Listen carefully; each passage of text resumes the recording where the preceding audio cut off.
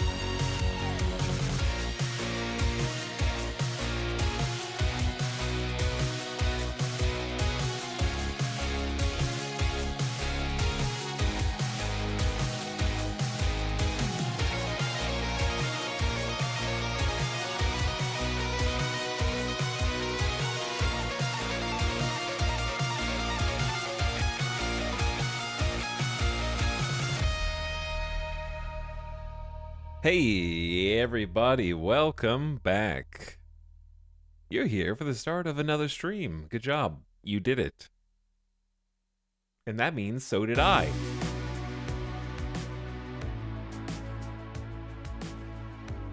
Hope you're ready for some more Crusader Kings 3 today. Didn't mean to stream this 5 times in a row, but here we are. I guess that means things are going well. I don't know if my dynasty would say things are going well.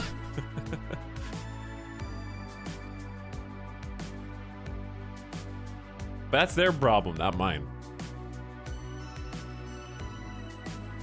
We're gonna try and not let them get exterminated.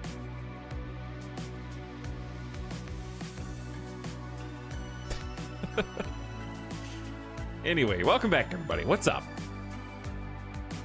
Hello, arrivers.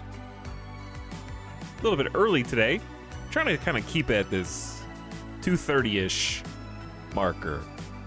That way I tell you I'm going to be live at 3 so that I can actually be early instead of telling you I'm going to be live at 2 and being late. But really, it's the same time it's always been. Not always, but always over the last year.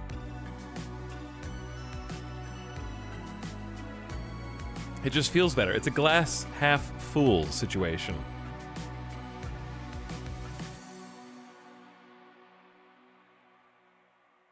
What's up, Beanie Boy? Vlosk? Hummus is here. Welcome back, Retro Great. What's up, Shaboba? S-Frog? Howdy, Fly Spec. Arch, what up? Hello, Kate Dandy. Welcome, Amber Moon. Arialtal. I'm leveling up. CeeLo's pumping it. Wasuji's arriving. Also, Kate Danny, thanks for the tier 2 sub. And appreciate the first sub of the day. Time to watch my favorite totally not cursed ruling family live long and healthy lives. Very long and very healthy lives, yes. That's the plan.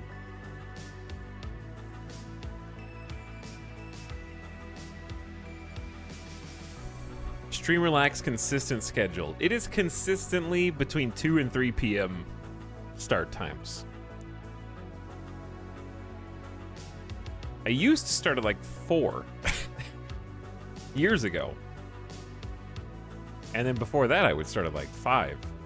So it's actually gotten earlier. I think, I mean, obviously, I'm in Pacific time zone now, so for some of you it may not seem earlier, but from my local perspective, I am streaming earlier than ever before in my history.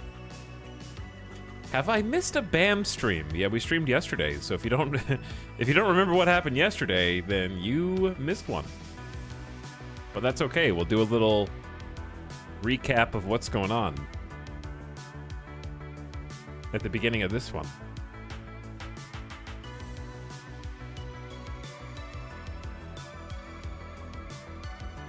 But hello, CeeLo, what's up, CG Core? Welcome back. Robot Mystic playing some Assassin's Kings 3.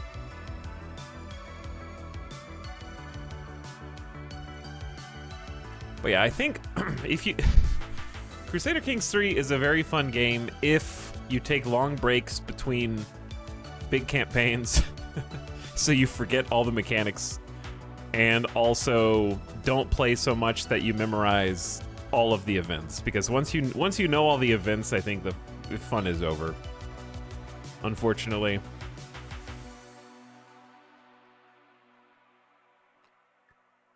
Not necessarily because they all have to be novel and new, but more because I think once you get to the point in Crusader Kings 3 where you're on 5 times speed and you're just clicking the optimal option without reading or taking any time to RP, that's where it loses its fun factor. And that's not really the player's fault, that's just sort of how the game is made. Like, you can't read the same 3-paragraph event 50 times once you know what it is. So it puts you in sort of in a mindset where you need to go fast. And once you start going fast in Crusader Kings 3 and stop poring over sort of the details, I think the fun is in the details. That happened to FTL for me. Yeah, you just start to try and, like, I would say solve the puzzle. And Crusader Kings 3 is not really a game you're supposed to solve. Stellaris has a little bit of that as well. I think Stellaris mitigates it a little bit because it's a lot more random than Crusader Kings is, in that you have random starting positions, your systems are random, your systems have random resources, your technologies appear in a random order, and you're picking different origins potentially, so you're at least offsetting the events. But I think Crusader Kings 3 is like, I think I said like, it's at least 60% the events that appear. Whereas I'd say Stellaris is like maybe 20%, 25% the events in terms of importance to the overall game experience, if I was just pulling numbers out of thin air.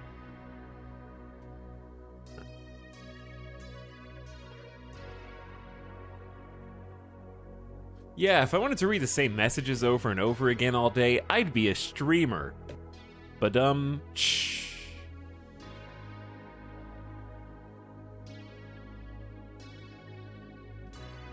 It's very true, though. I do end up often reading the same comments all day, especially when there's a new game out. Oh my god, is this game Slay the Spire?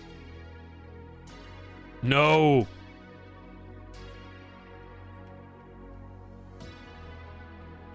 It's different. Hello, Nataruk. What's up, Durf? Howdy, Endurian Sludge Puppies is here. Thanks for priming for 21 months. I appreciate that. Helps out a lot. And also Fira. Happy 4 years. Thanks for subbing. 4 years is a long time. What were we playing in 2019? Let's see. What were we playing? November 2019 game releases. Red Dead Redemption 2? Oh, I was playing Death Stranding. Okay, yeah. We were just streaming Death Stranding, and I was mesmerized. What a magical time that was. Ah, I would do anything to go back and relive the first time I played Death Stranding. What a wonderful series of streams that was for me.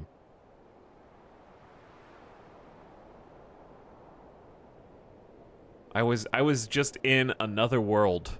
I was transported into Kojima's other world, and I savored every second of it.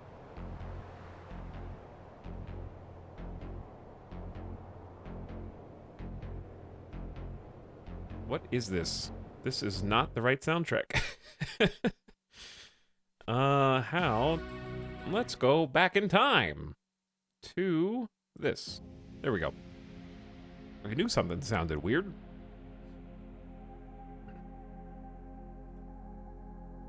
I was enjoying it. Too bad it's not from a video game. So you cannot listen to it. Anyway, hey guys. Speaking of Death Stranding, I've tried to go back and play Death Stranding again, and it's really still fun and enjoyable, but just different. You can't get transported to the world of Death Stranding the same way twice. Unfortunately. And it's... once you know... I think the director's cut at least tried to add some things for you to find, but it was already such a masterpiece. It's hard to improve on perfection, in my opinion. So, maybe I'll try and go back, but you have to just be immersed and sort of whisked away.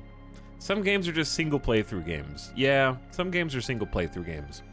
Like, I think Death Stranding has a little bit, just like a tiny bit in common with QWOP, where you sort of have to get good at muscle memory of how to traverse the landscape. And once you've already sort of figured out how to do things optimally, it loses a little bit of that fun.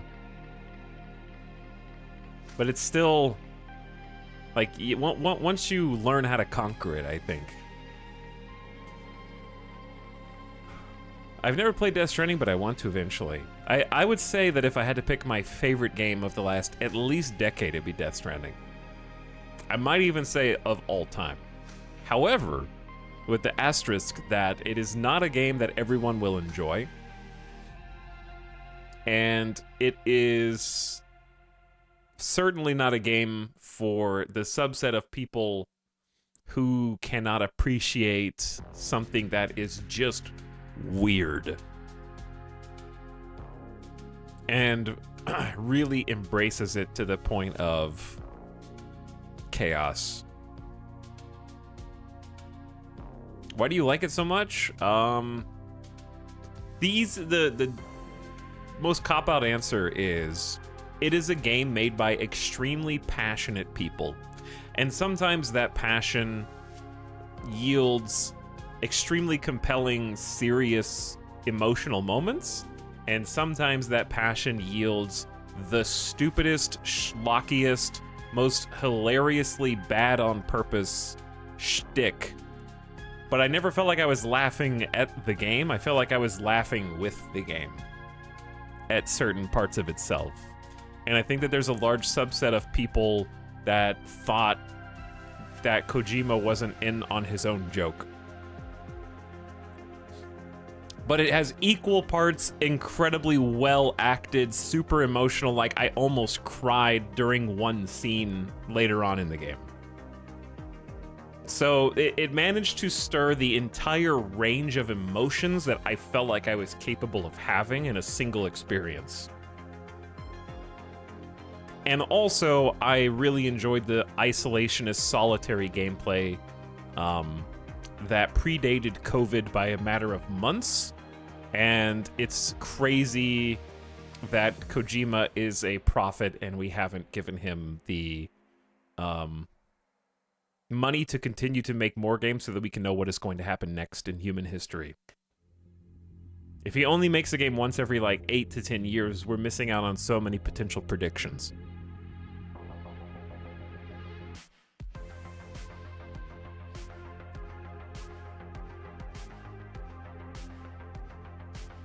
He's a visionary. I'll die on that hill. Yes, it just oozes style. It is a distinctly Kojima experience that I have not... It's not similar to any other game. That's another thing. It's a very, like, surreally unique experience where, from just a pure gameplay perspective, I thought that it was very bold to make a game that's literally just about organizing and transporting cargo, where the action is, like, the worst part of the game. And, I really liked all the characters. I like the stupid advertisements.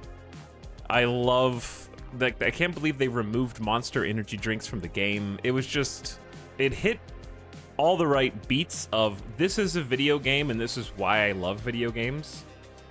And also still had the, like I said, emotional resonance to be a compelling playthrough for traditional reasons. It was very much a video game made by people who love video games, is what I would say, and who wanted to do something like new. It can be frustrating too. So it's just like, I wouldn't recommend Death Stranding for the same reasons I would recommend like Minecraft, you know? Like everyone, no matter who, should play Minecraft at least once in their life. I don't think that everyone should play Death Stranding at least once in their life, no matter what. Like, it's for a very specific subset of people. I don't think it's a small subset of people. I think it's a large subset of people, but I think it's specifically for people who have played a lot of video games and also who are able to not be like cinema sins while playing a game. It's just a interesting thing. It's a very compelling, interesting thing where you're just like, what the hell's happening? I don't know what's going on. I just want to get on the ride and see where it goes.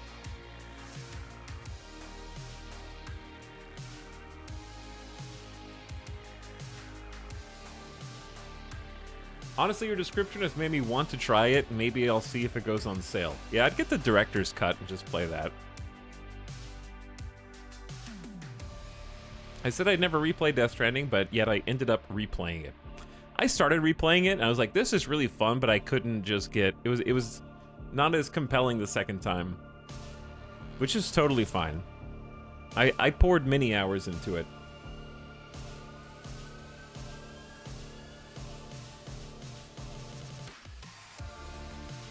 But also, it was extremely novel. I think my favorite part of Death Stranding from just a purely gameplay perspective was the game is designed, Death Stranding is designed to make you feel completely isolated and puts you in this lonely world with a character who is lonely, with a character who shuns human touch and despises contact with others, and forces you or him, and by extension you, to not only communicate with others but also work with them. And the online component, you cannot play Death Stranding offline. The online component is so interesting, and I've never seen anything like it. And I was totally smitten and enraptured by the bleed over of other people's creations into my game, to the point where while I was playing, there were at least like 2 or 3 usernames that I was with, even though I never saw them physically, because you don't actually play co-op or anything like that. But I was able to see their mark on the world in various places throughout my entire campaign, so it felt like I was like along for the ride. I didn't even realize the game was online until it released. Yeah, the online functionality of Death Stranding is something I would love to see other games tackle, but I really don't think anybody else will ever do it, except Kojima, in the same way, because the game has to sort of be built from the ground up around it.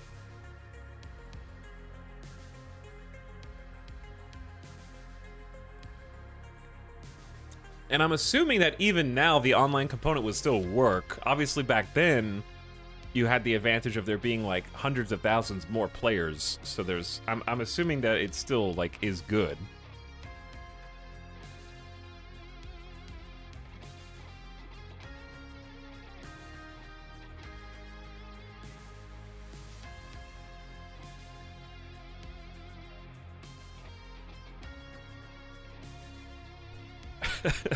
Sorry, I had to blow my nose. All my zip lines are probably destroyed. Yeah, the way that they like worked that into the lore of the game, none of your constructions actually last because they deteriorate over time was actually just genius. I adore every aspect of that online fake co-op gameplay.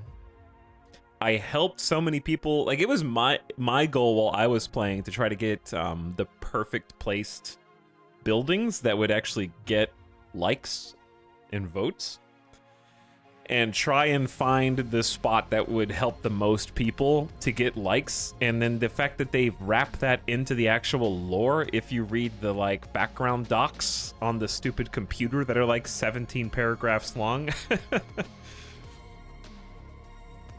The Strand type gameplay, as much as people memed on it, was amazing, and I miss it. Yeah, no, I miss it too. I actually think about Death Stranding at least a few times a week, every week. It left a really big mark on me. I'm not sure how much it would affect people who've never played it and just started playing it in 2023, because it was very much a product of its time. I think it would still be good and still be fun, especially with Death Stranding 2 coming out, so you at least have a reason to go back and play Death Stranding 1, because 2's coming out. And I hope it's as good as the first one. Not that I think you really are gonna be able to, like... I feel like you'll be able to jump into 2, because I'm still, even though I finished 1, I still don't really know what the story is, other than a couple of, like, the plot points that I feel like you could just read on a wiki. Like, you definitely don't play Death Stranding for the plot. You play it for the bizarre combination of cutscenes you don't understand that are somehow still compellingly acted, where the actors probably had no idea what they were doing. The very interesting and novel gameplay, and the Strand-type gameplay of the online functionality was genius. I am the only game that I am actually hyped about is Death Stranding 2. That is going to be a push everything aside, no matter what I am doing, and we're just going to play Death Stranding 2.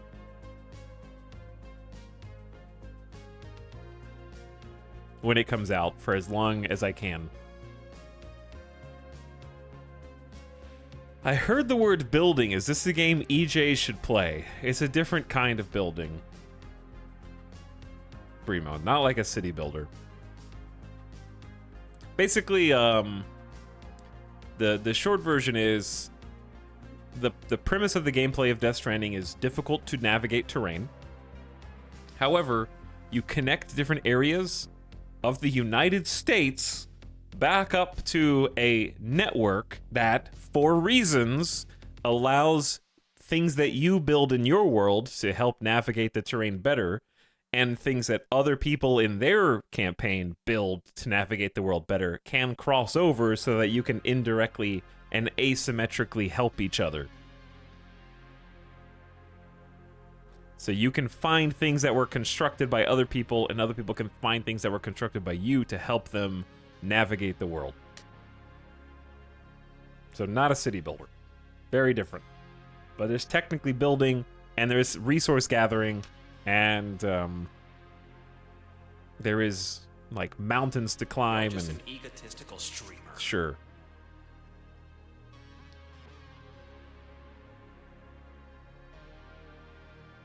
It does have that kind of Factorio sim satisfaction where when you finish a zipline network or road and it makes future routes so much easier. Yeah. It does have like a satisfaction where you can sort of make a network, like you said. However, it'll frustrate some people because your things that you build deteriorate over time, which is basically a way for them to have a built-in system so that their servers don't overload, because their servers have to remember the exact position and coordinate of everything that you built and everything everyone builds. And the fact that it worked out of the box was insane. I don't remember there being any network problems with Death Stranding when it came out, because we played it at launch, and I don't remember there being any issues. for an online mandatory game. That's really impressive. What's up, 50 Ford? More BAM. Hell yeah. Thanks for the tier 3 sub. Appreciate 5 and 1, dude. Thanks a bunch. I'm just talking about Death Stranding because at least I have a reason. 2 is going to come out. I'm not just reminiscing about the old times for its own sake. I don't even know how we got started on this, though. People arrive. Death Stranding. Aw, yeah. I actually think Death Stranding is possibly... I don't know if I can say it's my first favorite. I would say it's my top 3 favorite games all time. I think number 1 is still Knights of the Old Republic. That was a changing experience in my youth that I can't duplicate. I think Knights of the Old Republic single-handedly changed what I liked about video games. It's one of the first RPGs I ever played, for sure. And also, just one of the GOATs. My philosophy on games is whatever Kojima is making, let him cook. I don't care what, just let him go. Yeah, just let him go. I don't think Kojima has made a bad game yet. He has earned the right to make like one bad game. If Kojima released just a steaming turd, I'd be like, that's fine. You can have one. And if it is like, just go back to the drawing board and I'll wait another 7 years, okay?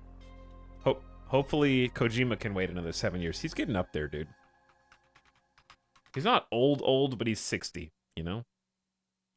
He's not going to be cooking for many decades to come.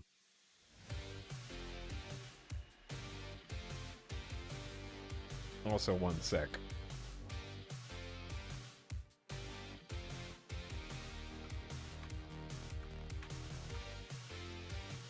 There we go.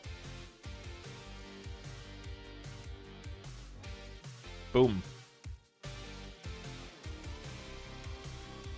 When did I play KOTOR? I mean, probably when it came out.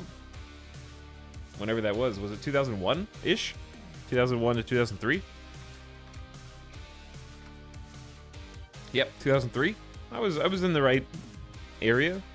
So yeah, I was 14. Perfect time to be like a 14-year-old. I was just old enough to understand how to play an RPG, to be able to learn how to play it. If I was any younger, I would have been like, this is too complicated for me. I did not understand how to play RPGs. Like, I tried playing Morrowind in 2002. Of course, Morrowind is just obscure and difficult for even the best of them. But that was like a year earlier, and I was like, I don't know what's happening, guys. Okay, let's do this.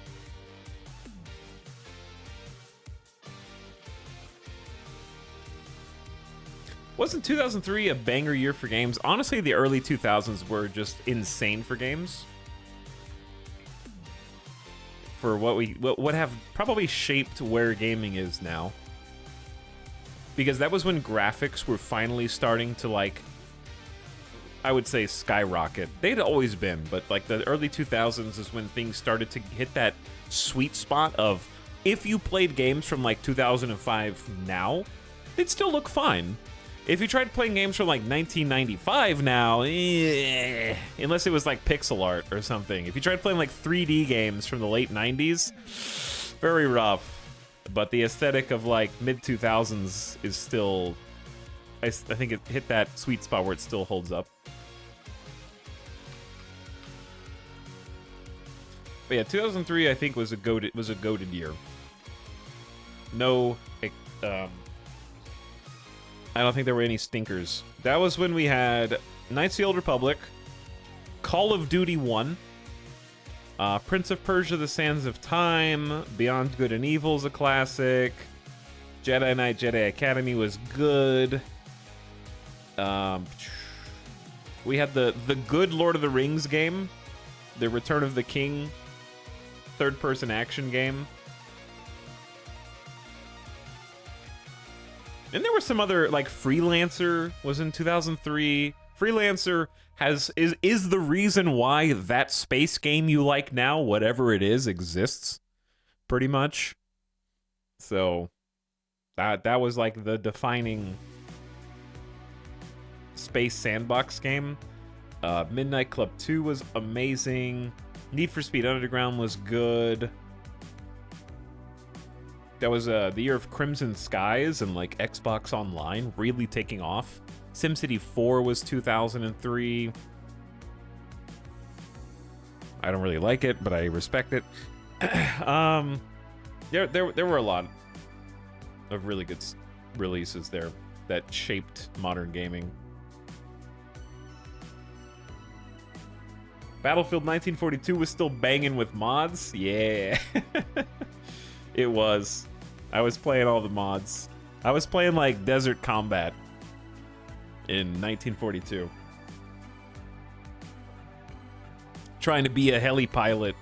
I still to this day would say no game, no first-person shooter has nailed how much fun it was to fly helicopters as the Desert Combat mod for Battlefield 1942 has. Not a single game. I think if I could, that would be one of my wishes. I know that seems like a really specific thing, and I guess it is.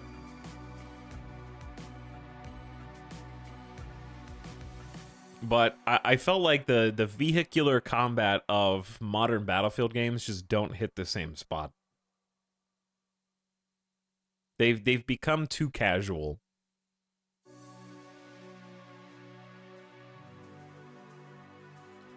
But also, like, I think arcadey, like, difficult...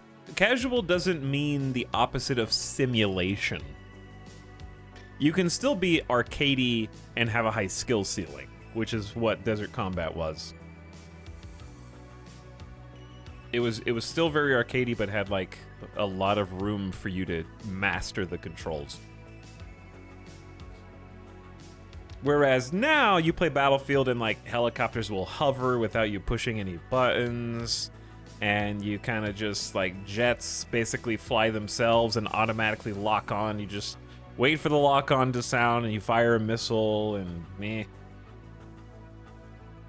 What was the last good Battlefield game? I would say Battlefield 3. Personally. Battlefield 3 was like very much a revolution. Bad Company 2 was better, but Battlefield 3 was the last good one.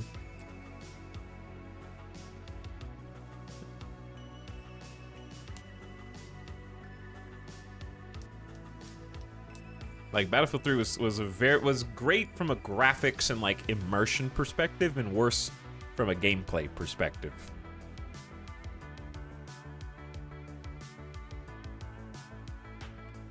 Is what I would say. Like, the advertising campaign for Battlefield 3 leading up to its release, the gaming scene was hanging on to every word that DICE would say. Every trailer that came out. Bam, bam, bam, bam, bam, bam. Like, everyone was like, oh my god! Whoa! The tank just went through the wall!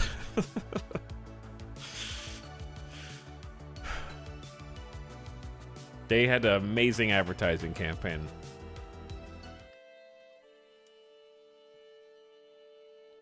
Yeah, I don't know if Battlefield 3 is goated, but I would say it was an excellent game. I can still hear it. Yeah, I can still hear it too. We did have fun streaming the last Battlefield game, but it was for very different reasons. It's weird to think that Battlefield, the newest Battlefield and the newest Halo are both languishing. And what's sadder still is I don't think that, like a couple years ago, I would have said that if that were true, it'd be the result of Battle Royales killing the genre. But I really just think it's because they made so many mistakes that were totally avoidable. I really don't think it's Battle Royale or whatever the CSGO Valorant genre is. What do we call that? Obviously, it's a first-person shooter, but what is like... What's the more specific name? Tactical shooters? Tactical FPS? Okay. Yeah, I don't think tactical FPS was the death of games like Halo multiplayer and Battlefield and stuff. I just think that they dropped their own ball. I think that there's still a potentially huge mark. Oh, no, I misspoke. Battlefield 1 was a ton of fun before it became like riddled with hackers and other things. Like Battlefield 1 at launch, I actually had a fantastic time with. So I'm gonna roll that back and say Battlefield 1 was really, really fun. Especially at launch. I went back to Battlefield 1 earlier this year in like June and it was still great. Yeah, I can't recapture that magic because when Battlefield 1 came out, I was still gaming in a squad. That was like that was a sweet squad game.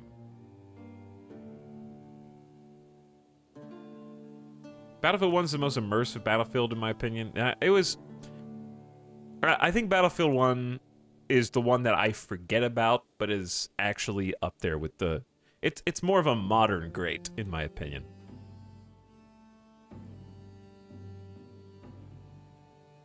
I skipped out on Hardline. And I skipped out on the World War II one, which I think was just a pale imitation of Battlefield 1, in my opinion. Battlefield 1 had great music and operations gave you a good sense of scale. I like the operations a lot, yeah. And they really tried with the single player, even though I found it boring. They tried, though.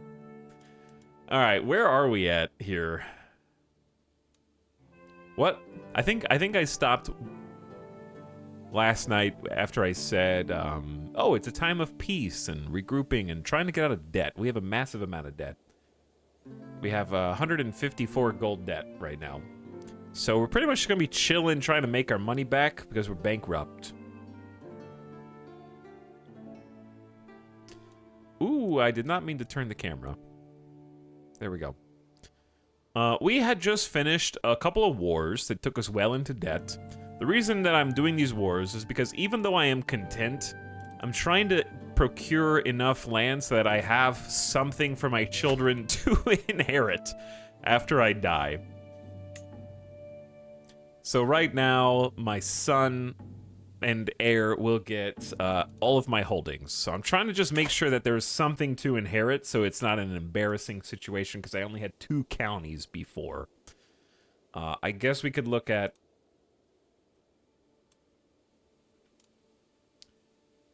where is it? Here we go. The recap. Stream 1. Little Bam is where we started. Surrounded by the Saffarids. Which, if you look now, this is what's left of Saffarid.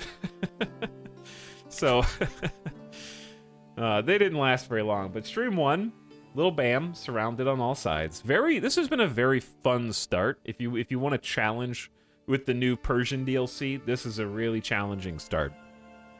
Would recommend. And then Stream 2, things had changed. Everything had started to fracture. All the big boys had started to encounter both internal and external struggles that sort of shattered them.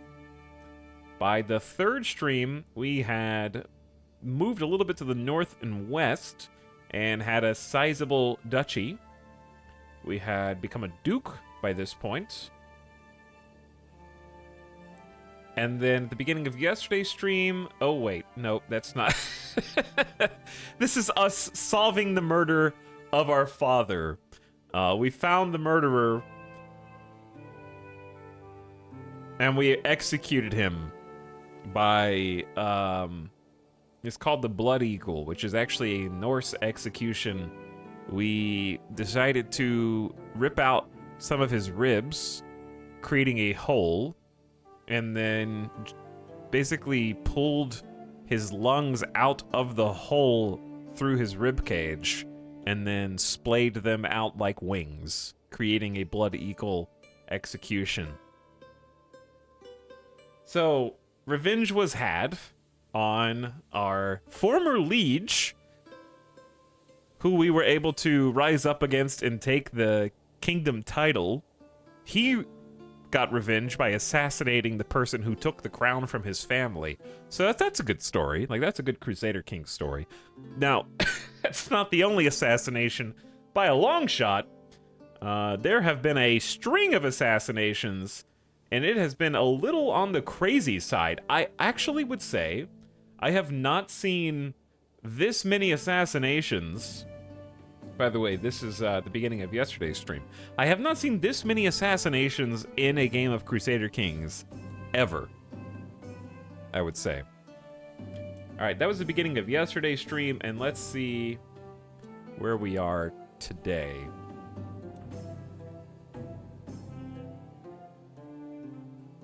All right, move this a little bit down and to the left. Print screen it. To preserve history. So yeah, it's not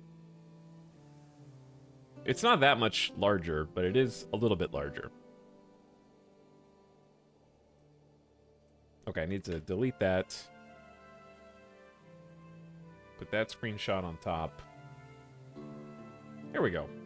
So yeah, it's not by much, but we expanded a little bit into Zunbil, which has splintered. So we didn't really focus on expanding too much yesterday because we were more focused on trying not to collapse internally. Given the fact that my father was assassinated by his vassal and former liege, who only became liege once my father deposed his father, passing the crown down to him. See, it's been a generational feud between these two families. We were focused on trying to stabilize things as this amazing diplomat. We're up to 35 diplomacy. Just the exact person that you want in charge of a kingdom that is in turmoil and embroiled in constant assassinations. This is a likable dude. He's content. So, like, opinion of vassals is +10 because he's not trying to steal people's titles. He's also forgiving, which is a +15 to minority vassal opinion, which has been a huge problem for us because we have people that feel disenfranchised. We have 11 minority vassals who feel that they're marginalized with their faith or culture. So that's a +10 to all of them.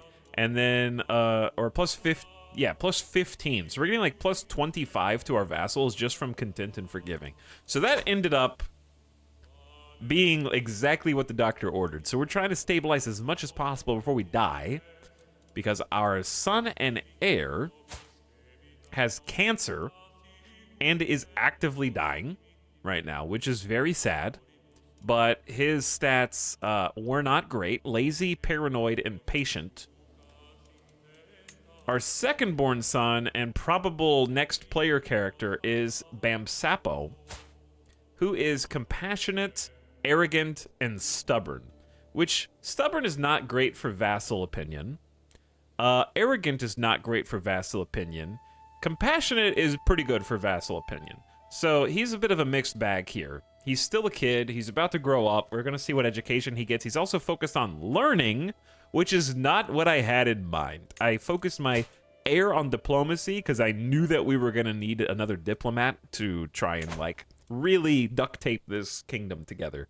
So now we're going to have a learning, arrogant son. Oh, yeah, didn't the first... Oh, yeah, chat, sorry, I misspoke. My firstborn did have a child, so actually that's going to be who we play as.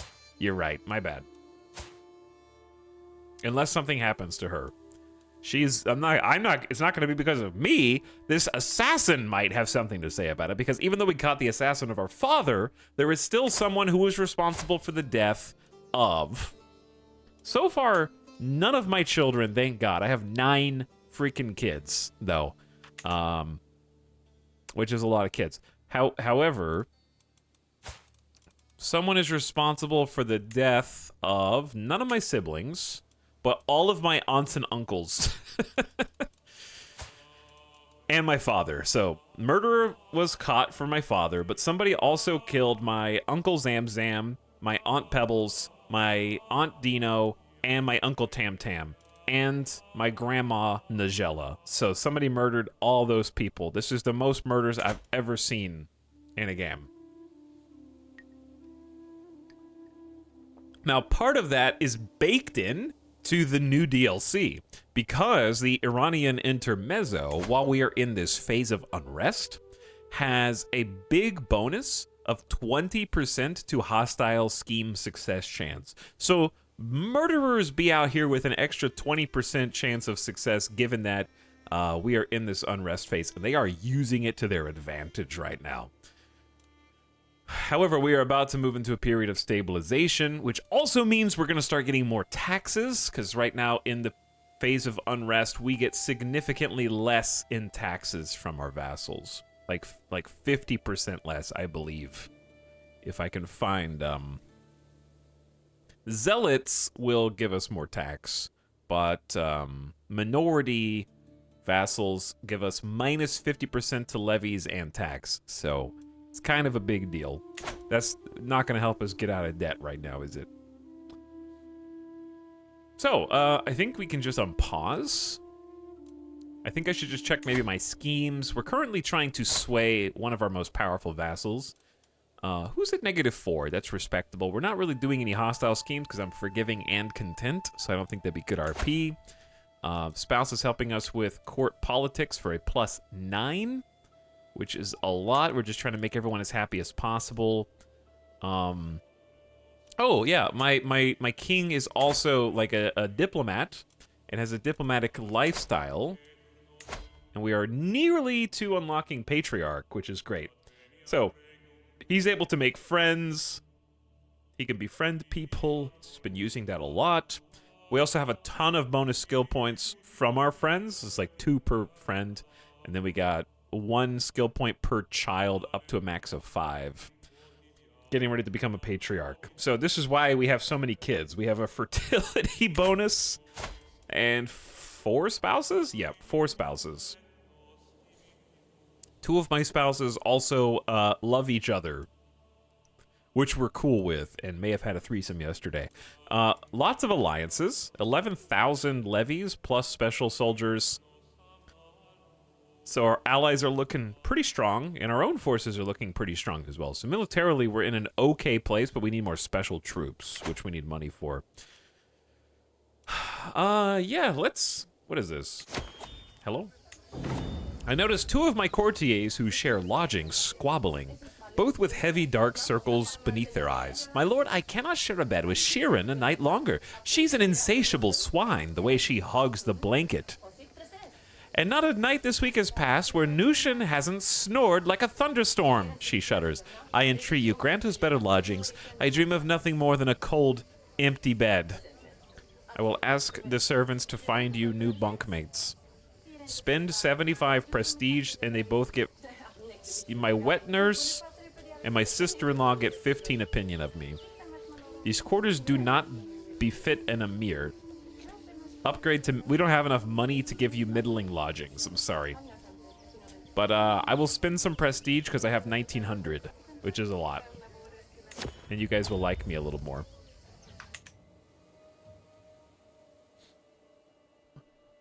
Okay. I was thinking about increasing our tax laws to try to get some more money, but unfortunately Zakat, the luxury tax, is where we get the most money, but also minus 30 opinion of liege for all vassals, which is very harsh. And the other ones do not result in more money.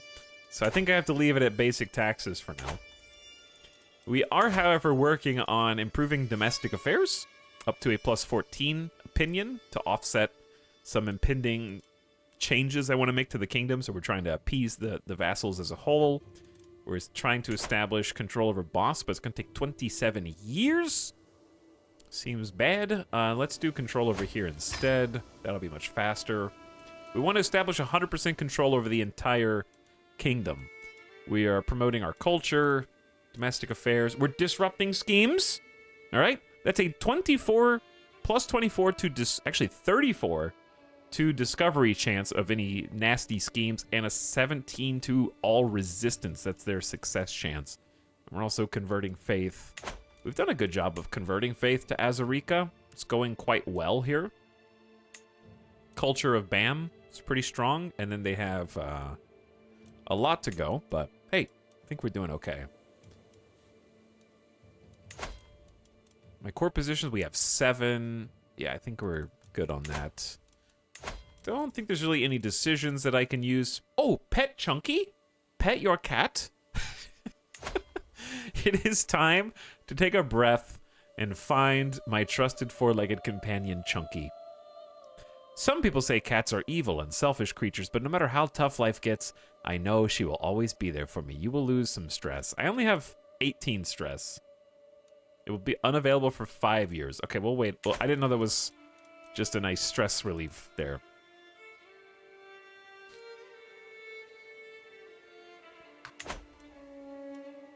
How much does a grand tour cost? More than negative 154 gold. I'll tell you that. All right, low control in counties. Pardon criminals. Ooh, exchange hostages. Might be a good idea.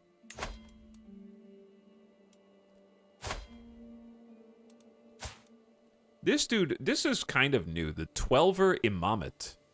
The Twelver Imamate. Perhaps. Yeah, they're bordering us on the west here.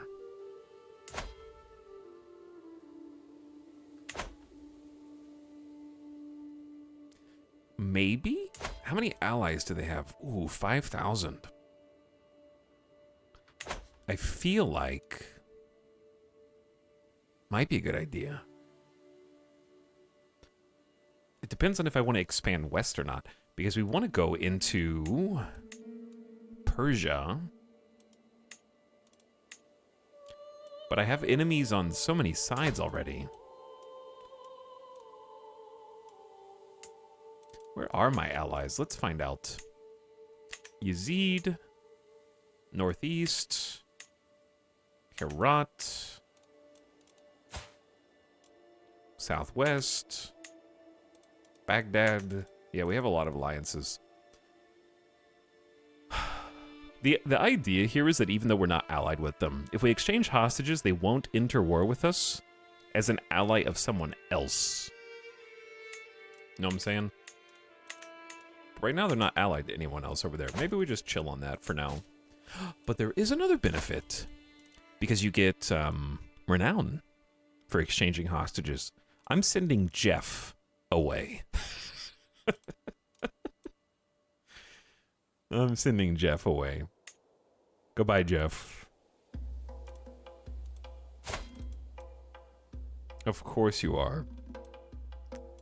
I will exchange for this dude. Abdullah. Abdullah becomes your hostage. You earn prestige, renown, and piety. Jeff will become Hassan's hostage. Let's just experiment with this and then worry about the consequences of our actions later.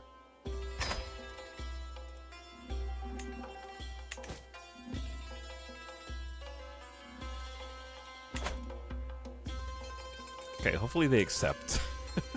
I don't really want to do any of the other ones because I think they're all weaker.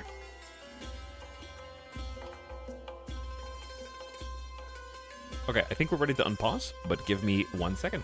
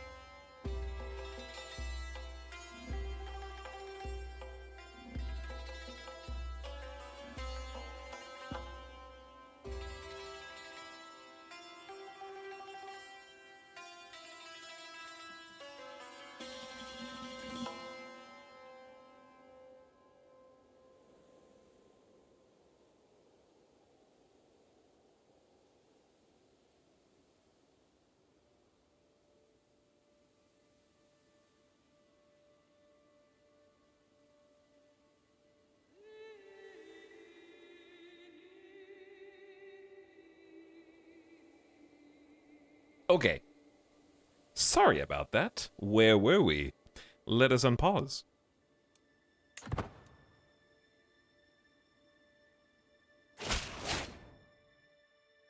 Jeff has been accepted as a hostage. He's traveling. Goodbye, little Jeff. 4 years old. I just realized that Jeff is Chat's only son. I just sent Chat's only son away.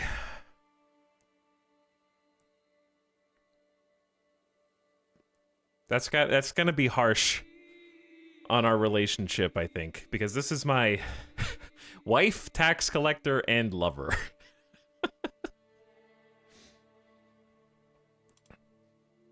But he's also quick, but it's for a good cause. Alright, so one of the benefits of that, besides the fact that we have hostages, which is less likely for them to go to war against us, hybrid culture form, is that it is a massive boost, actually, to... Well, we only have one hostage right now. We have to wait till the hostage gets here, but it's like 0.5 renown per hostage. So we're going to be getting 1 out of 3.3. So almost 33% of our renown is going to be from exchanging hostages alone. Assuming you get the same amount per hostage. So maybe I should exchange the other hostages. No! Another murder! Already? We just started!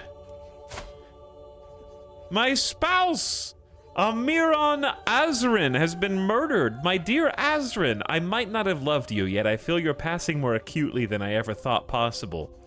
You were always there, my constant companion. Did I take you for granted? There are so many things I left unsaid. She was a genius!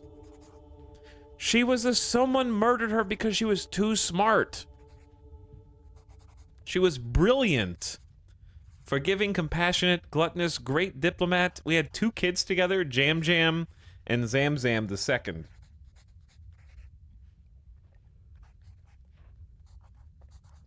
I hope you find peace, Azrin. Your wife has died.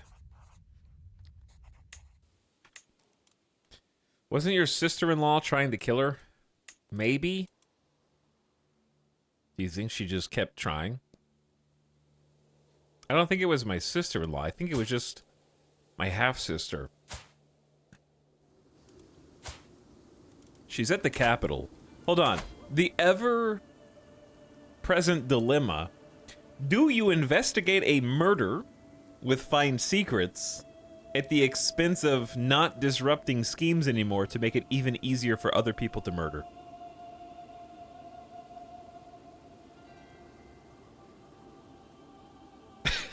Great, now it's time to pet the cat. My wife died. I will now pet my cat, Chunky. I find Chunky outside, strutting around the yard. As soon as she spots me, she meows and saunters over, rubbing up against my leg. I spend many minutes crouched by her side, petting her and scratching her under the chin, and when I stand back up, I feel lighter than I have in a long time. Thank you, my friend. 12 stress.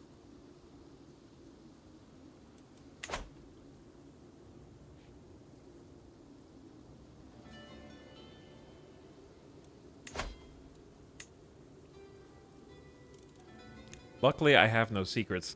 Because Chad said, well, once had a character be assassinated when I played my heir, I found out that he was the one who assassinated me. You know what? I can't let this go. I have to at least try. We're gonna go find secrets. I guess I could just wait until we hit stabilization. And then try to find secrets when it's less likely. Okay. That's the safer, more... Okay, we're gonna disrupt schemes, and then when stabilization hits, then we investigate the murder. Because it might be her. Could be. Maybe I should have imprisoned her.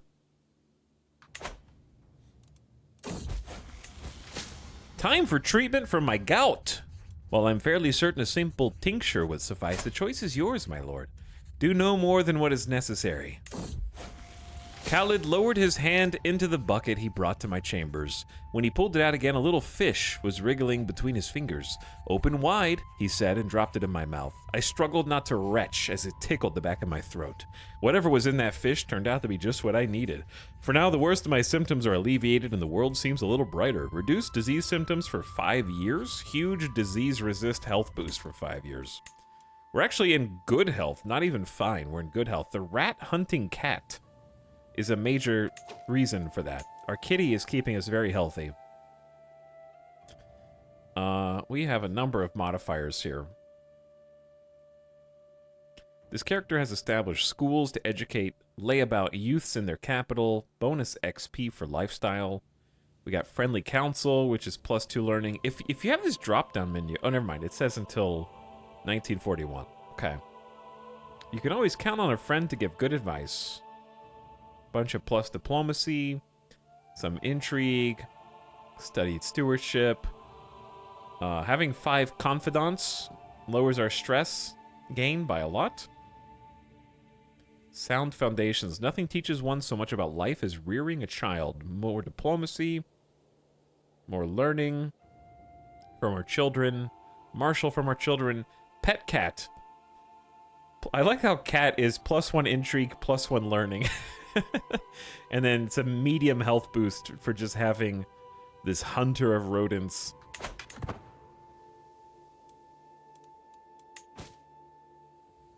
Your hook will expire. Chunky betrayal. Is that some cooing I hear and some muffled meows? Sat in an alcove is Zara, Chunky cradled in her arms. The feline looks up at her adoringly, limbs tucked in like a babe's, and the smitten Zara rocks her lovingly. I offer a greeting, but though the human responds, the cat merely purrs contentedly and burrows her face into a crook of an arm.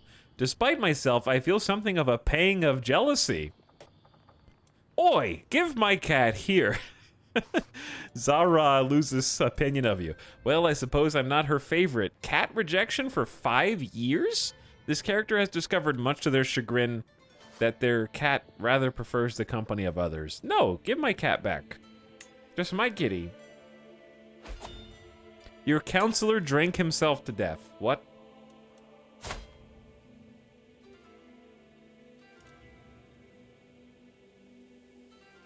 He's taken to the bottle and is continuously looking for its bottom. Well, I mean, this dude was like a pretty awesome marshal because he was my... Oh, he was my organizer, so we don't get the army movement speed bonus anymore. Rip in peace, dude. Now I gotta find another marshal? Oh, this guy freaking hates me. He's also a supporter of caliphal authority. Okay, hold on. Hold on. I am a diplomat, am I not? What would a diplomat do? Demand that he convert or else. That's very eloquent, very elegant. Only a 75% chance. Okay, well, I'll take it. What do you say, bud? Give up Ashariism. My faith is too strong to be swayed. I would rather retain my reward in heaven. You're actually a criminal now. Anything below 100% in this game is 0.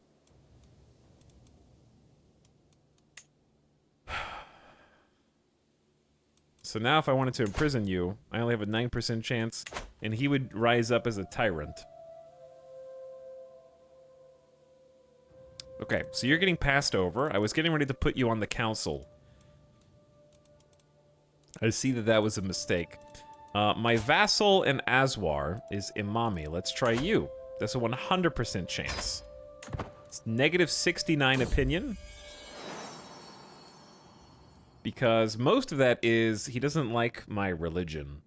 Azrakiism is hostile, so it's -40 by itself. Shazada. I don't know, that's a tough one to say. Anyways. My elusive shadow spouse has given birth to a son. We have so many kiddos. We have so many kiddos. This is going to be,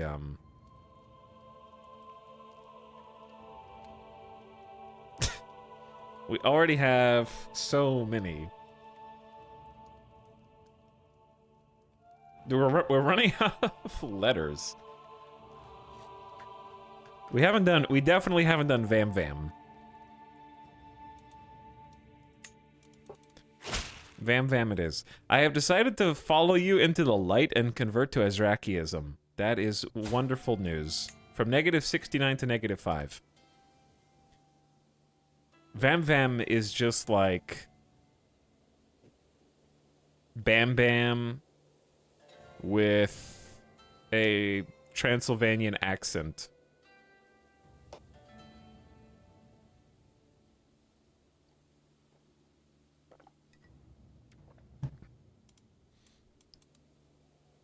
Okay, how can I convince you to like me even more? Well, if I put you on the council, because you are the second best for the job, I guess. 17 marshals, not as good as 23. This is very upsetting that this guy...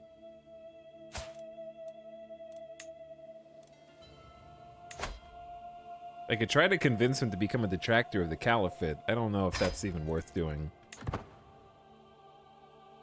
I need to get someone on the council. He has joined my ranks as a detractor of the Caliphate, but I wasn't able to convince him to join. Maybe I should have done that first. But that was even lower chance to succeed.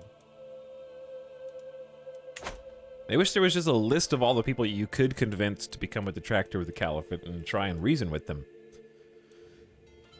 My sister-in-law hates me too. Tamar? Wow.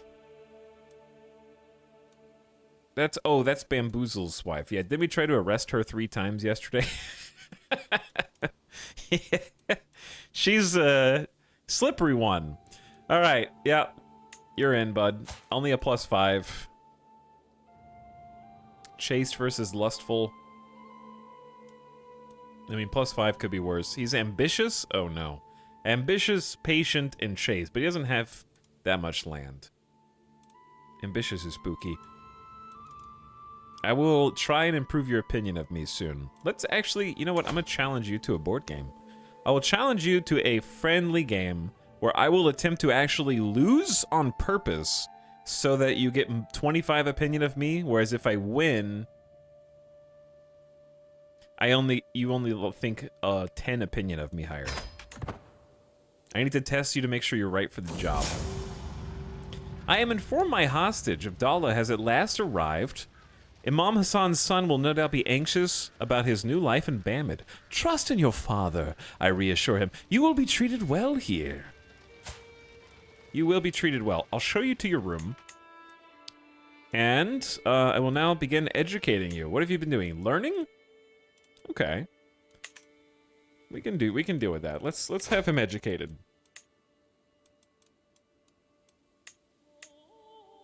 Oh. Yeah, I don't want... Not me, you silly goose. My hostage. Okay, sorry. I got confused. I was like, where are the smart people? My court physician will teach you, actually. He is 23 learning, which is very impressive. He's the guy that rode in backwards on the donkey. He's temperate, fickle, and lazy, but he'll make a good teacher. He's very loyal. We're also going to attempt to convert his culture to Bam and convert his faith to Azrakiism, which hopefully won't cause him too many problems in the future, but I think would be a wise decision, in my opinion. I love how you bring that up every time. The donkey? Yeah, because people come in to the stream differently at different times. It's a revolving door. Chat, by show of hands, how many of you were not at yesterday's stream, for example? Just to prove it. Who didn't even know about this guy.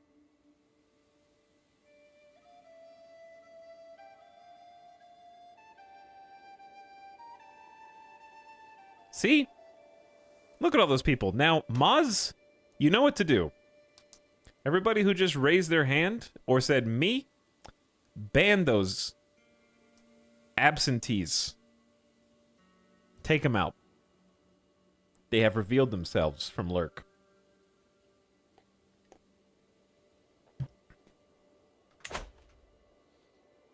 In fact, Mary Skipper has just arrived on the scene to take care of business. I missed most of yesterday. Well, now you're here. Time to catch up. I was here, I just missed that part. Your son Jeff has safely arrived in the 12er Imamit. Very good. Our pact is now confirmed. So... Oh yeah, I'm playing chess. So now that we have 2 hostages, there is a diminishing return on this. We get 0.5. Yeah, it goes down the more hostages you have, but it's still a substantial way, I think, to gain renowns. Maybe we should do even more hostage exchanges, if it makes sense. Alright, my marshal sits down for a game of chess. I'm not going to read all these because it's usually the exact same text almost every single time.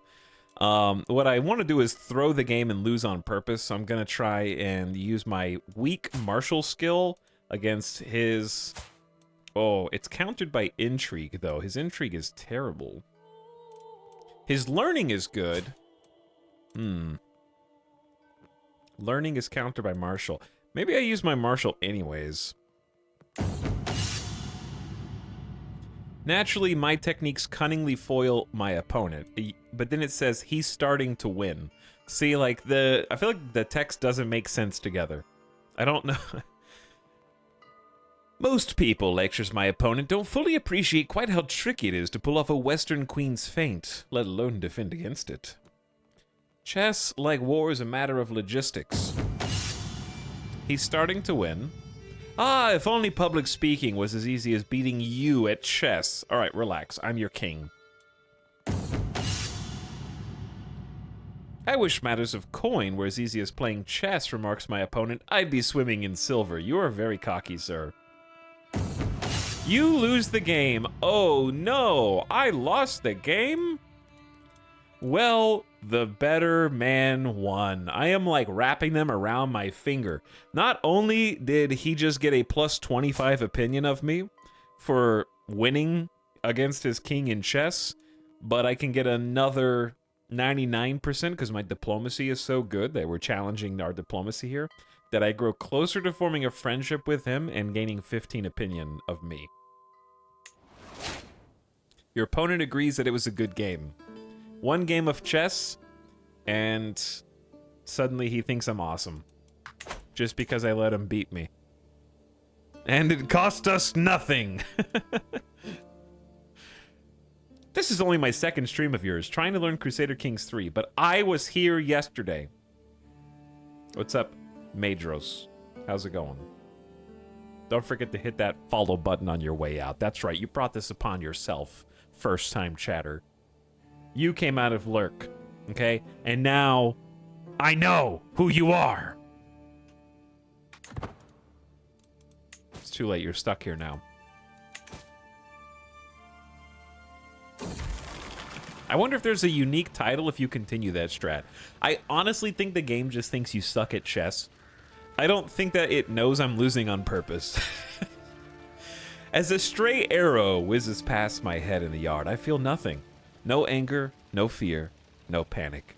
This has been par for the course recently. I feel as if I exist behind a curtain, keeping me from feelings and the world. And I am so tired.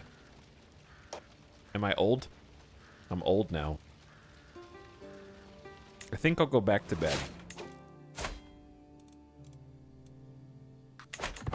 I have gout, but otherwise things are going pretty darn well. Okay, so we're just chilling until we go even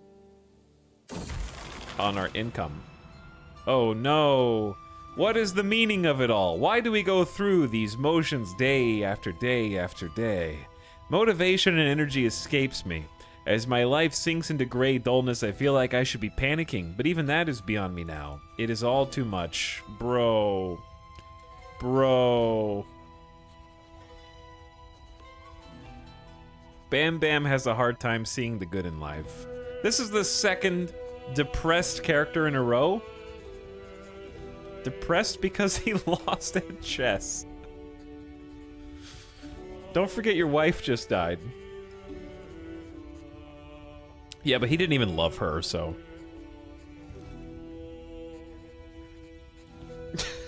I'm just kidding. And your cat hates you.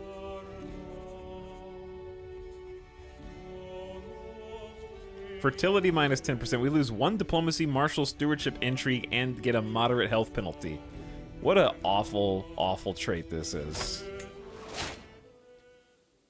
Like my father before me, I am depressed, apparently. We're still in good health somehow. My spouse just put on a potato sack. She's ill? Oh no! Madoct is sick? Bad humors plague Madoct, and the severity of her affliction is yet to be determined. Who? Wait, they just said someone became my steward for 25 years. What? Who the heck are you? 18-year-old steward?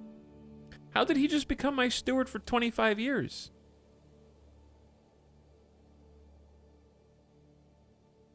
What? Has a hook on you, but why doesn't it have a notification for that? What? I don't have any secrets. So what is his hook?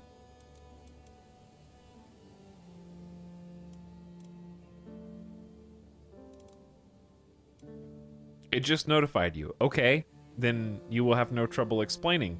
Person who just said, did he have a hook, question mark. Robot Mystic, it just notified you. You should know. You should know why.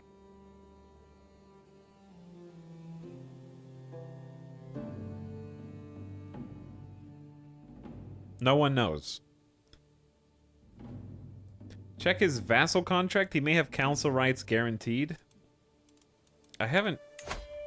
He does have council rights guaranteed. Maybe... Okay, maybe that was with the old liege and I just inherited his council contract? Because I didn't do this. Ahinobarb figured it out.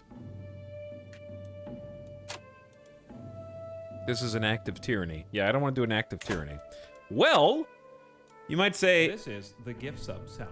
You might say that's probably not that big of a deal because he has 19 stewardship, is a fortune builder, and generally, like, alliance with us, other than the fact that he is not of our religion, which I can change. The reason I'm doing this is not because I feel like my character needs to be zealous or whatever to demand everyone's religion. It just has such a bad malice because we are a hostile doctrine. So if I make them... Okay, this is actually a good question for chat. If I make them convert to Azrakiism and they're no longer a hostile doctrine to us, which is a huge minus 40 malice, and they continue to practice their other religion in secret, do they have a secret minus 40 malice? Or is this always true?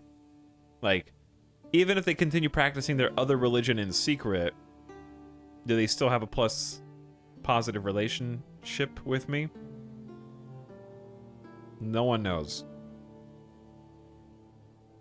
I doubt anybody actually knows, because it would be difficult to... I assume this is always accurate and there isn't like a misleading factor here. Even if they practice in secret. Because that would be really hard to figure out. Because there's no indication that anyone has a secret religion except for the secret page.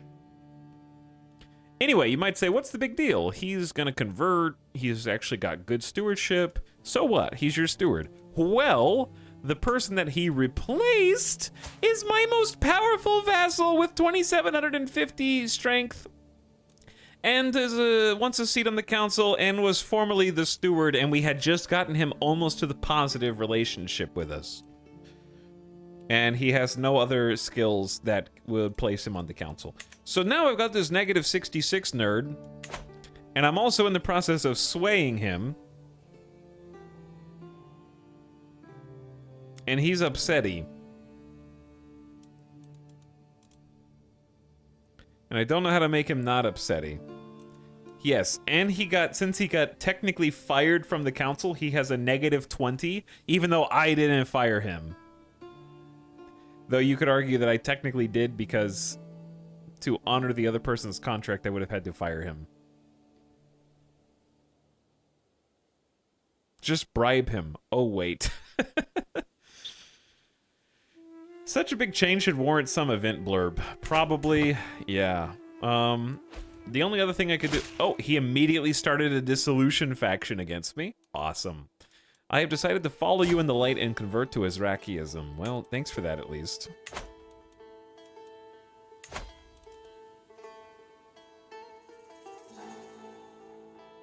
I think what I'm gonna have to do... Find out where this guy lives... And send an assassin. I mean, send my chancellor to bestow royal favors, specifically to him, to try to make up for it. Which will boost his prestige and also his opinion of me over time. And stop focusing on everybody else, because I need to make... The whole point of this campaign with this diplomat is to make all of my powerful vassals like me. That's our only goal. And they just made that way harder. So I was looking through various records and stumbled upon an old survey of tax farming in Delaram. Though I braced myself for bad news, my tax collector Khalid seems more eager than worried. I found out, he continues, that Zakaria of Delaram is in the habit of surreptitiously deducting significant amounts from the tax he sends you. I suggest we imprison him at once, lest we send a signal to other subjects that we tolerate this behavior. However, there is a complication. He is quite capable as an administrator and popular with the people, both in his own holding and all of Bost. I will send some men in the night to nail him to a cross. Wow, that's, just kill him. This is an act of tyranny. Nevertheless, the law is on our side. Seize him. Imprison him, you gain stress. He loses opinion, and you get locals infuriated for 15 years. Or, let us forget about this and never mention it again. You get look the other way for 10 years. This character has adopted a policy of ignoring certain economic misconduct by their vassals and subjects for the good of the realm or their own peace of mind. Lose 2 stewardship, or you get some stress reduction. And you lose 35 stress because you're forgiving. Yep, let's look the other way. And never mention this again. I could use the gold, though. But I don't really want minus 30 popular opinion and low control growth. And I am forgiving. So I'm going to look the other way. Even though I need the money badly. Neighboring rulers are winning wars. Oh, is their war over? Their war's over. Will you become my vassal? Absolutely not. You are bankrupt, minus 100. Wow. Tell me how you really feel.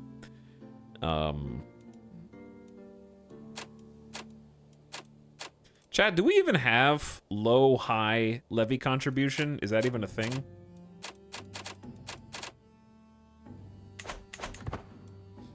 We don't have feudal contracts. We have clan contracts, do we not?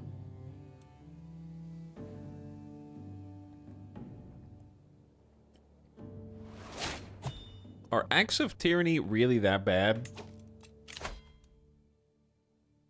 Fascist in chat. Okay, we just became a... Oh, no, we can become a patriarch. Yeah, so we have concluded the family hierarch tree.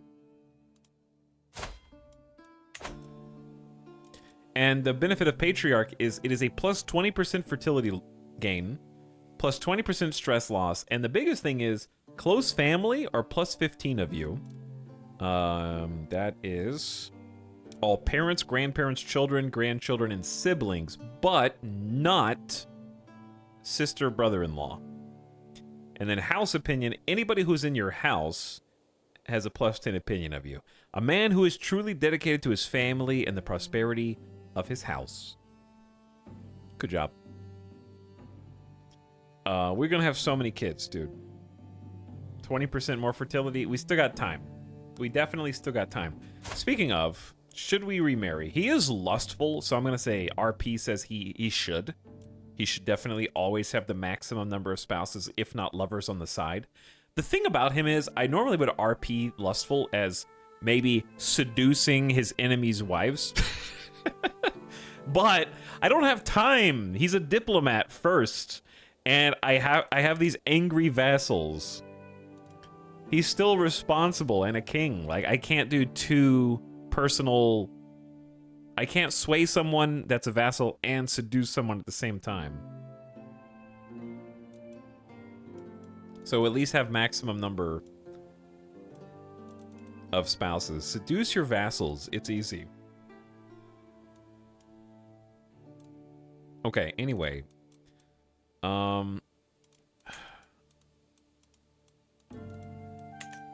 There really aren't any good alliances. They're just people. I could marry someone. Wait, I could marry my sister-in-law. Not this again. Wait, she was married to my dad, wasn't she? No. Is this a different person? Is this the same person or a different person? Hold on. I need to find out. Father.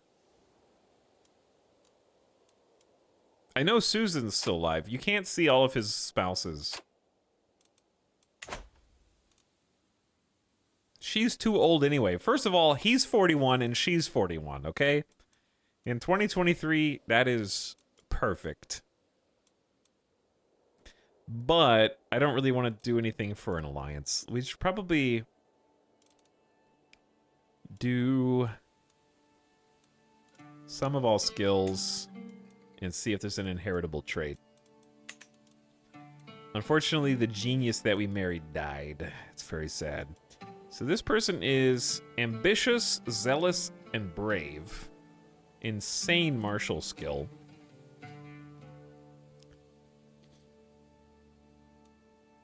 This person probably has like the best overall stats. I just really don't want an alliance for no reason. Or is this just a claim? Okay, that's just a claim. Because this person's very intelligent. 3 diplomacy, 3 martial, 3 stewardship, 3 intrigue, 3 learning. Big monthly lifestyle XP. And they are generous, brave, and diligent. What an amazing combo. And good stats all around.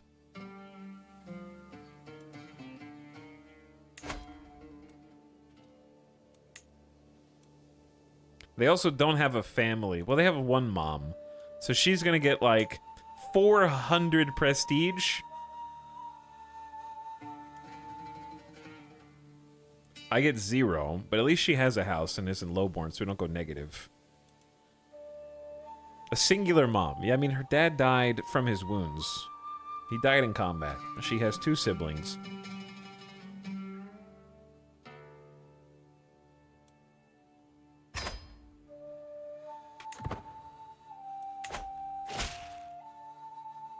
I, Banaz, gladly accept your hand in marriage. Thank. Oh no, my caravan master died. Of old age at age 69. A child of my dynasty. My granddaughter. Bambino has a second daughter. So joining Bambina, we have Bambino, Bambina, and...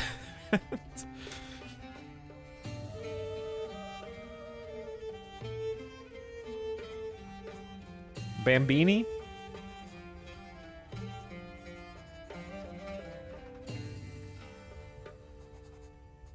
Bambella?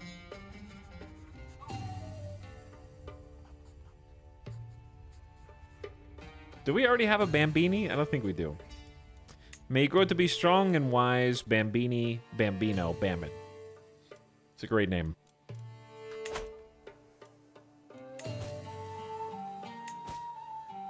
Has there been a bamboozle? There's been every variant of Bam into a word you can think of at this point. I am proud to see my son, Bam Sapo, as an adult, a natural administrator from birth. It should surprise no one that Bam Sapo has come very far in his studies of management of the realm. Displaying a thorough understanding of the flow of gold and the wanderings of people, he even expresses remarkable creativity in dealing with these matters. He has become a 3-star fortune builder. It's not perfect, but it's decent. It is decent. Oh, he's old enough to marry. And that will solidify the alliance with Baghdad.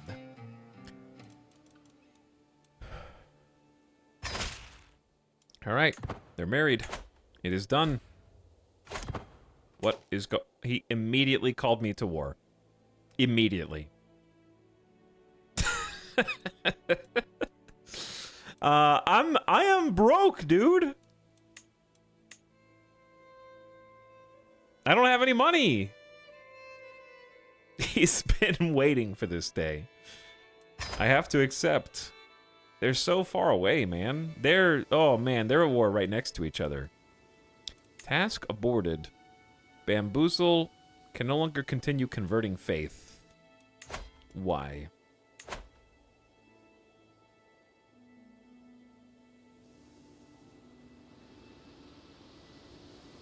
All right, well, keep doing it. I don't know what we were converting before. I don't want to raise my armies. We're in a huge amount of debt. They've got 3,200 troops versus 4,000. Yeah, I know I don't actually have to raise my armies, but what would good RP do? You wouldn't say yes and then not raise your armies, right? Is it possible that embarking is faster somehow? I guess it would cost a ton of money, right? Wait, no, not over there, you dingus.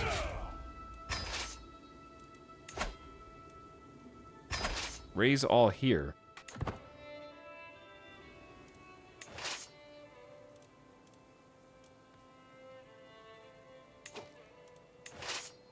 That's it? Where's the rest of them? Oh, no.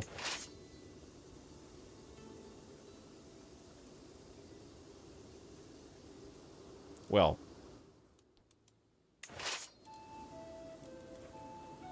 One misclick, and I can't disband them unless I want to wait 4 months. Oh, that's awful.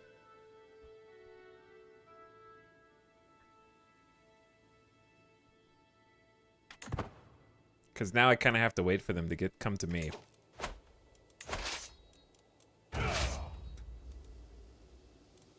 Because this is like 4,000 levies. The problem is, these guys have an insane number of special troops. Our levies would get shredded. It's really making it very obvious how bad our army comp is. They have 500 horse, 700 horse archers, which is just crazy. 300 archers, 300 pikemen. And then another 346 pikemen. Yeah, these guys are going to get crushed by the special troops. I'm just going to start walking over. Because they're going to have one decisive battle, maybe. And if we're there for the decisive battle, we can just win. Because my special troops are the ones on this border. That's the more important than the levies. Bestow royal favors is slowly working. My sway actually failed. With a 95% chance of success. How does it happen so often? How does it happen so often? The numbers are made up in Crusader Kings. Italics, all numbers are made up. All of the numbers are made up. None of them are real.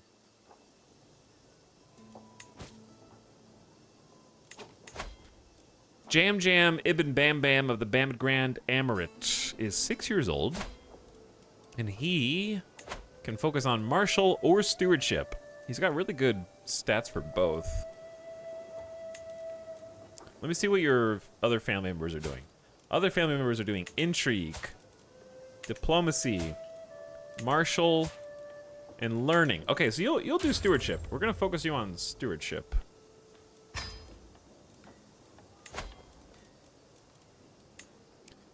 My seneschal would be a good teacher. Midas touched, patient, forgiving, just, decent learning. Yeah, that's a good choice. My sister Jellicle has given birth to a daughter. Since the little one is part of the Bamid dynasty, she should be blessed with a good name.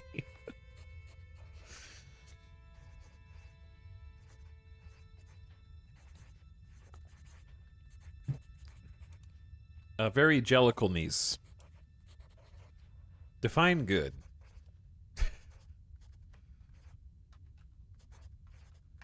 Why do I just want to do it twice? Because the only thing more Jellicle than Jellicle is Jellicle.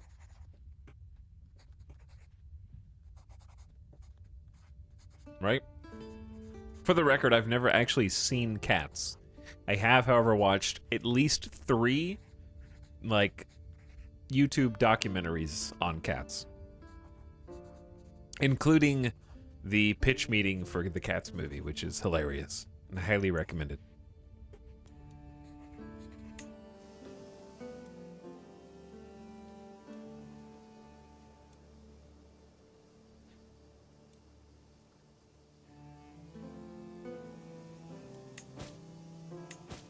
Man, this is a slow march. That siege is for sure going to happen before we get over there. I miss my organizer. He's dead. Organizer is OP.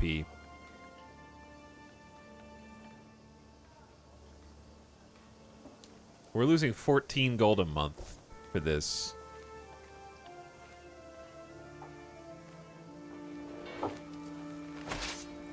I gotta make sure that my best commander is here. He's commanding another army. Oh.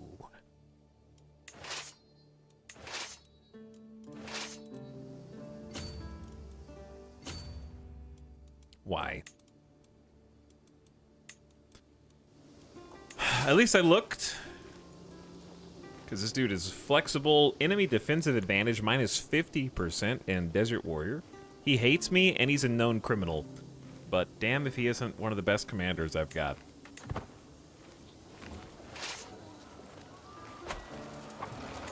Oh, I can just siege.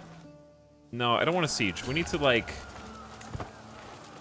Okay, Team Blue, you guys need to back me up here. Team Blue, you need to back me up here. Team Blue, you need to back me up here.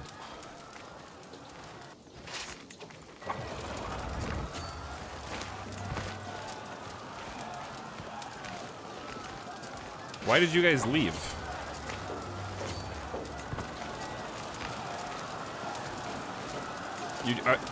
Are you just gonna siege over there? Are you gonna come help? I just need both of us to fight at the same time, and we can win, probably. Because you guys have 369, 900 special forces. We'll have like 8,000 troops to 3,800. All we have to do is both fight. They're sieging your capital, dog.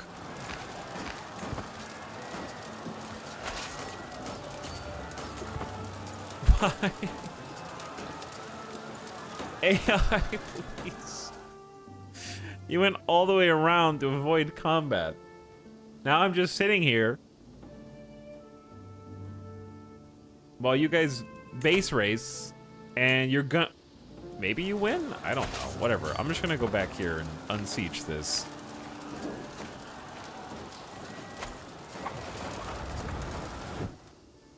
While the rest of my forces come to reinforce.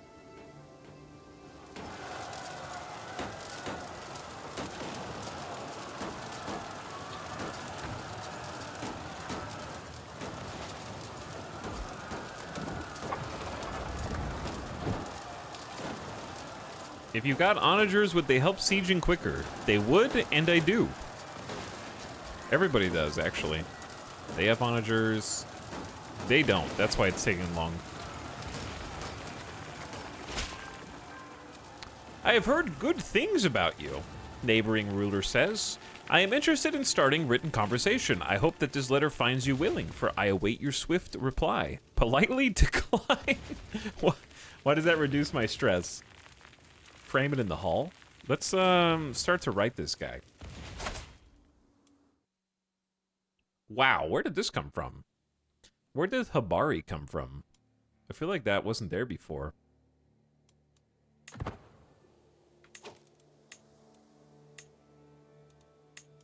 Maybe I just wasn't looking at it. Wow, what a smarty. +3 diplomacy.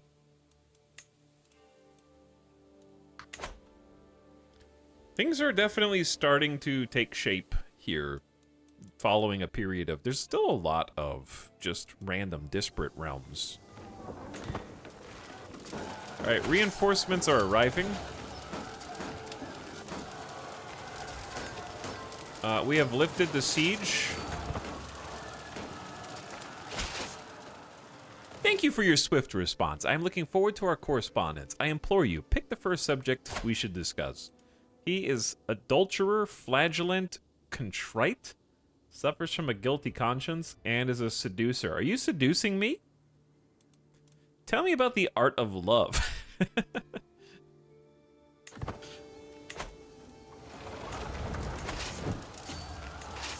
All right, I need to merge these two armies together. All right, we have a larger force now. I say we just go back a space and siege the enemy capital. Maybe we win. Well, the royal favor is doing really good. It seems like it's happening quite quickly. You have greatly misjudged me if you think sycophantry will get you anywhere. I see now your words are as empty as your skull. And to think, I used to value our friendship, bro. You're a seducer. Why wouldn't we talk? I don't want to talk about love. That escalated really quickly, yeah. All right, we have 6,000 troops. We are well supplied. This you do occasionally have to check supply limit of a given county to make sure you don't have too many troops compared to how much it can support. So this particular county can support, per the tooltip, 11,000. So it's worth watching that. My cat, Chunky. It has been a long day. I stretch my legs out in front of me as I relax at my writing table, my weary bones being rested for the first time today. Across the room from me, Chunky saunters along a shelf, exploring the higher reaches of the room. She does so like being up high.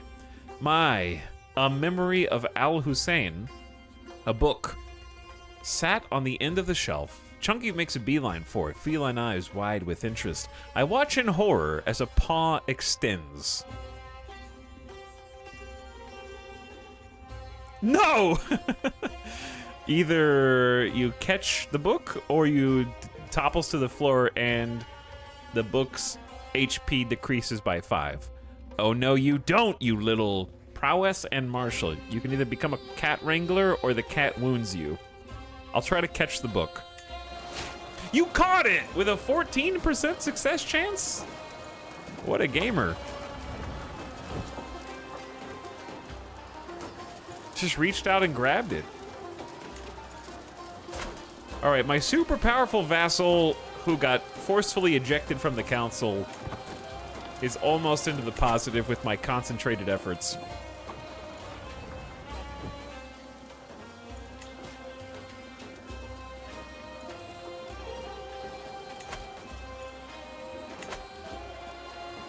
I can demand a hostage from the neighboring ruler of Tahirid. We used to have an alliance with them. I think that if we expand, we're going to expand into Zunbil and Safarid. I'd love to keep expanding into Persia, but it's really messy that way. We also need to finish taking all the kingdom of Bamid, which is this little area. There's like 3 counties there. And then I'd probably start moving into these 2 smaller areas. So we have a bit of time before we need to worry about Tahirid. I'm sort of just like creating a bulwark on my southwestern flank of people who won't attack me. Because these guys have 5k troops. It's not nothing. And of those, 1,400 heavy knights. So I think demanding a hostage is fine. There's no downside to this, as far as I can tell, other than we can't really attack him. Ooh, the Dissolution faction has disbanded, and we've got a hostage. She's already 16. I guess it doesn't matter how old they are. I thought, for some reason, I thought they came back when they became an adult, but that doesn't make sense. You will earn prestige, renown, and piety.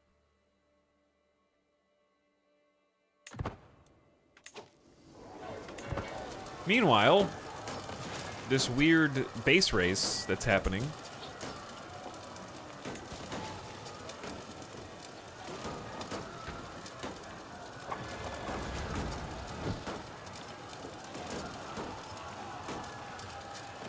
I'm just gonna watch, I guess. They finished their siege. And now we just chill until ours is done. We got a huge hole in the wall. They're basically in the process of surrendering. Went from 6 months to 2 months. Yam Yam is hiding. My son Yam Yam came to me complaining about Yackelsnee bullying him. He's been hiding all over the castle to avoid facing the other children. Why are all of my dynasty craven, lazy, and arbitrary? These are in our genes, chat, and I don't know how to get them out. We need to start having spouses who are brave, generous, something besides all of these terrible traits.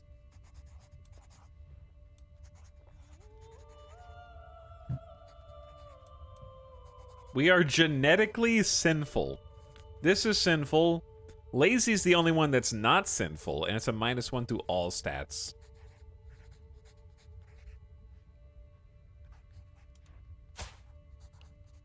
Luckily, he's not my heir, but he can't be craven and he can't be arbitrary, so I guess I'll make him lazy. Go hide in your room instead. My children are so lazy. They don't know what it means to work. I know we're in debt. 10 years of control growth down. Wow. Okay, my powerful vassal is at least back to slightly positive. I'd like to get him a little more positive than that, since he got unceremoniously ejected from the council. I am informed my hostage Yakta has arrived. Afshar's granddaughter will no doubt be anxious about her new life. I'll show you to your room.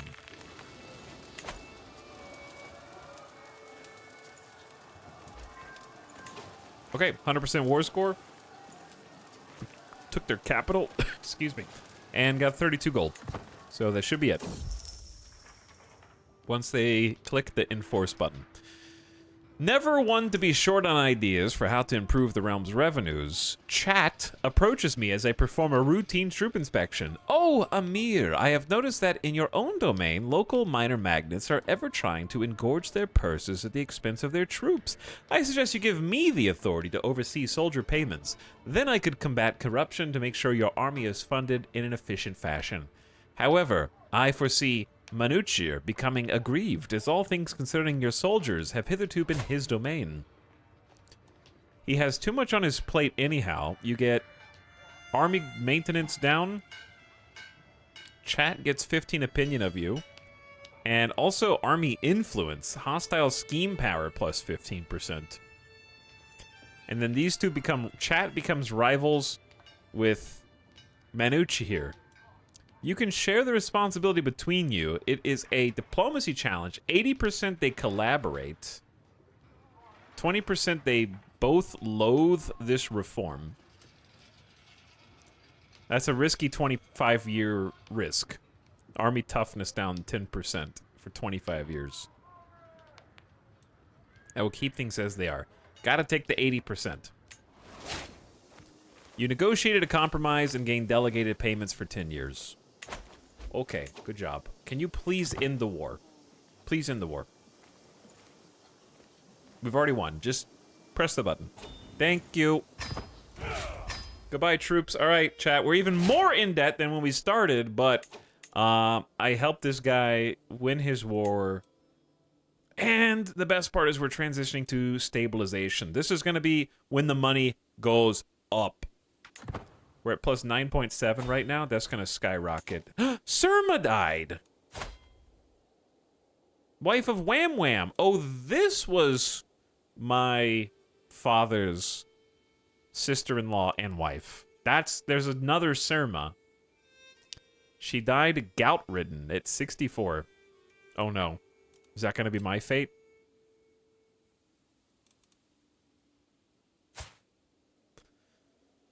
Oh no. And now we don't have a chancellor. I can make my own... I can make Chat the chancellor.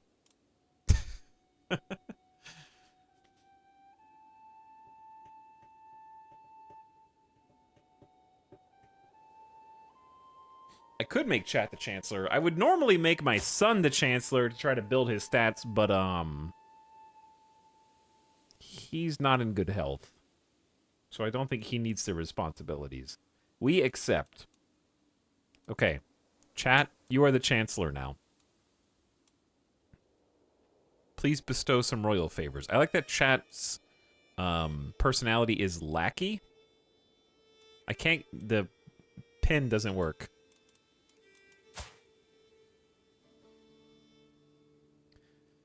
This character is very generous and will often spend more than they can afford. Anyway, rest in peace, my friend Surma.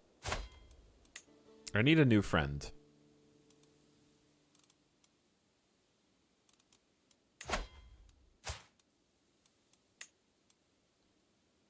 What if I can't, should I let this, nah, 7 months, a long time. Let's see, how hard is it to befriend him now? 88% success chance. Let's start befriending our powerful vassal. That will keep him out of all plots. That's honestly something that he would do. Our ruler would absolutely start doing that. 2 powerful vassals expect the council position. There's just not enough council positions for all of you guys. And you might say, well, you just put one of your spouses on the council. That's true, because she's better. The chat's better than you. Okay?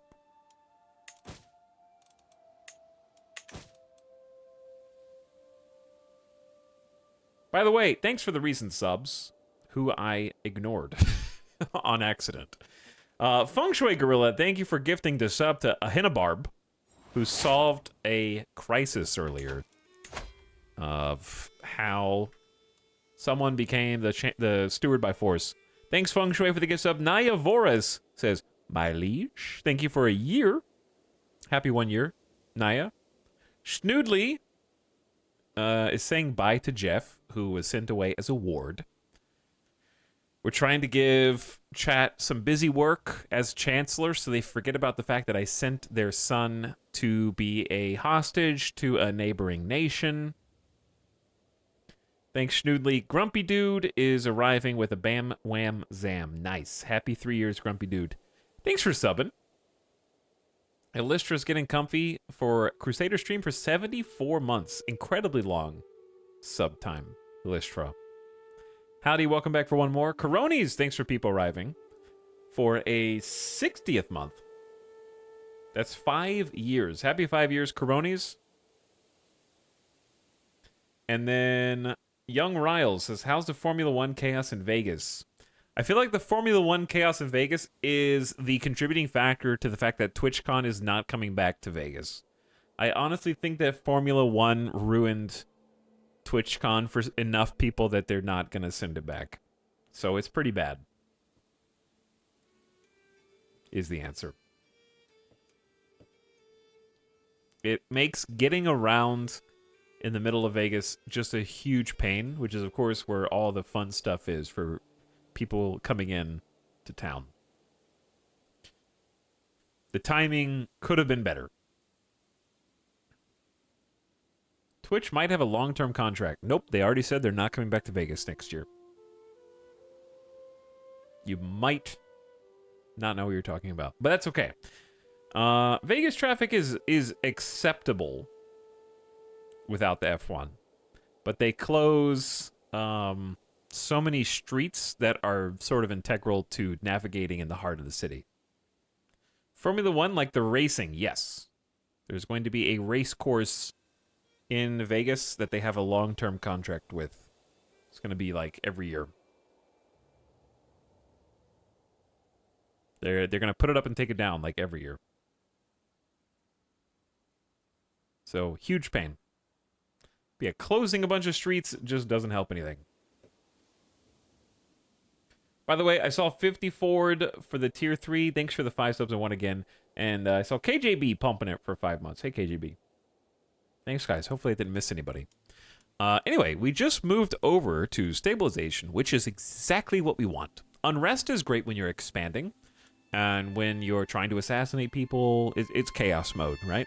But stabilization, comparatively, is what the doctor ordered. I want to like, but the problem is we're almost to concessions. I don't know how long we're going to stay. I haven't even looked at the concession effects.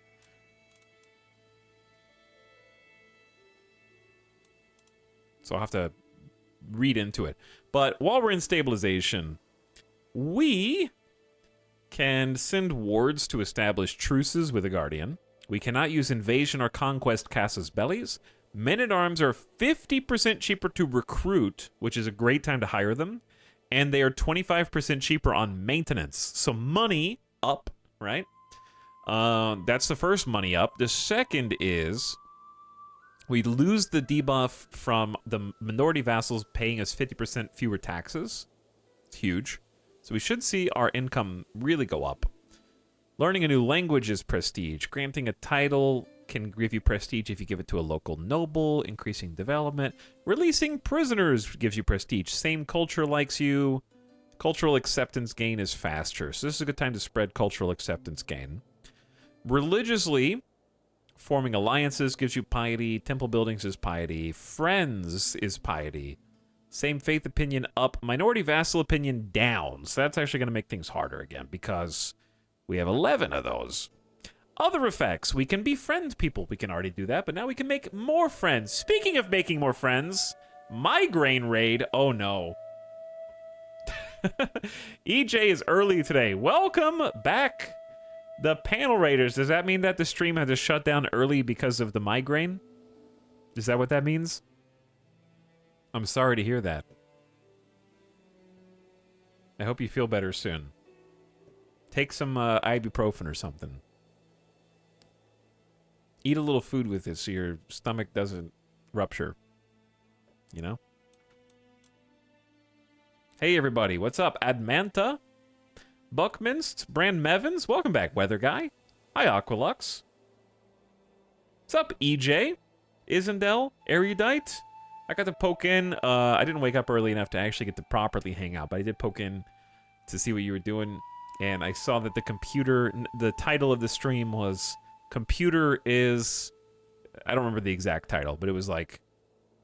You're entering struggle mode on the PC side of things. And then chat was saying yesterday you're looking at even getting a new computer to try to make this smoothened out. As someone who got a new computer this year, highly recommend it. The 4090 was a flawless purchase. No regrets. And the CPU is now breathing easy because I used to CPU stream. Now I'm GPU streaming with the 4090 and it has been so much better. I don't know that a 4090 would be enough to handle these problems, though. Some of them stretch beyond current hardware. But yeah, I got like 32 gigs of RAM. Or did I get 64? I got all the bells and whistles. I think I have 64 gigs of RAM, 5 terabytes of solid state, a 4090, and what was at the time the latest Intel CPU.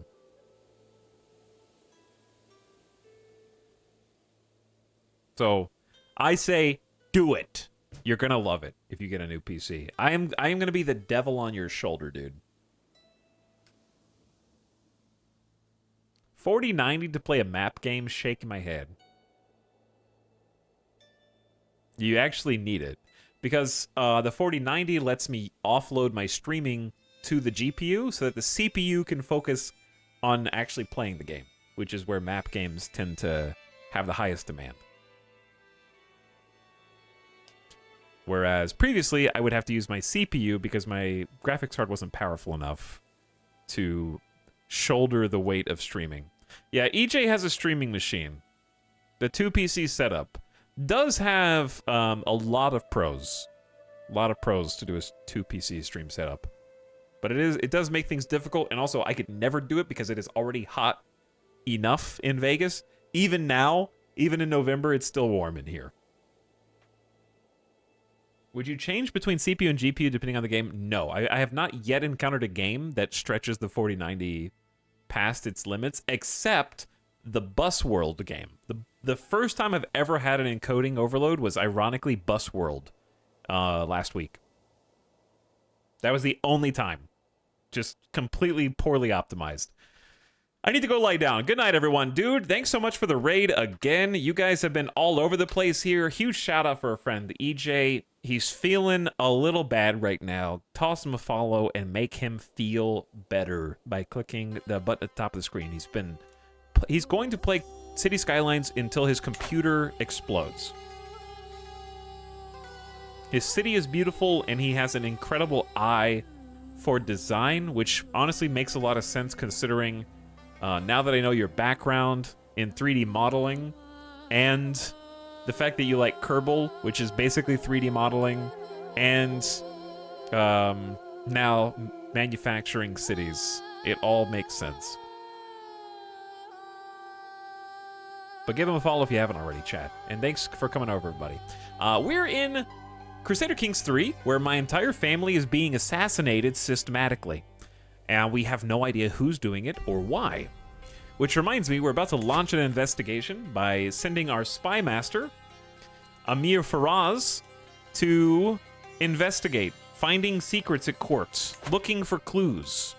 So we're going to send him to our capital, and he is going to dig around and try and see what he can turn up. One of our wives, yes, wives plural, was just assassinated a year or two ago, and we have no idea who did it. On top of that, I have my father has been assassinated. We did solve that crime.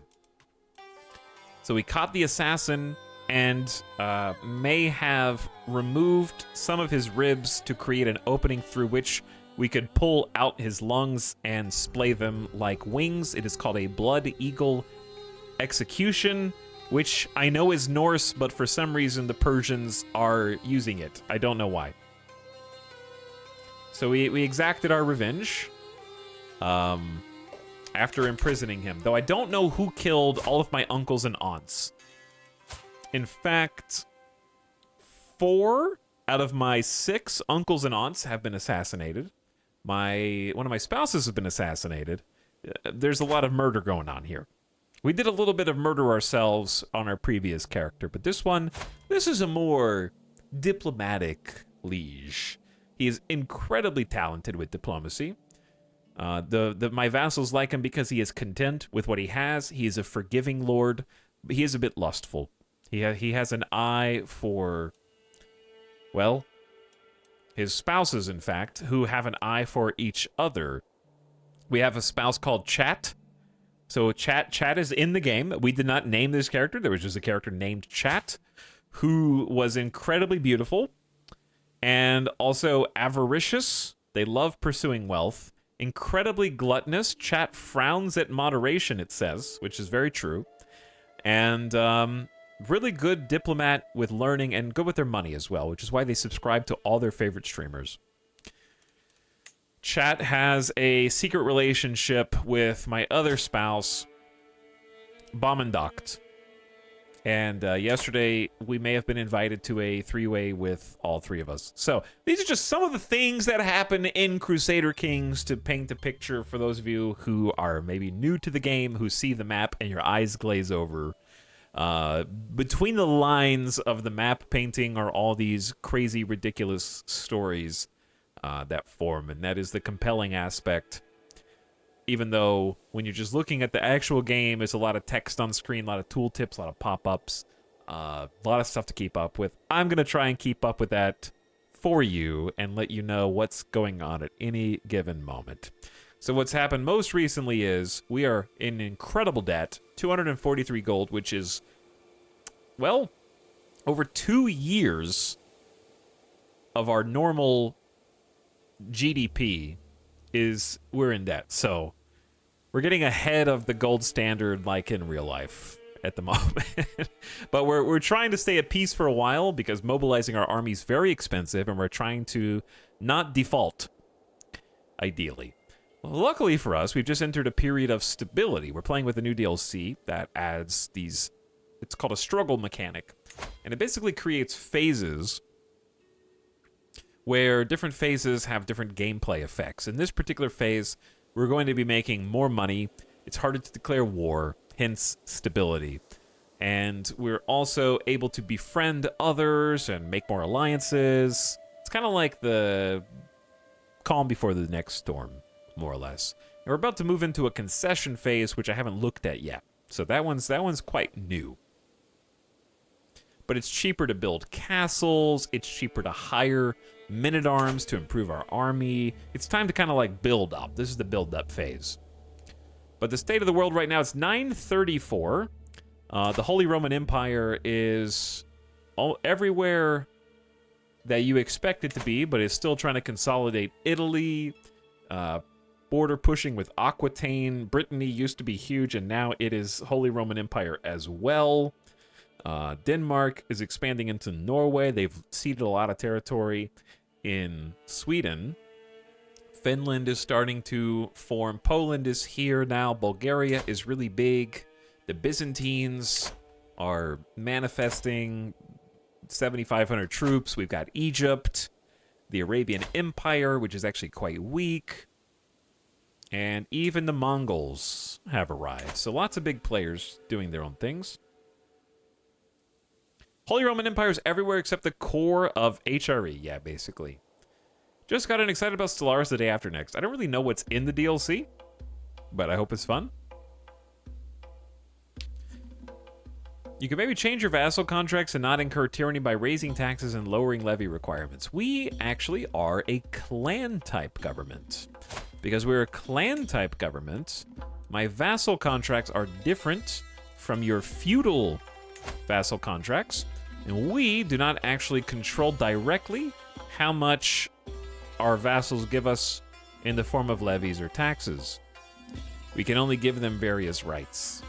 The only thing I can do is set up a special March contract, which lowers their taxes, and my vassal gets various benefits.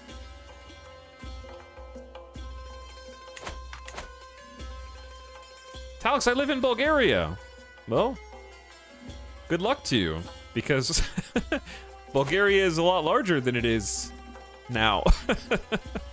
Hopefully you can keep this together with Wallachia right here. I hope you can keep Dracula at bay. Good luck. All right. So I think we can just go. Don't think there was any... Oh, there was one thing I was going to do. Find secrets. And then possibly change my lifestyle focus to not be family focused. We currently have 10 children. Incredibly fertile liege here. He is very much focused on the family. He is, in fact, the patriarch of his household. And has been very dedicated to his close family. Which is a very good thing for us, because the closer we are to a family, the more harmonious our unity level becomes. In which case, various benefits arise. House members can befriend each other, less likely to create factions. So what we ideally want is for our family to be in control of all of our land that we don't directly control. So like we want family members to be vassals if possible. While I rarely mention it, I have a few achievements which I am proud of. I am convinced Amir Muhammad has also accomplished a thing or two which fills him with pride. Perhaps I should commission a small poem comparing our deeds to illustrate that we are both cut from the same cloth. We're trying to befriend one of our vassals who is very powerful. He's less powerful now. He lost 1,000 troops because we just transitioned to the stability phase, but he's still a powerful guy.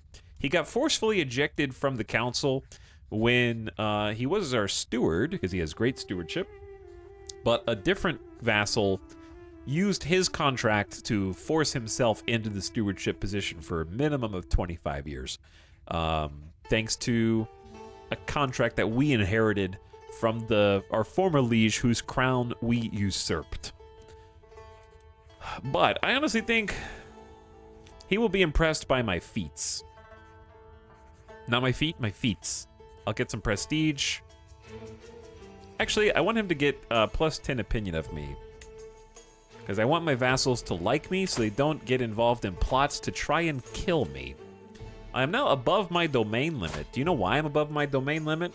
Because I lost a stewardship because I became depressed. Our king is very depressed and also has gout.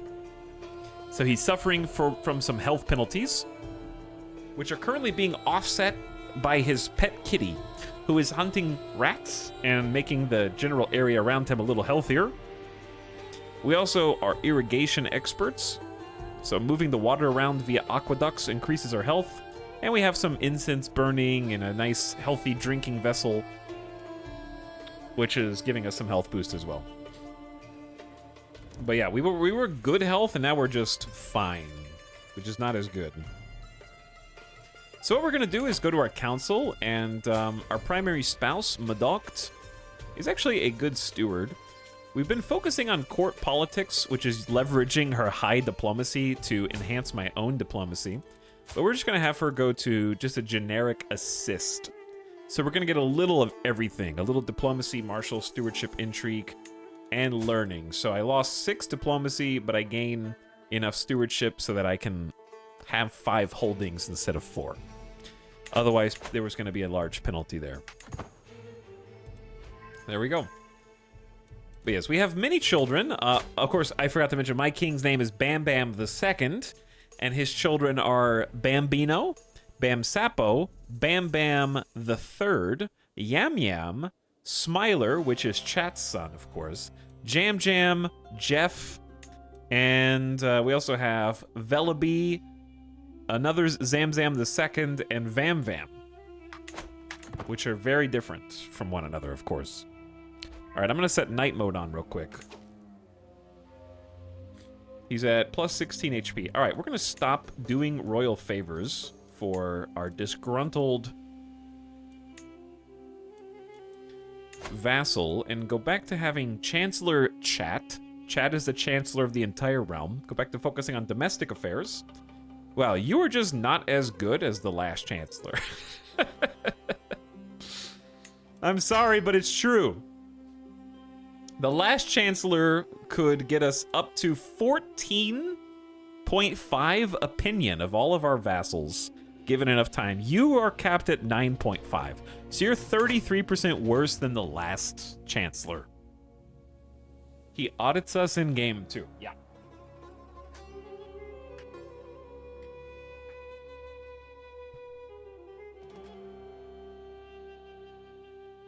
All right, let me blow my nose real quick, but I can unpause while I do that. Oh, never mind. My son! Zam Zam II was plagued with illness since his birth. Relief washes over me as I see Zam Zam running around with all the other children. He's alive! He will live!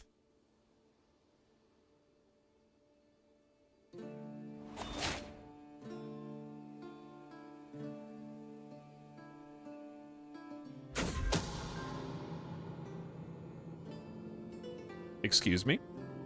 Oh. We've discovered a secret. Thana is not a true believer. The sign of a weak soul. We're looking for murder secrets, not non-believer secrets. Okay, where are we going next on diplomacy? We have concluded the family hierarchy, and we can do diplomat or August. Diplomat will let us have independent rulers like us more. Foreign affairs is more effective, it's cheaper to make titles. Forced vassalization, learn language is easier. Fabricating a claim is faster. And then you become a diplomat with good diplomacy, and then another 20 to independent ruler opinion. That one's good.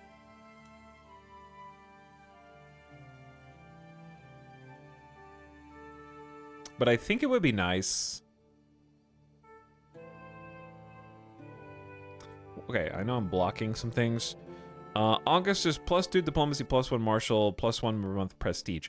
These are both good for different reasons. Like, I like the +20 to level of fame. The +20 to vassalization acceptance is good. So we can vassalize peacefully. And then diplomacy per level of fame is a little bit. Your level of fame impact. Increases or decreases modifiers. We just don't have that many knights, and I don't think we have that much dread.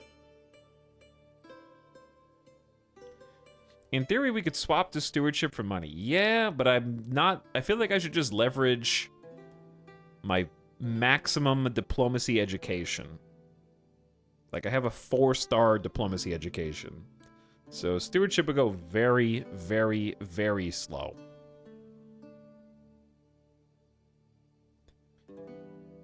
I wish there were things that helped out my internal issues a little bit more. Each alliance gives +1 to diplomacy. And then diplomat is pretty nice. Like, it's just independent rulers like you more. personal scheme powers up. We use our personal schemes a lot. Let's go diplomat. I can't send a gift, but we have to pick that to do all the other things. Because we're going to be getting those 40% faster because he is a gray eminence. As familiar with the nuance of diplomacy as the back of his hand, Bam Bam is a master. He is a master. But yeah, notice that our income has gone up. We're up to 10.7 a month from like 8. My wife, Amiron Shahzadeh, is with child and I should be overjoyed, but she's been acting strange and I can't shake the feeling something is wrong.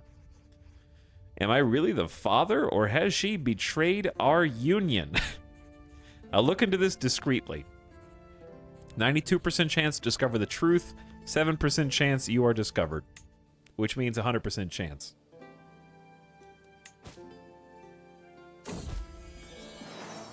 With my leave, my son Zamzam and his wet nurse parade in my chamber.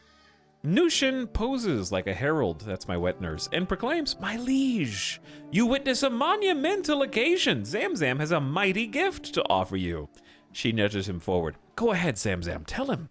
"Father, I lost a tooth." My son proudly presents his toothless smile, handing me a pouch with the fallen tooth inside.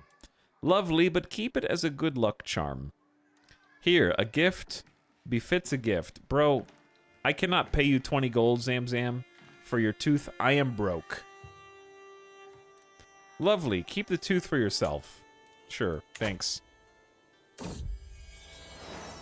It seems that my fears have been unfounded, despite every effort on the part of my spies. I find no indication that Shahzadeh has been unfaithful. Unfortunately, she found out about my suspicions, and I am convinced that this event is bugged to always have the person you spy on find out and give you a minus 25 opinion, because I have literally never seen it not happen. Of course, I trusted you all along, my dear.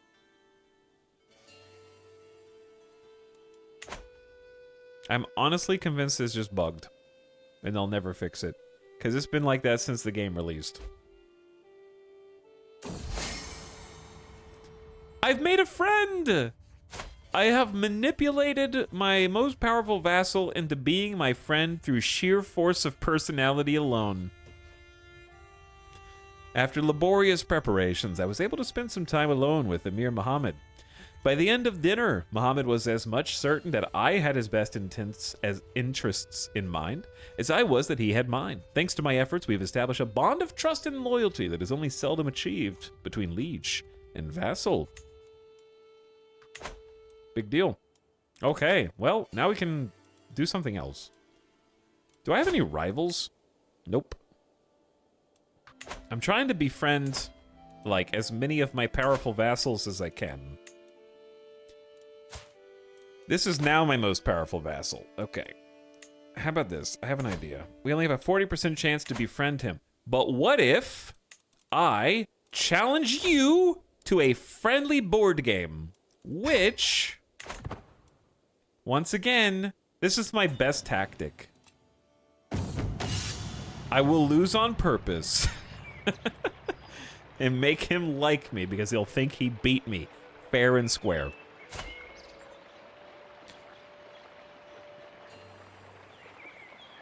All right, what do I want to even pick? He has...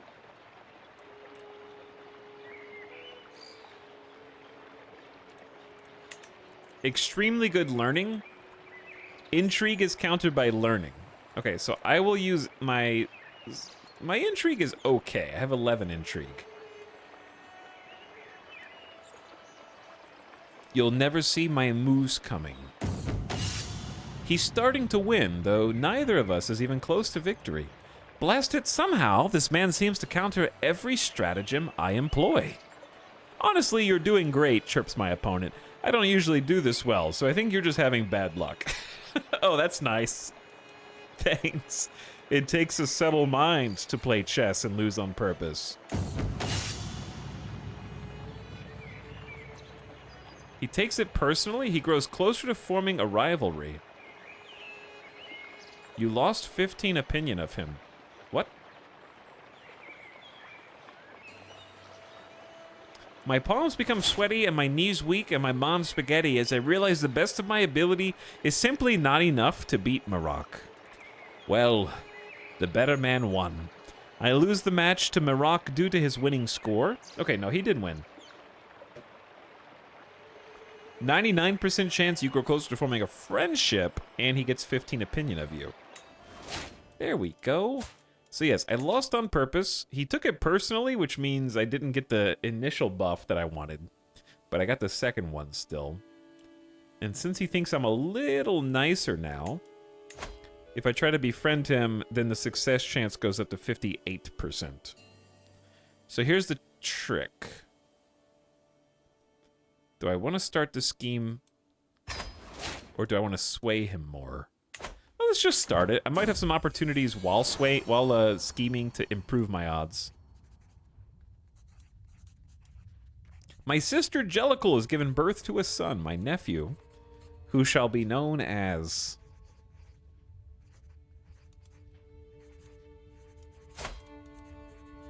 Oh yeah, their daughter's name is Jellicle. Chat, name one character from Cats.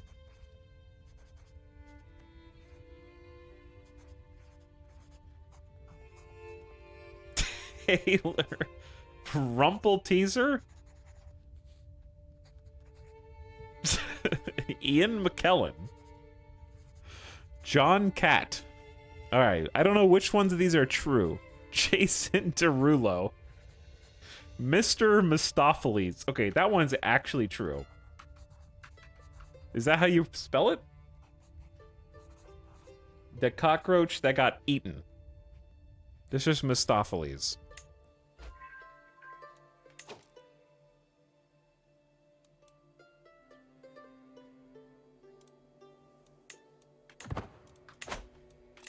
Okay, arrange betrothal. To the modest Amir, I propose a betrothal. Okay, but your daughter is very fragile. And you want an alliance with the Arabian Empire. No, you guys are on death's door, dude. This looks like an awful alliance. I'm just gonna have to come defend you. You only have 1,200 troops. I have 4,200. This is not good. I decline. Hi, chat. What's up, Drimbas? How's it going? Italics, I did the letter thing. Oh. Okay. The letter G. There will be plenty more children that we'll be able to name today, I promise. Oh, what a hero! This absolute giant. Others have to crane their necks and rein in their awe as Zakaria walks by. He just gave me 150 gold as a humble gift. He's a baron? Wait, he's a baron like in my counties. I accept your gift. He just put us back out of debt. I don't know why he's giving me so much money when he hates me. Okay, listen, I'm gonna demand your conversion. But not because I hate you. Because you'll like me more after you realize I'm not hostile to you.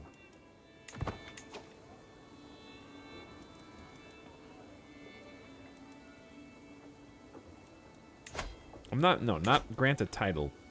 What if I just appointed him my vizier? Alright, I'm giving this guy a court position. He is going to be...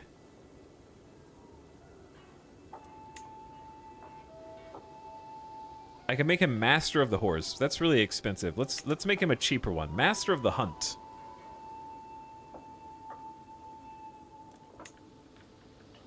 Wait, no, he's not good at this. He's good. He's just not excellent. Master of the Horse, he's excellent.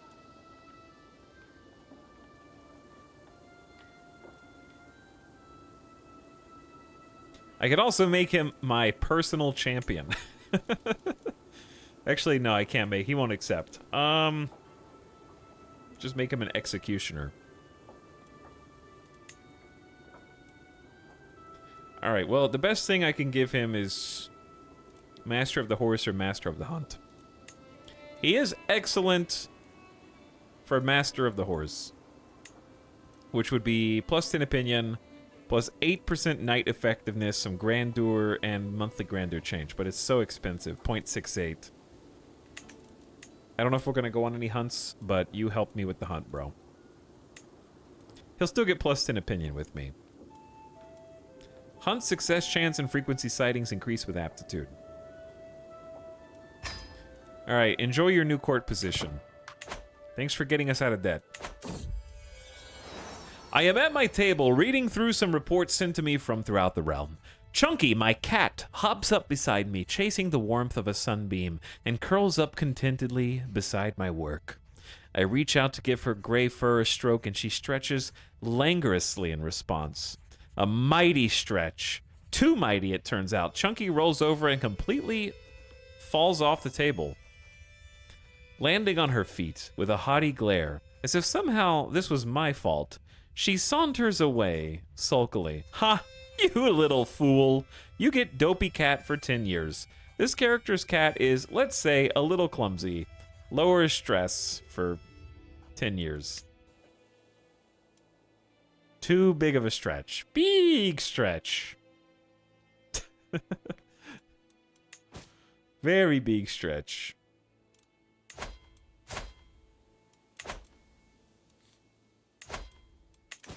Oh yeah, I forgot that I still have this criminal as my vassal.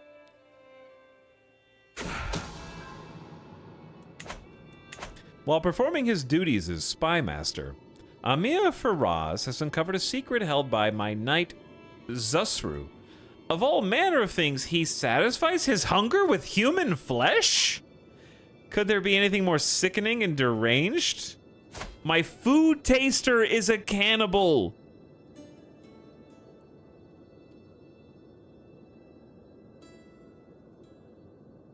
Oh no! Oh no. Have I been eating people?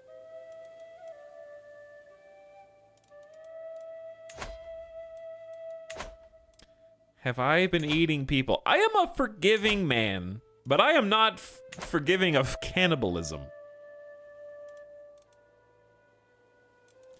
I will simply expose his secret. He is now a known criminal, because being a cannibal is a crime, it turns out. Being a cannibal, why does it give you +2 prowess?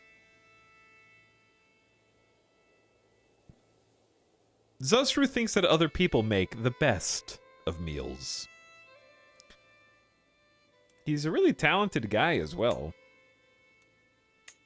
It's unfortunate. I only have a 55% chance of succeeding here, but I guess we should try.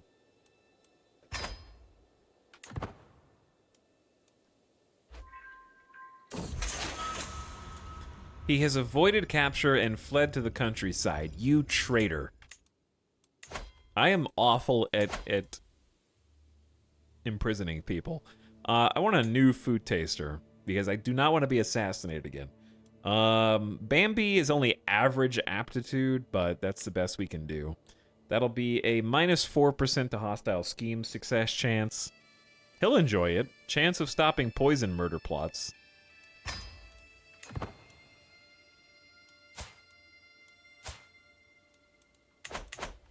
Trying to prevent my assassination so I don't become like my father. Religious construction for 5 years. We do need to build this, like, if we can stay in stabilization for long enough, we should actually try and build some proper economic buildings. We need infrastructure. We need like a whole lifetime of infrastructure. Ooh, we finished the control county task.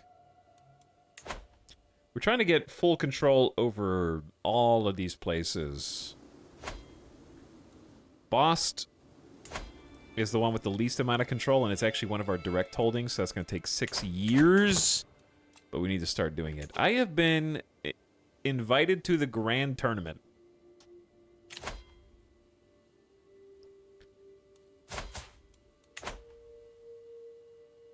We haven't done a grand tournament at all today. Or, like, this campaign, I should say.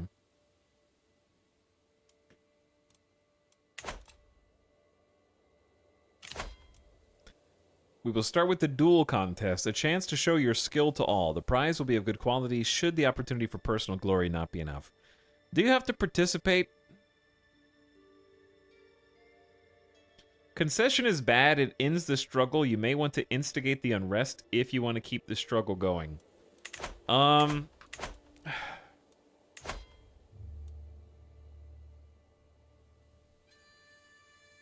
Like, there isn't an easy way to do that. I honestly just think that it's going to...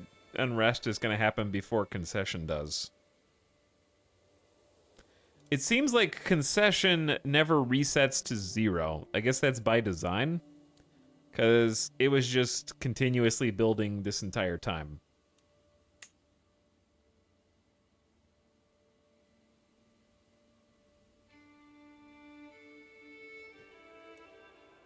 But, like, I'm doing as much as I can. But there's not a lot I can do. Like, we don't have any money. I can't go to war. The best thing you can do is, like... important character becomes a detractor of the Caliph. In that case, how do we reach the struggle endings? Yeah, I don't know. Concession has been filling up, like, fast. Concession is the Caliph dies violently, has actually happened once. The Caliph dies naturally has happened once. They've lost 3 civil wars.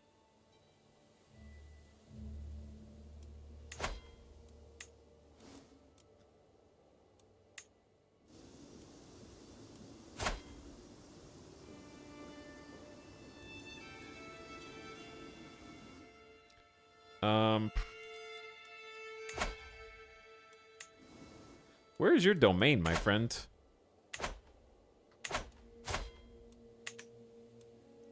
Yeah, here's the problem. The Caliph is just, like, in the Arabian Empire, and the Arabian Empire is super weak in my campaign. And so they're kind of just getting bullied. So they've lost 3 civil wars.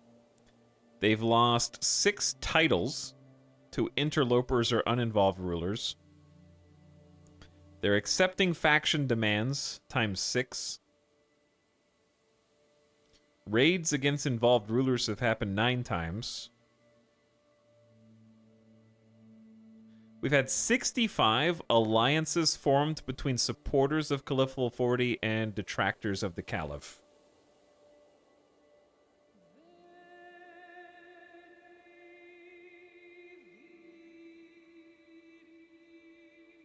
So that's like 65 times 2. So this represents like 130. Now, I'm a detractor of the Caliphate because one of the endings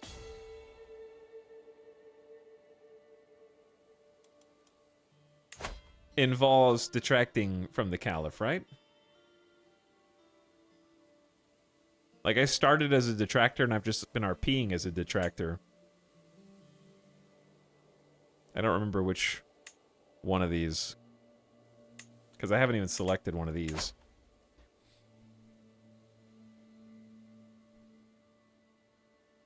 I remember this being a pain when I played the Iberian Struggle. The AI has way more influence collectively on how it ends than the player, so it's hard to impact the ending. I did get a successful Iberian ending the first time I played, but I'm not sure how to, like, stop the concession. Because it's sort of counterintuitive to RPing a character. Like, my character is content.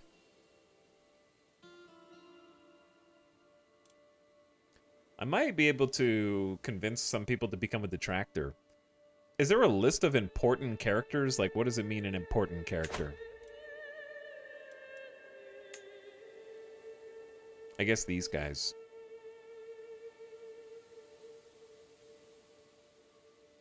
But I feel like the more detractors you make, the more future concessions you create.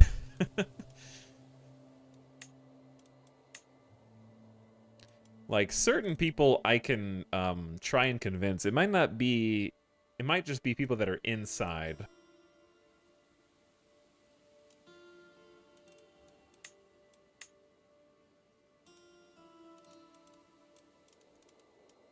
Like, if I sort by rank, I'm actually the highest ranked involved character. There's only 2 kings.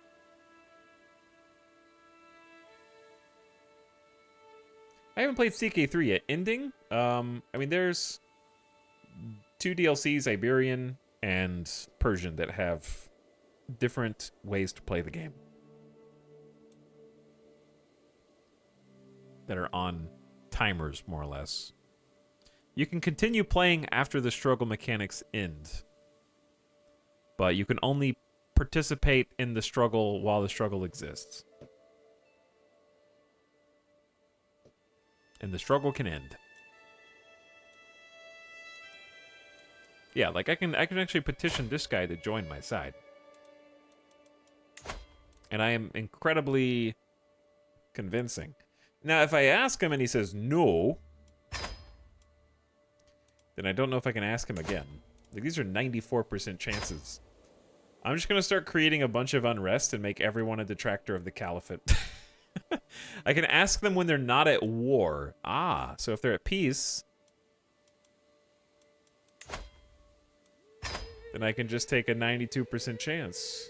I don't know if this is good. I'm just trying to instigate this. Plus, this is plus 25 of unrest per person that becomes a detractor of the caliphate.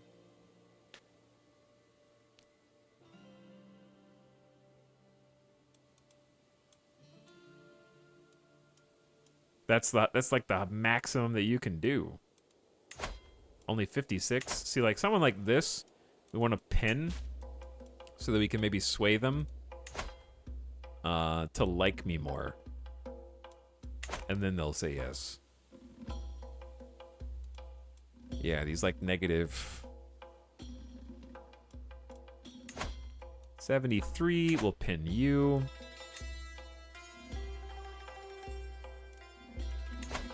97.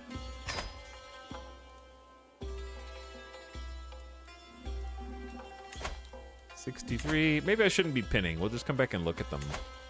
100%? He is fickle. My diplomacy is plus 140. Join my side. I like that I'm just sending out this like mass email. I'm just CCing every single participant that I can come across. I think 84 is reasonable. By the way, it does cost 150 prestige per person, which is a great way to spend my prestige, because I had 2,000 prestige and I was like, I don't know what to do with all this. I just spent like 1k prestige.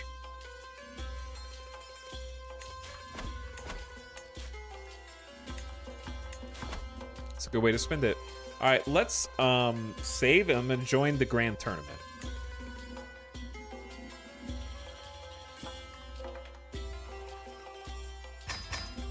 But not me. I'm just gonna like I can't fight. My guy can't fight. I could take a personal champion.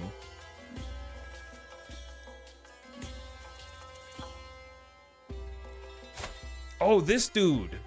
I could make my brother-in-law, bodyguard, and acclaimed knight my personal champion.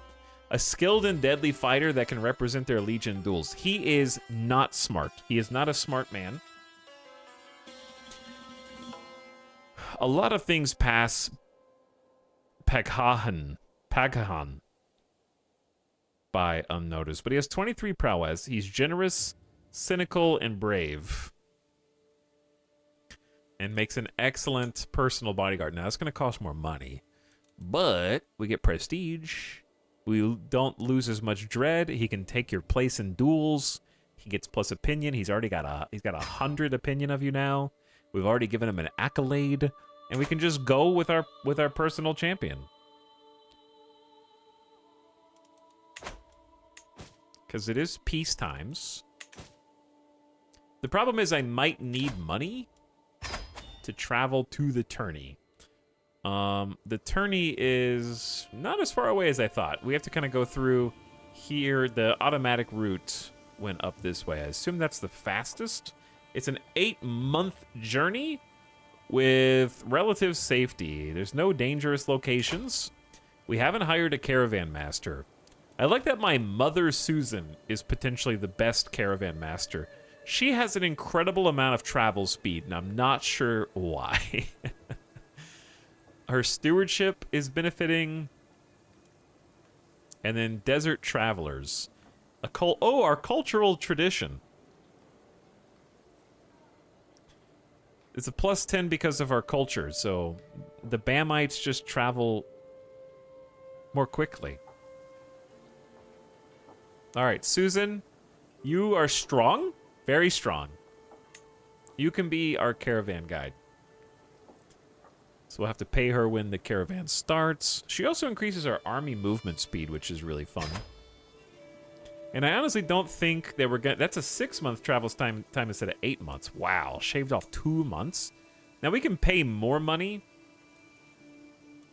but we don't necessarily need to, because I don't think there's any danger. And if we had various buildings, we could get those things. So I say let's go. It's only going to cost 6 gold. My entourage is setting forth. My fellow attendee, Afshar, is hosting a grand tournament in the vicinity of Arajan, and time has come to depart. While my ailing body is affecting my health, I shall be damned if I will not attend this. What promises to be a spectacular event spoken about for years to come. Every available unlanded knight you have will accompany you to compete. There's my brother-in-law and personal champion and bodyguard coming with. I'm still feeling fine. Off we go. I have entered into a regency, and my spouse will govern while I am gone. She is a treacherous villain, but a treacherous villain who is incredibly dedicated to us. Plus 100 opinion of us. So... she'll get the job done. She actually serves selflessly for the good of the realm. I actually don't really know how Regency works too much. We haven't seen this only once before. She has an excellent aptitude.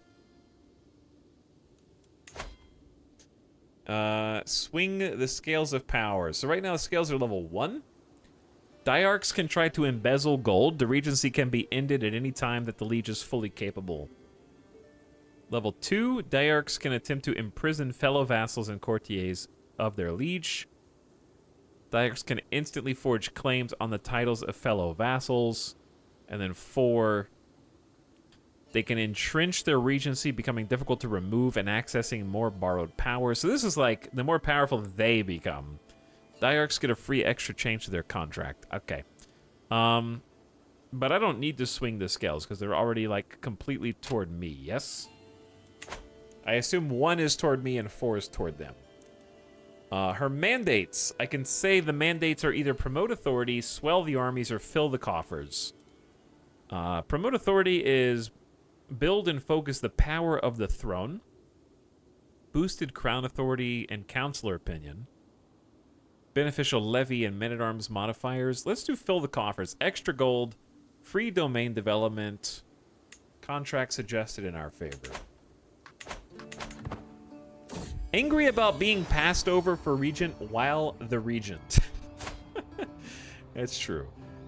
Your wife, Shazera, has had a daughter, and chat friendly stand picked the letter G.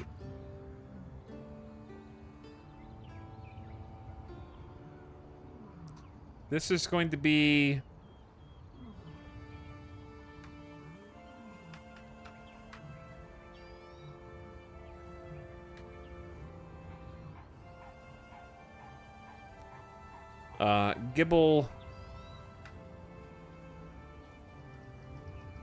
Gibblezif.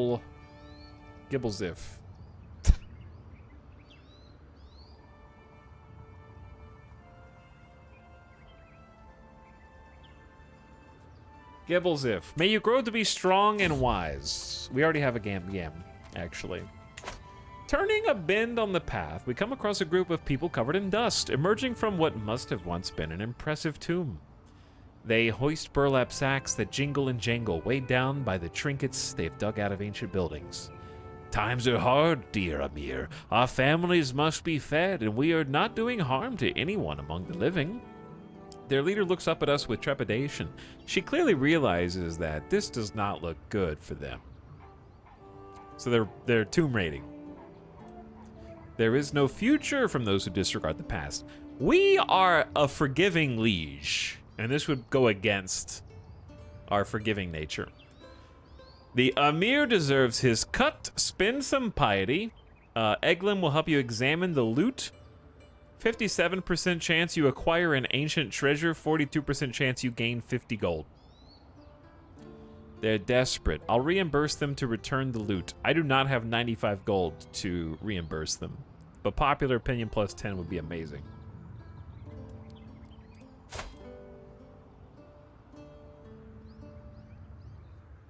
This is a tough one because I think content means I probably wouldn't go deserves his cut. But I don't have 95 gold to reimburse them. I'm not made of money, but I also don't necessarily want... This is bad. But courtly vassal and zealot goes up. You imprison this person. 12 stress, who's 30 opinion of you.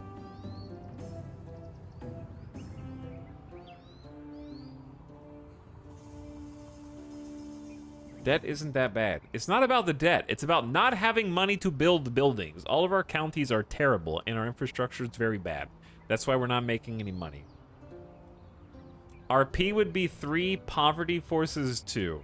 Yeah, I think we have to go against our content nature and realize that we need to sustain once we go back into the unrest phase. You pick out the precious treasure or get money. You gained ancient treasures for 5 years. Courtly vassal. Okay, this one actually is not what I wanted. I wanted the money. A sudden windfall means this character has become known for their wealth and generosity. Plus prestige per month, courtly vassals, plus 5 opinion. That's not as good as 50 Gs. 9.8 is decent. Shh, chatter who doesn't know what they're talking about. We only have 9.8 while we are in the period of stabilization in the Iranian intermezzo. Once it goes back to unrest, which it hopefully will before concession, we'll go back down to about 6. And then if we go to war, we have negative 15 when we have our armies raised, which even now we only have 300 and actually 400 special men-at-arms, and all of our enemies have thousands. Shh. Okay. Cradled by sickness, all babies cry, but little Gizelbiff, there's no end to her tears. I desperately want the midwife to ease my worries, but her furrowed brow makes everything worse. The little lady's not gaining weight as she should. We will take good care of her, my lord, but in the end, her life is in Allah's hands. A sickly little baby. Gizelbiff is suffering from a sickly disposition. Hush now, don't cry, my child. It'll be okay.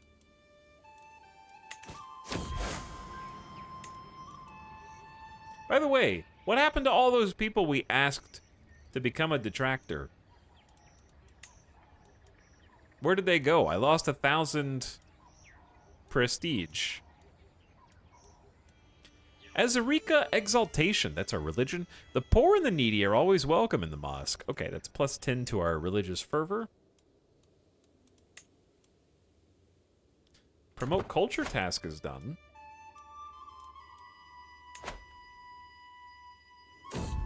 Oops.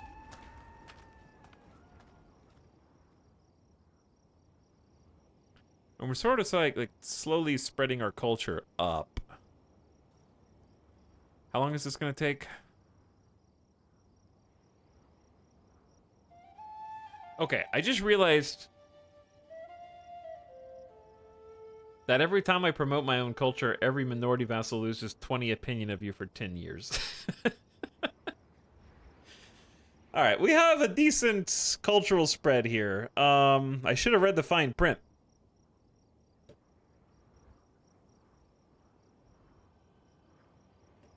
But it improves county opinion, increases taxes, and increases levies, potentially. Hybridize? We already are hybrid. This is hybrid.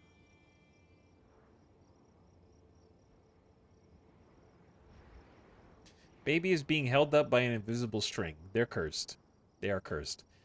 It might be worth just using this opportunity to promote cultural acceptance instead, possible side effects of which are loss of control, reduced tax income, which is bad, but increased opinion and cultural acceptance boost is good.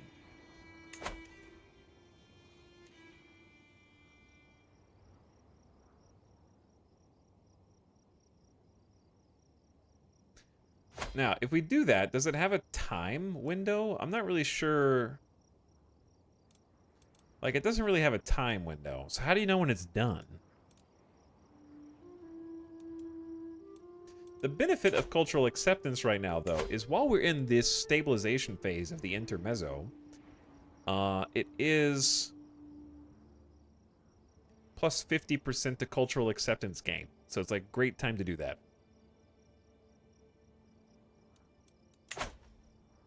Journeying through Karistan, I passed by a peculiar-looking tent, splayed open with its yet more peculiar-looking occupant inside. "Come in, O mighty Emir. I can tell you have many miles to go, and I can offer you a reading of your future travels for a modest price." The strange woman has piqued the interest of my entourage, but am I willing to pay for a reading? You could get good omens or bad omens. I am not interested. You carry on. I need money. Can you see by highlighting the circle?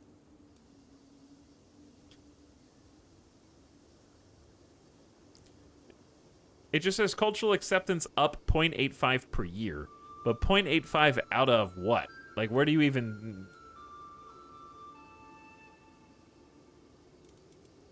Where do you even see? And secondly, again, what happened to all the people I tried to make detractors of the Caliphate? Where did my 1,000 prestige go? Go to culture and hover over percentage at the top right. Okay. There's still secrets at court. Continue to find secrets. While performing his duties, Amir Faraz, our spy master, has uncovered a secret. Shh! My master of the hunt vassal and knight and bodyguard is a secret non-believer. I never... Wait, no, this is a different guy. This is a different guy. I'm kind of harboring everyone's secrets right now, because I am a forgiving liege. Alright, go to my culture. Hover over the percentage at the top right. Of what? Of their culture? It's 99%. So maybe I should be doing Afghan instead?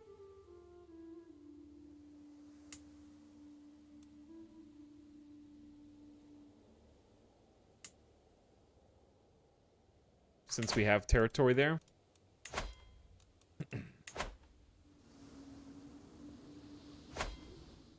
That might be better. Now when we go to culture, it's going up by 2.41 per year. Maybe that's better.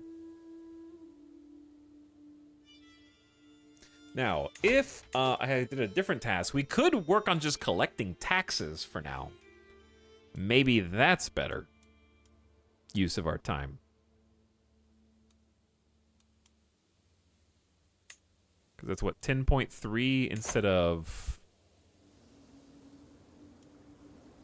9.8. Okay, it's only 0.5 in taxes? I guess it adds up, but I don't know. It doesn't feel like a lot.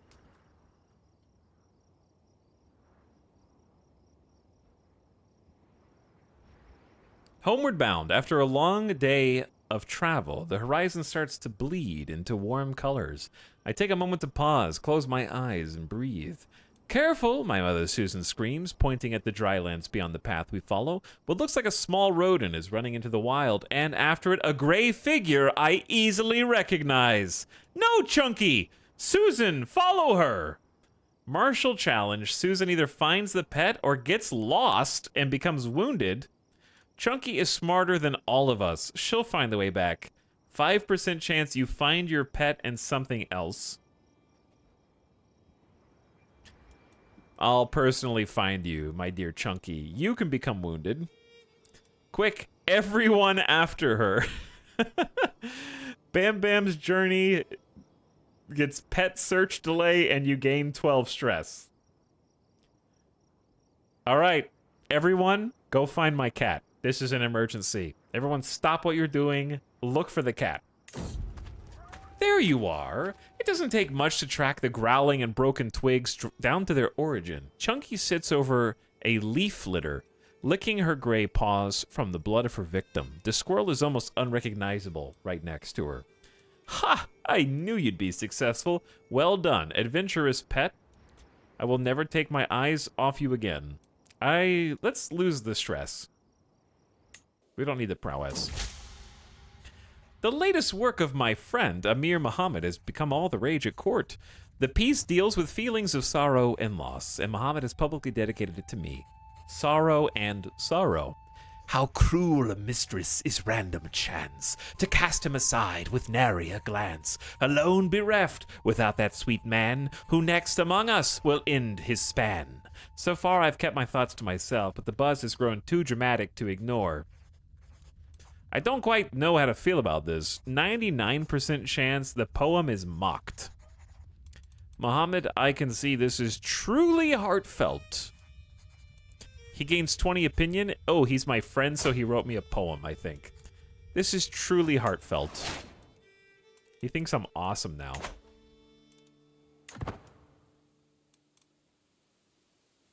What a bro.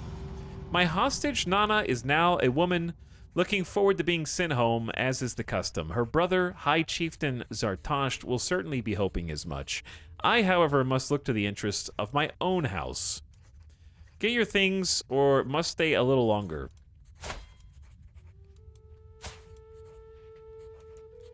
Yeah, I don't really need you to stay anymore because he's only got, like... He's not that strong. Get your things, it's time to go home. High Chieftains Zartasht and you may freely attack one another, but I lose the bonuses. But that's okay. You can go home. I'm not mean. I'm not a mean guy. We've arrived at the tournament here in Arajan.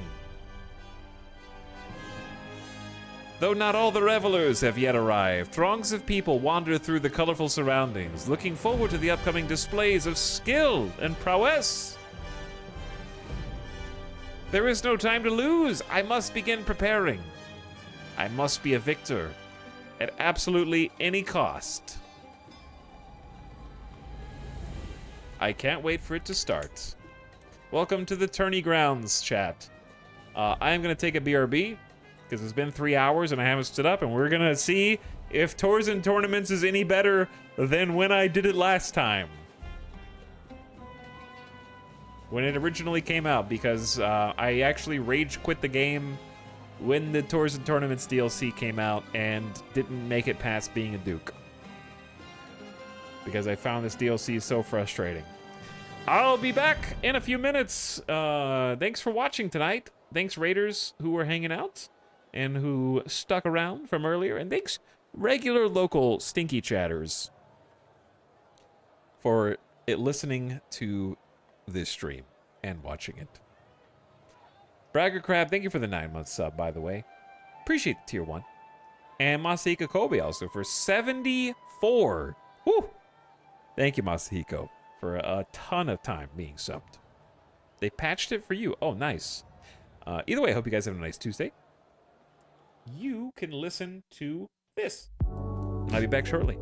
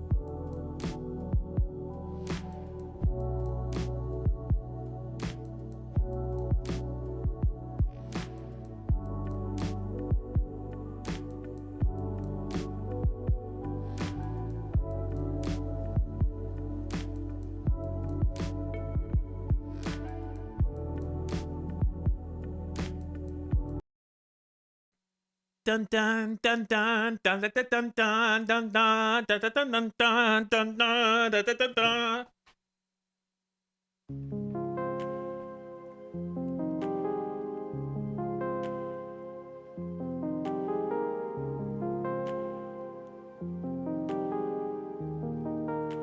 I wonder if you still get to hear that same song like 50 times. It's burned into my brain.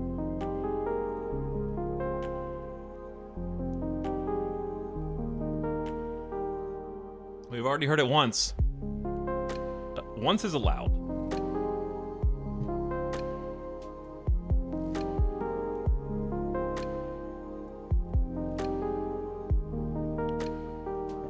Okay.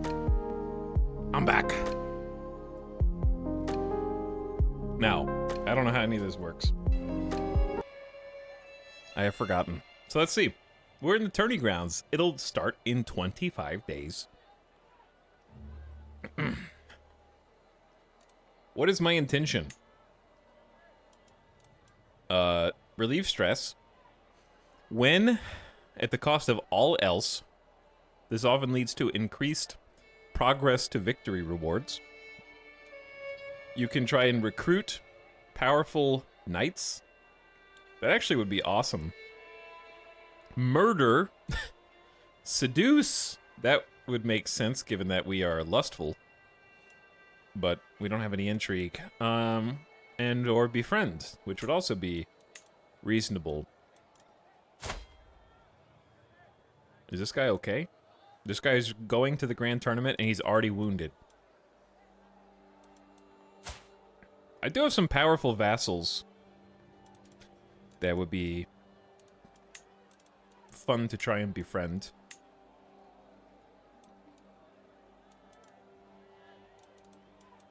These are just some random courtiers. I feel like seduce is like a hee hee haha, that's fun, but doesn't actually do anything. I feel like knights would be the most awesome possible. Improve your court with new and powerful knights.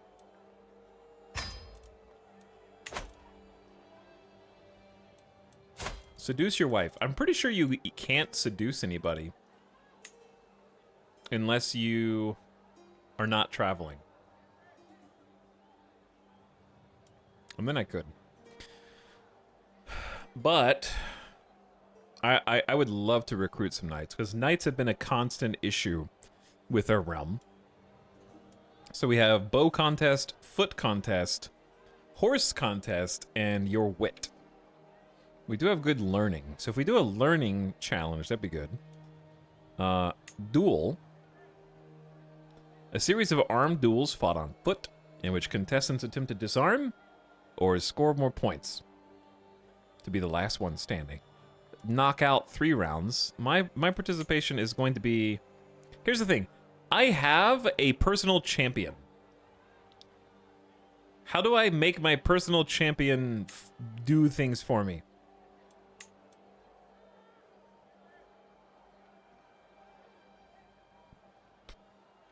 Or is he just not... He's just doing things for him?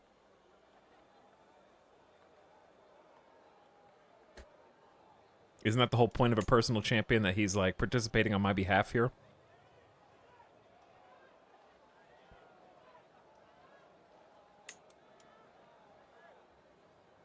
I don't even see the guy. Here he is. Maybe they can only it says earns prestige when competing in a grand tournament. So I don't think that they do it instead of me. I think that they're just competing and might win me some prestige. Okay, well, I misunderstood what a personal champion could do when I hired them. So I guess I will simply spectate the duel. I am not a fighter. I will spectate the wrestling, and that's it. I thought we were... Is there a way to tell if you're going to be doing like a chess or a duel? Like what type of competition it's going to be?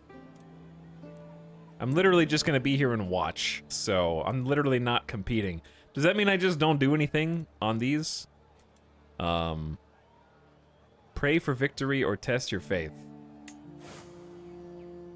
The yard around the mosque is deserted this close to the sunset. I hear a rustle around the leaves and see the silhouette of a small animal running among the tombstones. The carvings are almost gone in some of them, clearly visible in others. I take a step towards them because it's late, because it'll keep getting later, because it's never been this late in my life. What does this mean? What does this series of sentences mean?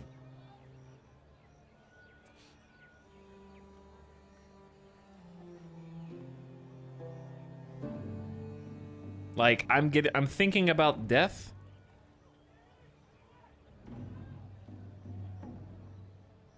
I wonder if I can find one of my ancestors.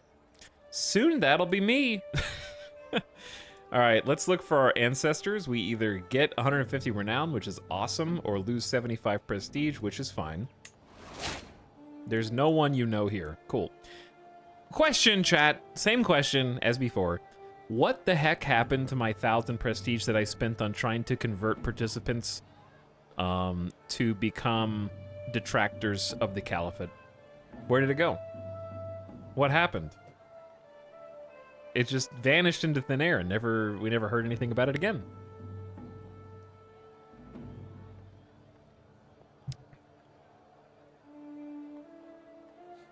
I guess I could check on them again, but I don't even remember who it was at this point.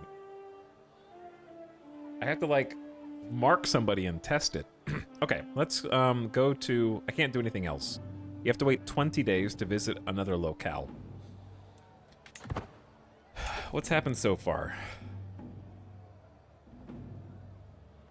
They're just honing their skill, diffusing a duel. I don't think I can do anything else until 20 days go by.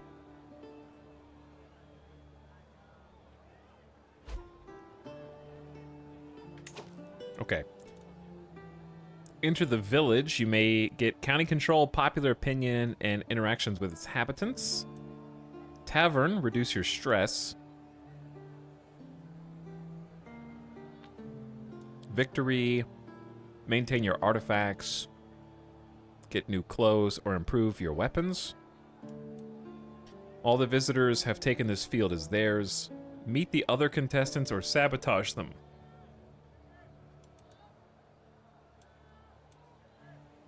I guess I'll try the village. The music can be heard from the fields surrounding the village. Following it, I come to its origin, the heavily garlanded square. Flutes and tambourines and all manner of instruments and balladry. Men and women dance rounds through every part of the square. Now their hands join together. Now they begin to sing. Now they spin and spin and spin. It's interesting to me that you can tell just from reading these that whoever was in charge of writing the Tours and Tournaments events was never in charge of writing any of the other events in the entire game before or after. It's like a very distinctly different writing style. The perfect occasion to impress the attendants.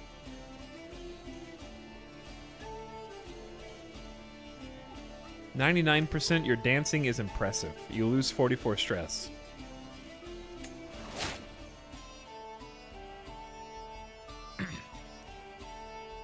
You gain 150 prestige.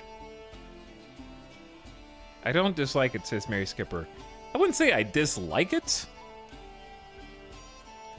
It's just distractingly different. It's like, it reads like someone... It reads like I would write if I was intentionally sitting down and opened Microsoft Word and tried to start writing a novel. To me, it's like someone who is trying to write a novel.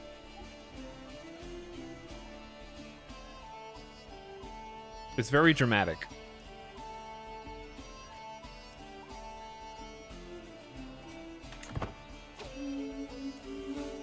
Dual withdrawal. What does this mean?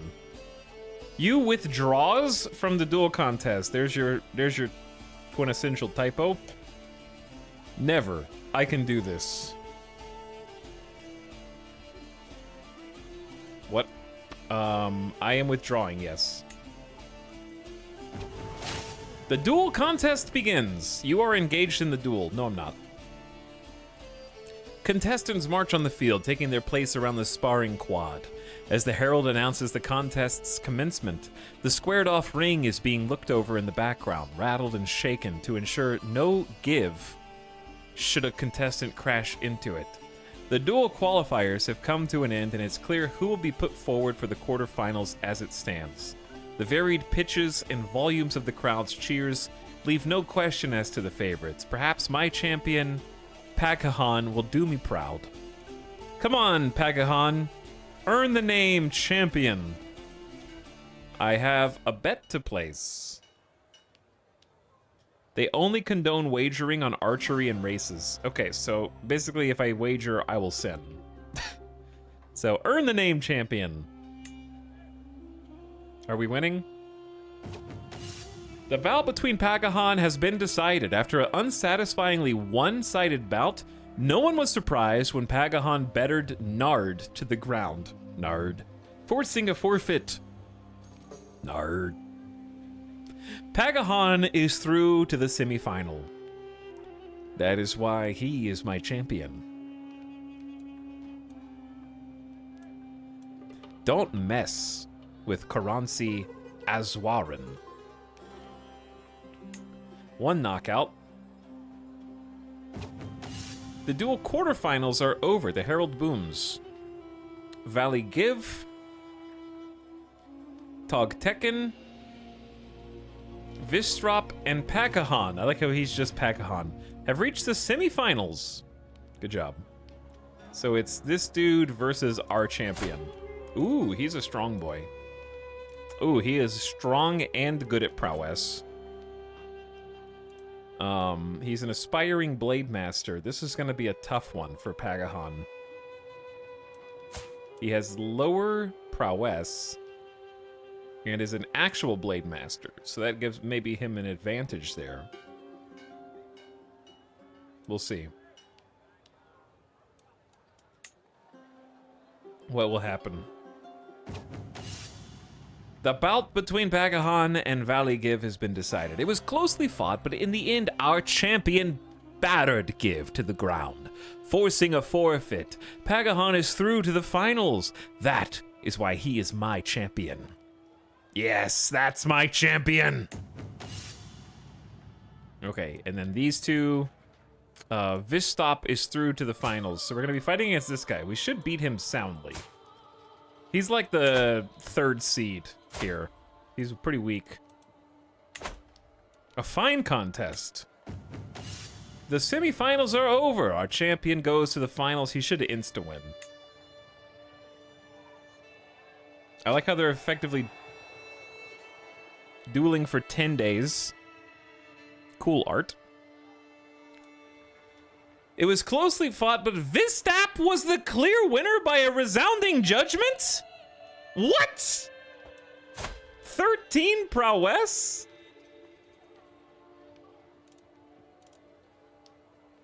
He's not even a blade master. He's an aspiring blade master. He even wounded my champion? The judges voted for the Baron to win, I bet.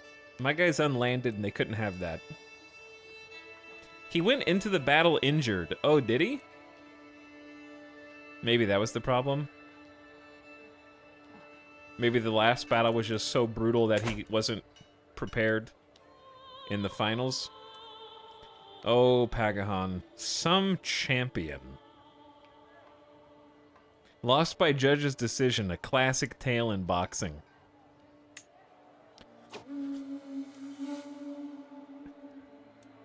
The contest in front of me is reaching a crescendo.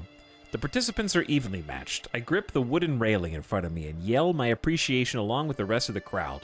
Said yell, however, swiftly turns to a strangled cry as I feel something trickling down my spine. Some sort of fluid. Something both hot and cold, somehow. I spin on my heel to find myself confronted by Ayesha, his goblet swishing with the remains of the unidentified drink currently crawling its way down my back. Now then, watch where you're going, he burbles, gesturing accusingly at me with the cup.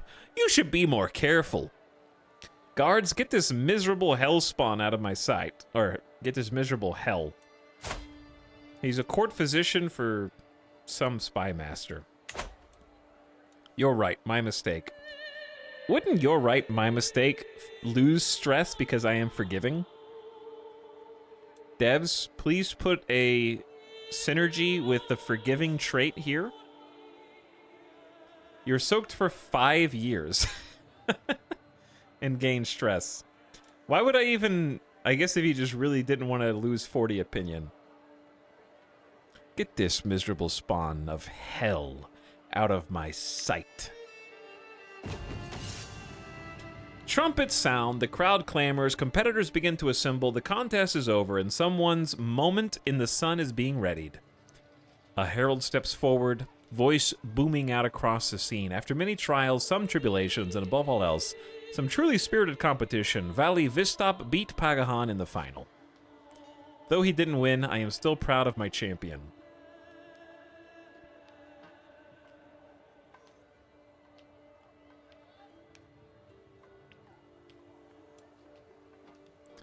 So what has happened? The winner got 150 prestige, 55 gold, and gifted duelist for 5 years.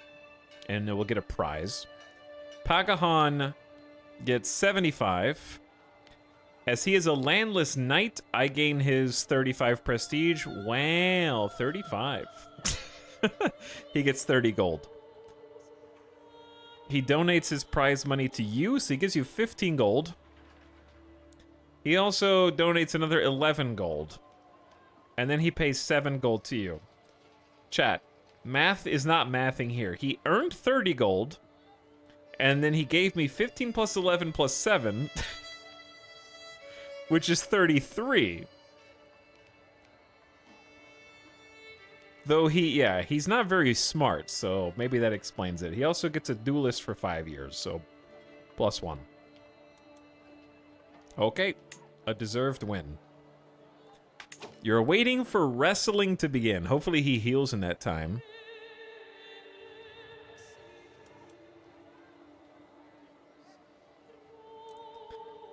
Let's try going to the tent camp. Food and drink is abundant during the tournament, to the delight of the attendees. 3 peasants in particular seem to be sharing what looks like an entire keg of violet sharba. Ah, oui. I'll get you for that, you sycophant. One sputters drunkenly, limply throwing a shoe at his neighbor. Zakaria, I'm sorry. The victim covers his face, deflecting the attack. Help me, cursed. You're on your own there, Miroslav, the last one explains, drowning an entire mug in one big gulp. They are rowdy, but I do need a knight. You lose 20 gold, 75 prestige, 3 people join your court.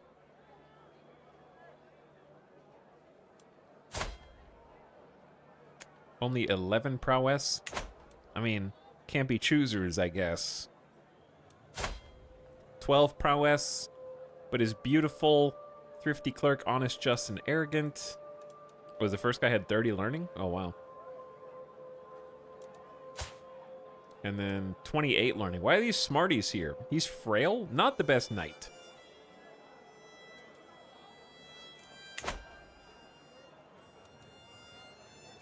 Should be trivial to rile them up. I don't know why I'm doing that. Yep. I do need knights. I guess they'll join my court. Does that mean that they're recruited, or do I have to still recruit them? I'll have to look in my court soon and see.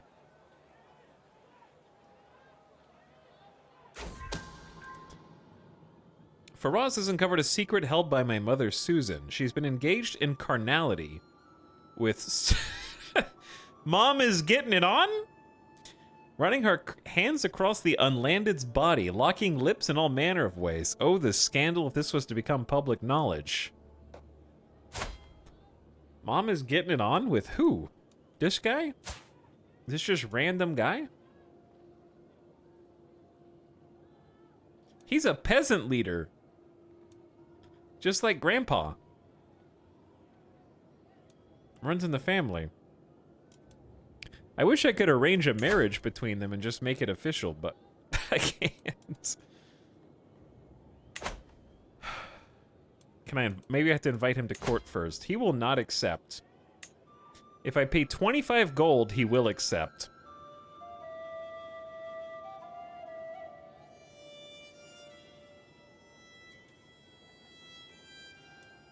I mean, that's pretty cheap for a night.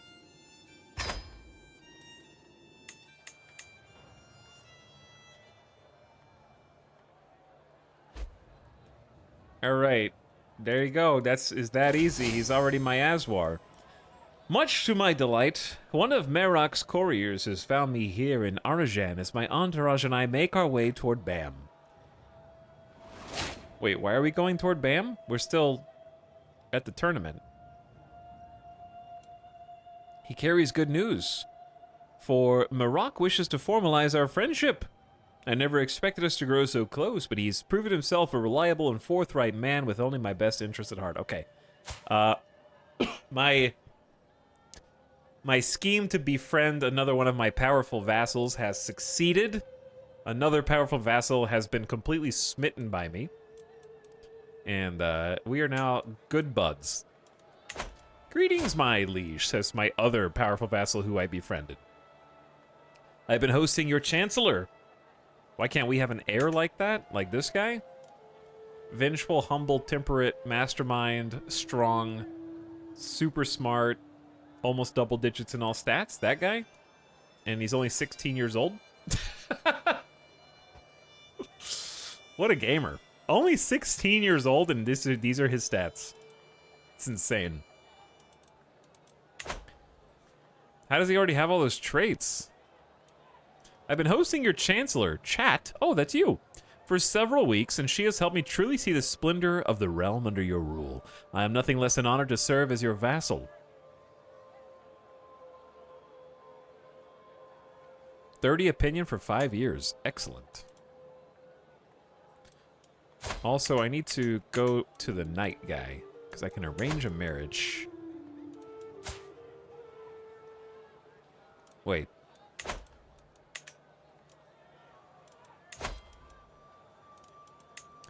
How do I find the dude? I can marry mom to her lover. I guess if I knew his name.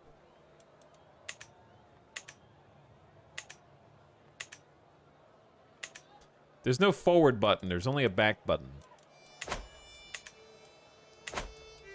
I'll find him in a minute. Let's finish this first.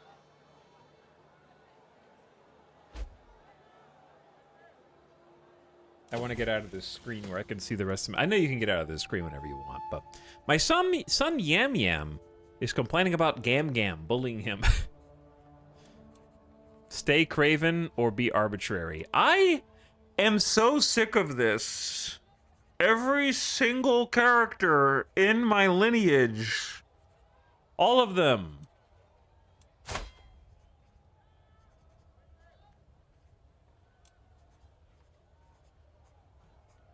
I am forgiving, so I guess stay craven and sinful. He's compassionate, lazy, and craven. The wrestling contest begins. Arrayed around the sand, shirtless contestants warm up for their bouts as the herald announces the contest's commencement. Some of the competitors rub dirt on themselves, others opt for oils, all looking for a scant advantage in the coming bout. The wrestling qualifiers have come to an end. It's clear who's going to be put forward. The varied pitches and volumes of the crowd's cheers leave no question as their favorites. Perhaps my champion Pagahan will do me proud. This is the newcomer, seeking to make a name for himself. Strong, hunchbacked individual. Come on, Pagahan! You got this. I shuffle aside to let someone by, but no sooner have I done so, they start talking. Ah, Amir Bam Bam. Fancy seeing you here. I open my mouth to respond, but Pujman is too quick. Pujman? I don't suppose you've got any favorites? Someone you think is going to take home the win? Me? I've got a good feeling about Vistop. He is a strong boy. I consider my options. I mean, it's obviously going to be Pagahan. Look at this lad. Look at this hairy lad. He's healed. He is healed. You knave. The bout between Emir Ghazi and Pagahan has been decided. Ghazi has knocked out Pagahan. My personal champion is in need of a training arc. I mean, this guy is pretty legit.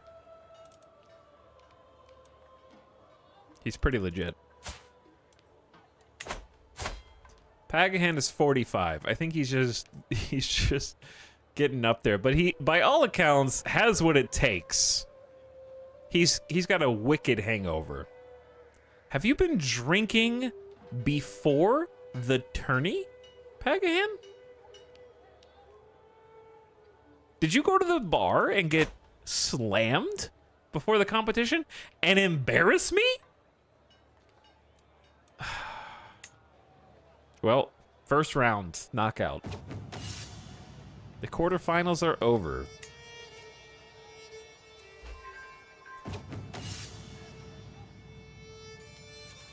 Give is out. The newcomer is in. Is this the guy that... No, this is a different guy. 29? Ghazi decisively knocked Vistap to the ground. This guy's going all the way. Final round.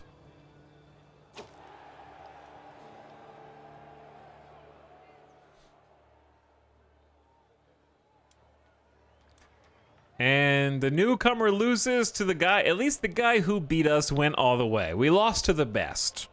He was decisively knocked to the ground. A fine contest. We get nothing. Trumpets sound, the crowd clamors, competitors begin to assemble. The contest is over and someone's moment in the sun is being readied. A herald steps forward, voice booming out across the scene. Emir Ghazi beat Konchak in the final. He's our winner. My champion hardly lived up to the name. Very true. The sun comes down on the final day of the tournament and the massed crowds begin to disperse. I find myself ruminating over the results. Emir Ghazi was an indomitable opponent as they took first place in wrestling. I was unable to find any good candidates to join the ranks of my knights. I look forward to the next one.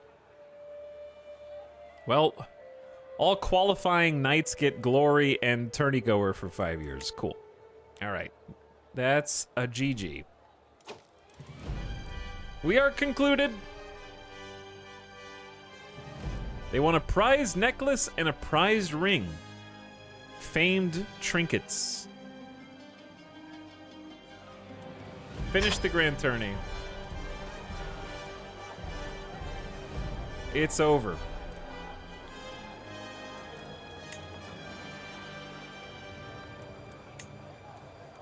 So this dude joined our court.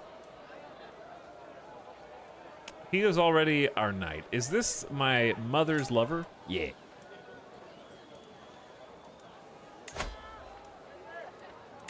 I might have... Yeah, hold on.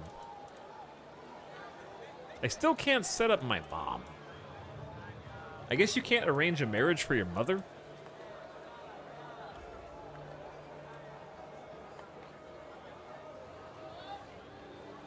Oh, the fertility. Ah, you're right, you're right. She'll lose 300 prestige. She's got enough to go around. She's got enough. She's too shy to do this herself. No secret lovers in my household. We've got a new stepdad who is our age. That also helped progress unrest, which is good.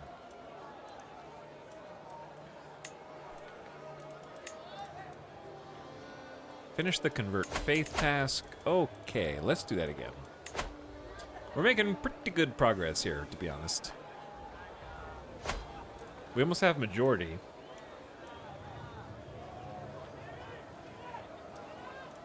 Why is everyone screaming still? Maybe I have to unpause. Ooh, they won the war, and now I think they've even gotten a little larger. Unrest phase, unrest phase. We need way more unrest phase. Supposedly we have 10 knights. Let's see. Your brother, Alama, and acclaimed knight. Yes, you are forced. You can't be an acclaimed knight if you're not a knight. So you kind of have to be. Dude, 26 prowess. Yeah, this dude's a gamer.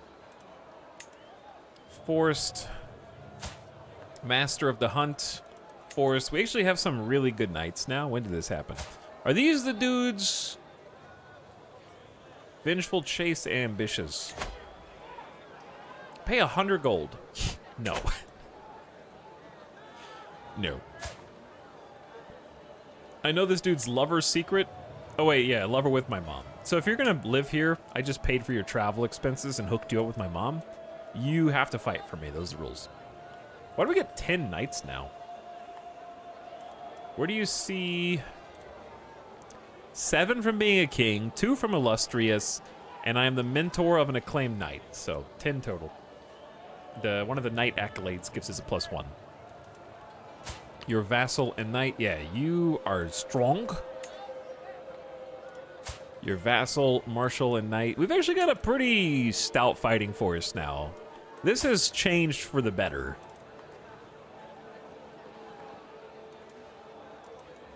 My steward. This guy's only 40 gold, but meh. Okay, yeah, no, I'm actually quite happy. Convert your new stepdad. Sure, why not?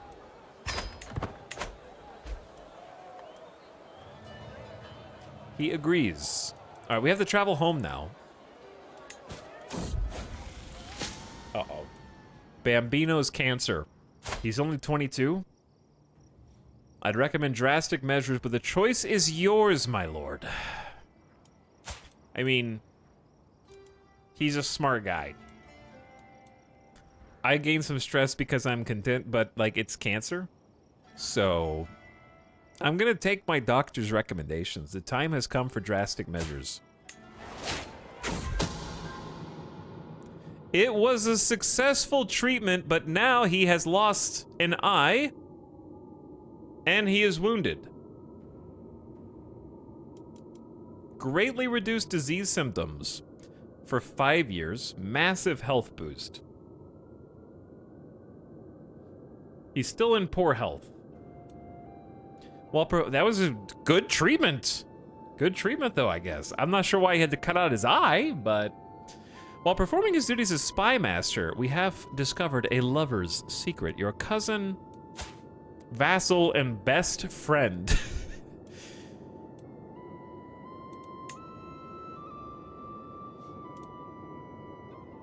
Huh.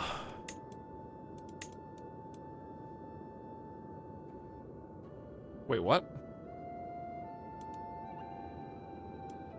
Oh, with this person. Sorry, different person. That's useful to know. 3 powerful vassals expect the council position, but guess what? 2 of them are my friend now. And that reminds me, we're not currently befriending anybody, so why don't we look at our vassals? And just start befriending the next one. You can have as many friends as you can get.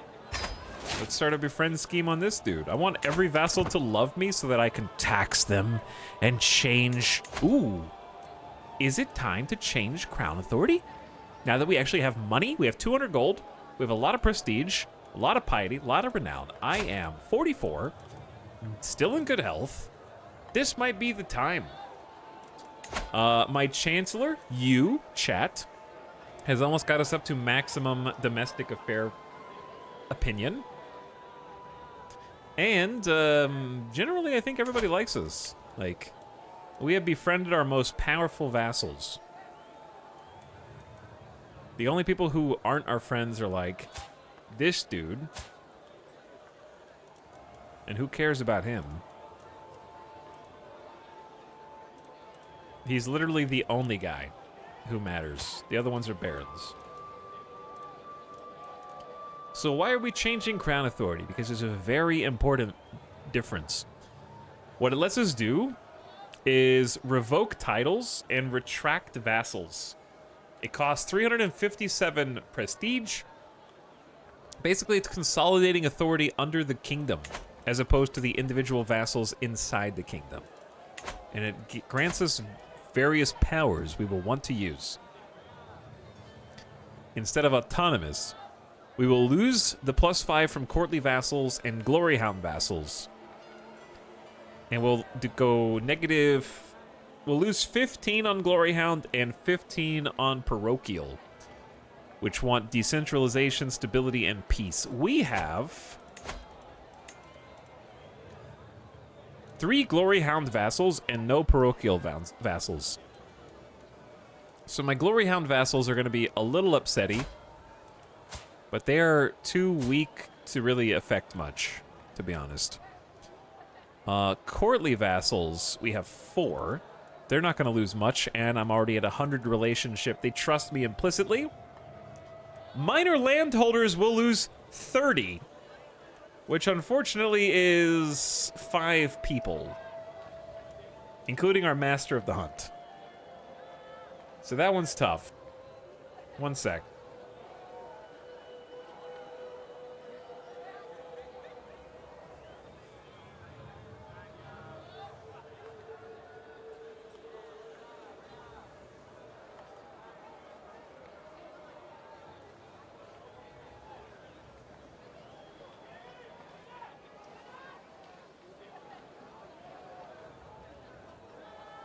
Okay. But it has to be done. These guys are tiny. It's worth doing for the additional powers, and more importantly, it advances us toward high crown authority, which is where everything truly starts to shine. You take some huge hits to opinion, but what you get is vassals cannot wage war against other vassals unless they use a hook on their leech. So it creates peace in the realm, so that if you give people titles, they will generally keep those titles. Instead of what happens now, oh, I'm going to give my family member a title. And then a generation passes and there's been a rebellion, like you can't keep track of all that. But yeah, let's go ahead and start passing. I think it's now or never. We've got everyone to like us. It's now or never. You can always move back to autonomous, but we can't change it up again until we have royal prerogative innovation.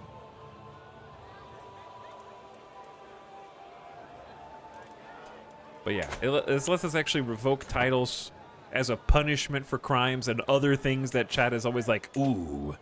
The first to suggest, there's a bad guy, take his land. Now you can actually do that. So it's kind of a huge turning point in the progression of the game.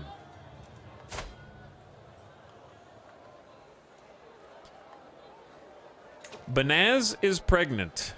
That's our intelligent new spouse. Question, where are all the people who I invited?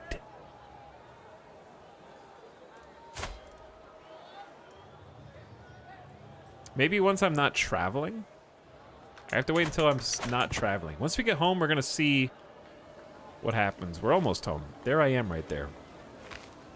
Are these new DLCs worth buying? I don't know. I got this as a review code. Depends on you, bro. Do you want to play the content that's in the DLCs? If so, then yes. If not, then no. I don't know.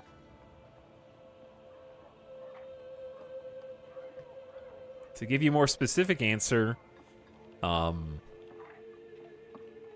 would need to know a lot more about whether you've played the game before, at all, never, a little, a lot. Are you bored? Are you new? I don't know. I have no idea who you are. I find Abdallah today looking wistful and contemplative. gazing at the people below us. I approach and rest my hand on his slumped shoulder and ask what weighs so heavy on his mind. Oh, uncle, I simply no longer connect with Mashriki culture. I feel like being an alien to my father. I feel so much more comfortable with the BAM practices I've picked up here. Who am I, Abbasid or Bamid? You are a hostage, nothing more. Of course, I'm your uncle. I'm a nice guy. Of course, you can call me uncle if you want.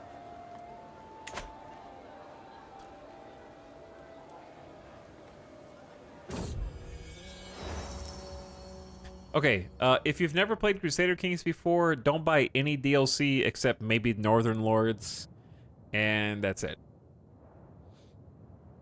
If you've played a lot of Crusader Kings and you're sort of bored of the general gameplay ebb and flow, then I would buy the Iberian DLC and play that until you get bored, and then buy the Persian DLC until you get bored.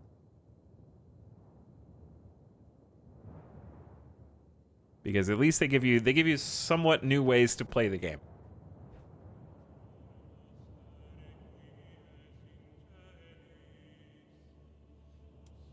I have played a lot and I play highly modded. Well, then you're already lost. If you're already playing highly modded, I don't think that there is enough dopamine in any amount of DLCs to give you what you're looking for. That's why I don't do DLCs until after I'm bored with the vanilla and DLCs. You're asking me about whether caffeine is worth it for you when you're already on coke. You know what I mean?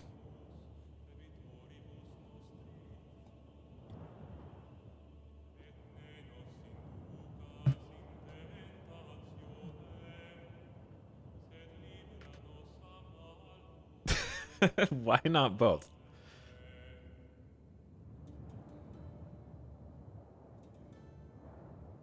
Tours and tournaments makes feasts and pilgrimage way stronger. You should never be buying a Crusader Kings DLC because it makes something stronger. Just mod it. You should be buying it because it enhances your enjoyment from your role-playing experience.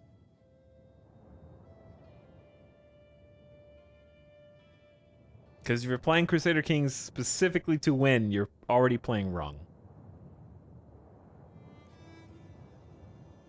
Also, I disagree that they're inherently stronger because they cost more money now. And if you're playing a rich realm, then they are stronger. And if you're playing a poor realm, then it's... We haven't done a single pilgrimage, hunt, university visit, grand wedding, grand tournament, or grand tour because we have no money. So, actually, Tours and Tournaments has made it where I do way fewer activities than I used to. Because traveling in dangerous lands is too expensive for me. And that's after almost 40 gameplay hours.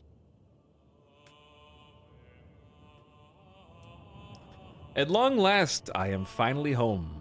There's nothing better than arriving back in BAM after a long journey. I look forward to resting for some time, but the call of the road beckons ever onward. My caravan master Susan reports that we have journeyed for 344 days and traversed 23 baronies. Regency has ended, and we gain 150 prestige. Nice. Thank you, spouse, for taking care of the realm in my absence.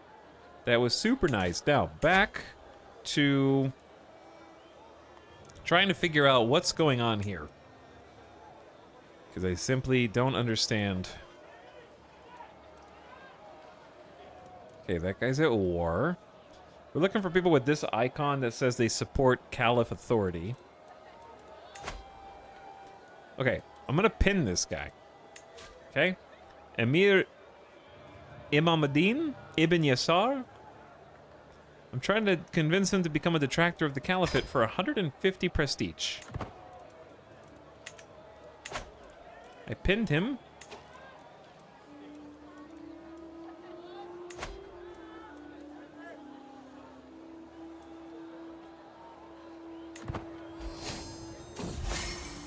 that one worked. He joined my ranks. And we got a catalyst. What happened to the other guys that I spent 1,000 points on? I think I found a huge bug, and I don't remember. I'd have to go back and watch the VOD to see what happened. I'm trying to befriend this Amir.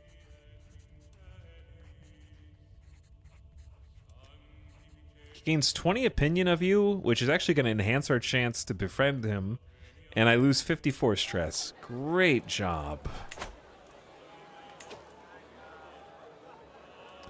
So it does work, but now it's not written as something that has happened. Important character takes the decision to become a detractor of the Caliphate. Yeah, we only got +5. Okay, so converting a character is only +5, but them choosing it is 25. Okay. So it's possible that the other ones... Wait, this one's not being marked either. But a supporter becomes a detractor. No, that's convert religiously. This is a supporter becomes a detractor, and it happened once, which is the one that we just did. I've always wanted to give this game a chance, but it's so intimidating. It's really not. This is the easiest Paradox Grand Strategy game to figure out how to play. 314. I believe in you. It's on Game Pass. If you have Game Pass, you can just download it. If you don't have or want Game Pass, it's half off on Steam right now.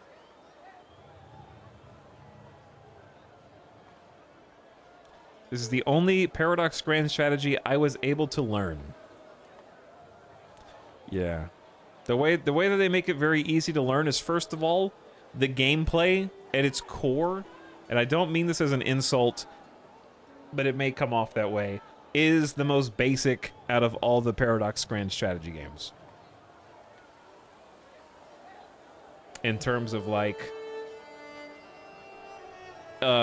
Crusader Kings has one foot in RPG, where not like a literal RPG, but like a game in which you are role-playing, and one foot in strategy game, and it can't really decide which one it wants to be, so it's kind of like half of both of them, which holds it back, in my opinion, but it's still an incredibly fun game, especially when you've never played Crusader Kings before. It's very novel, and it's very engaging, and you could easily get like 150 to 200 hours out of vanilla. But it's a game that once you figure out sort of optimal things that you can do, you can sort of solve it. But you'll get a long time out of the game where you're just figuring things out. The main way that they make it easy to learn is, even though there's a lot of stuff on screen, you just can mouse over stuff. Like, here's my character sheet, and I can be like, oh, he's a very good diplomat. Okay, but what is diplomacy? I left the mouse there. Now it is locked to the tooltip. So I can mouse over the tooltip and be like, well, diplomacy is a skill representing my ability to charm, negotiate, and persuade. It affects the opinions of others and can further schemes. What are schemes? Schemes are long-term attempts to affect another character. Some are personal, while some are hostile. Depends on people who join you as agents. What's an agent? An agent is involved in a scheme. Being an agent in a hostile scheme is a crime. Oh, what is crime in this game? And how do you punish it? So it's basically just like, the tutorial is very easy because it just follows you throughout the game, because it just depends on how much you want to read. You gotta read! If you hate reading, you're not gonna enjoy any of the Paradox games. It also has a very good tutorial. Yeah, CK3 has a good tutorial and very strong tooltips, and holds your hand as much as you want it to. And it's also quite difficult to lose. Outright. Losing is fun in this game. My last leader was assassinated, and then we started playing as this guy, and it's been awesome. Second easiest Paradox game? Probably Stellaris. Stellaris would be the second easiest.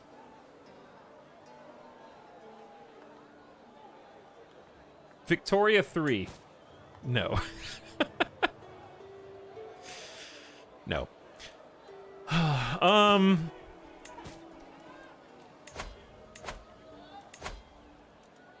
Okay, what was I doing? I don't remember. Probably just unpausing. Oh, no, I was gonna try and get more people to join me. Man, I can't believe we lost like 150 prestige. I mean, 1,000 prestige. Sorry, counting is hard. For no reason. That's kind of a tragic bug. We never even got an outcome. Like, we never got a yes or no. Try to find somebody else I can invite. Or maybe they did convert, because I'm seeing a lot fewer people I can try and convince. Like, this is 84%. Let's see.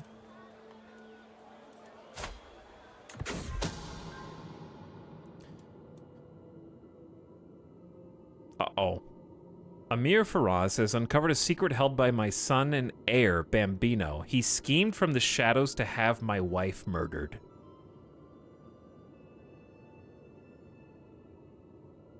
We found the culprit.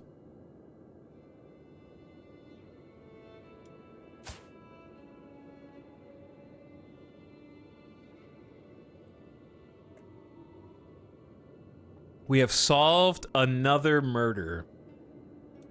Not only cruel and heartless, but dishonorable as well. It was our own family all along.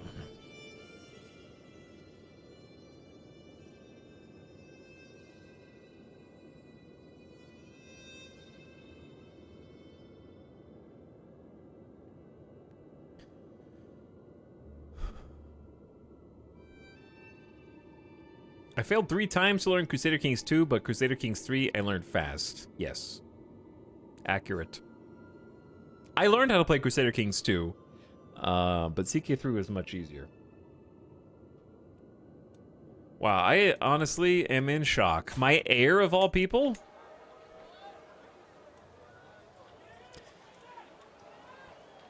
Also, where's the dude that we just...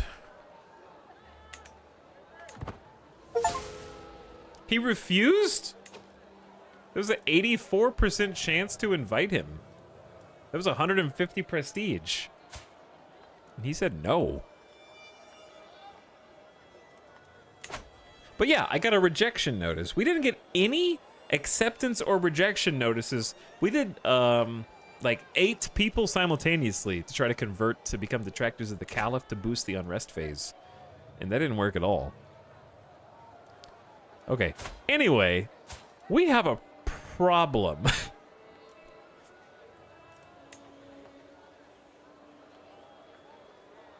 We have a potential solution, though, don't we, Chad?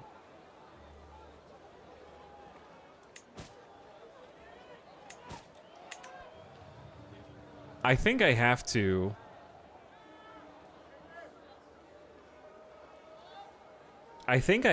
first of all, reveal his secret, and then maybe disinherit him.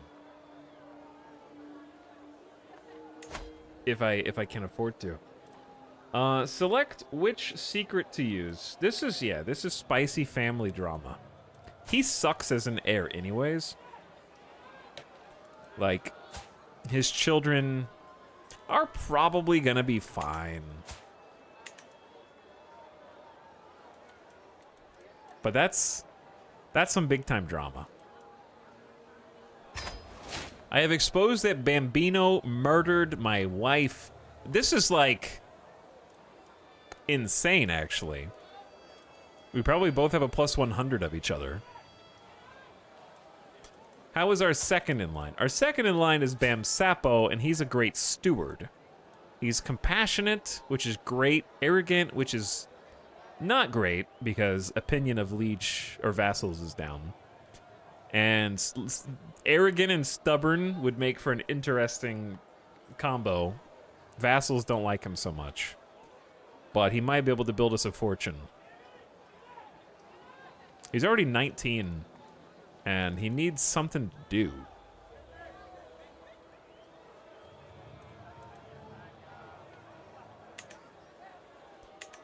All right, so how difficult is it to disinherit?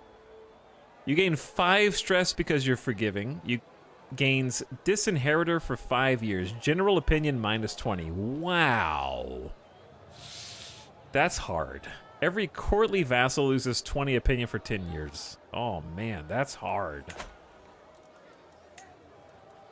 I can denounce him, which will also cost me 100. What does denouncing even do? That's positive. Even for a literal murderer. Apparently even for a literal murderer, Mary Skipper. I don't know.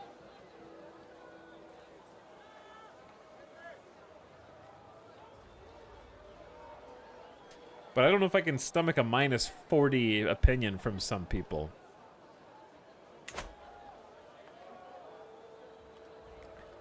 There are many people in chat who are missing the point of what I'm trying to do here. So I will explain it to you rather than make fun of you for all sort of repeating the exact same thing over and over again. I am attempting, or I was attempting, to remove Bambino from the line of succession. If I remove him from the line of succession, he's non-disputed heir. I think, but I'm not sure, I guess, that it would also therefore remove Bambina, which is his child, from succession. But I guess, because if he's not in the line of succession, it only connects to his daughter through him. So it should remove his offspring from succession as well. Which I guess you could argue she's being punished for the sins of her father. And that's why it would be a problem. So I'm probably just going... I think the forgiving aspect of me would say just imprison him and then let his daughter inherit. We're going to have a regent.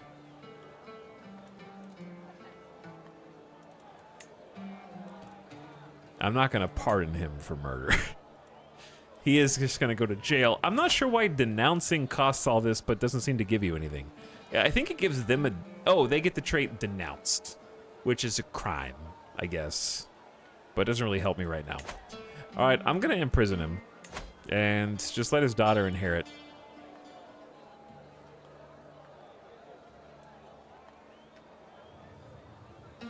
I am not a tyrant because he is a known criminal.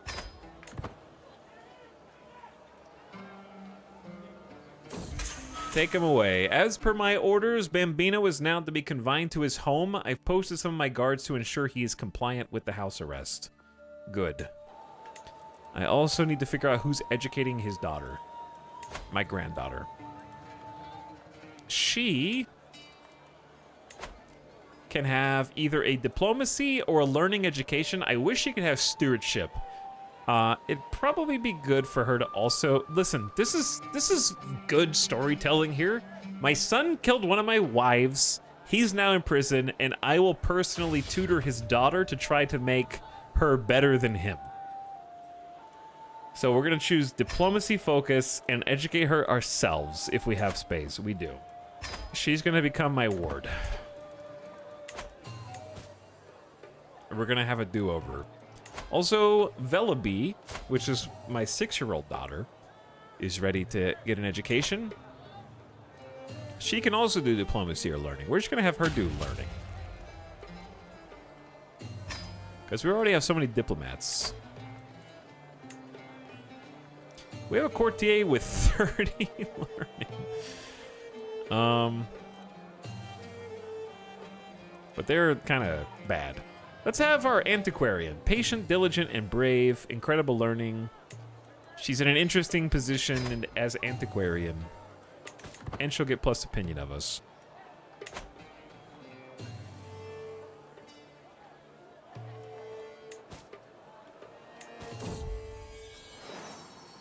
My cat Chunky. Two copper eyes follow me as I cross the hallway, and a small meow breaks the silence as Chunky pounces for my ankle. She may be young, but she is nonetheless ferocious. As she prances away, I see she left me a gleaming gift where she had been hiding. Thank you, fair lady. 2 gold. Okay, thank you.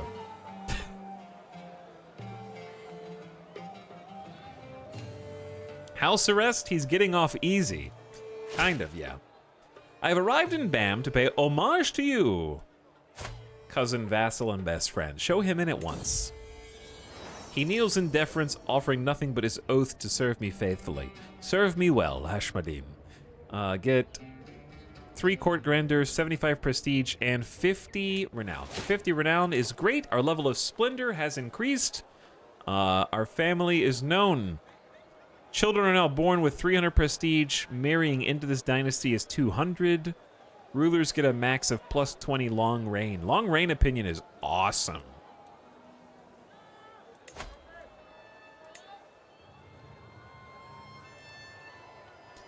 We might, yeah, we have a long reign plus 8 right now. So that's moving up in the right direction. And that can go up to a plus 20, which is huge. We finally hit, like, true stability through befriending all of our vassals.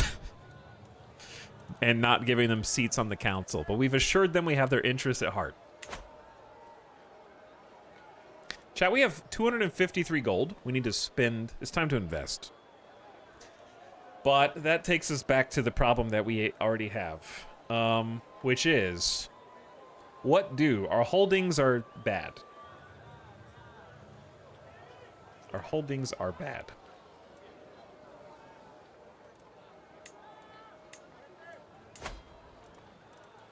I'm just looking at this. Okay, yeah. Just making sure.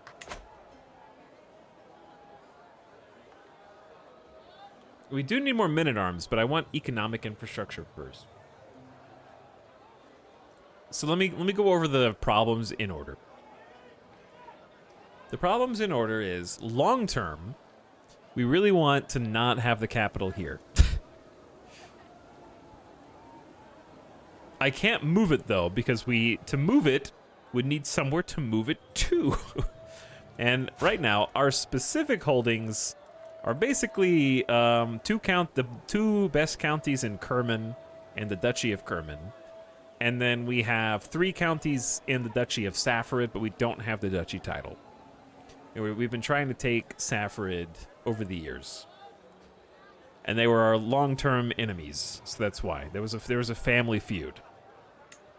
And we're establishing dominance. So my holdings are sort of like, if you look, you can see these 3 are highlighted.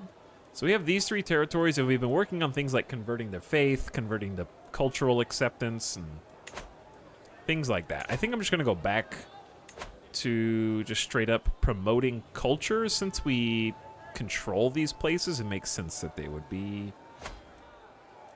actually BAM culture. What's the de jure capital of the kingdom? That's a good question. I'm pretty sure it's up here where the original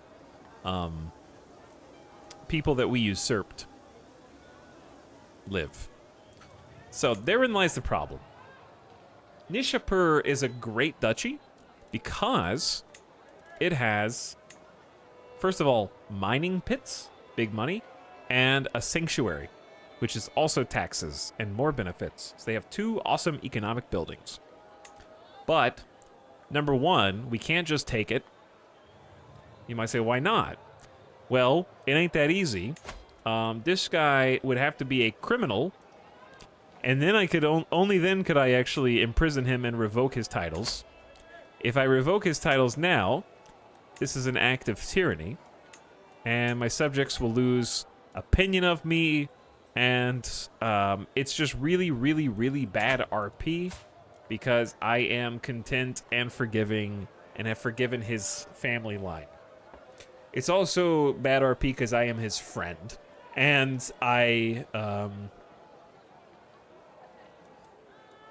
he's also got double virtues. He's kind of an awesome guy. Yeah.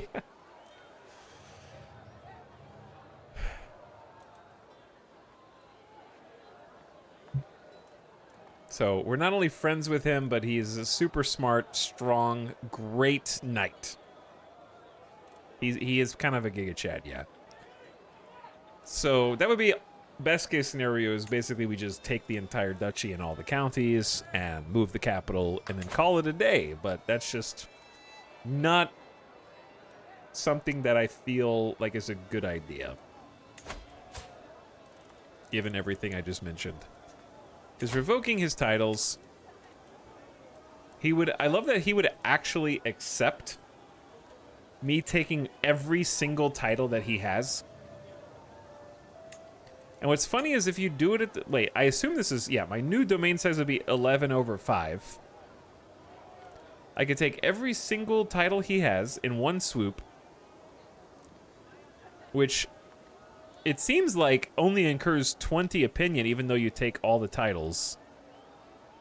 The cultural acceptance decreases. He gets a pressed claim, loses 80 opinion of you for 10 years, revoked my title, and won't decline, is guaranteed. So he'd basically have to be a criminal. And even then, we are very forgiving and content. So it's tough to do. But the reason that he would accept is because he freaking loves me. We also have a plus 50 because even he knows that he's in the de jure capital of the kingdom and we hold the kingdom title. So he's sort of just continuing to rule his duchy by our good graces, and he knows it. My personality is a plus 45, and my military strength is a plus 20.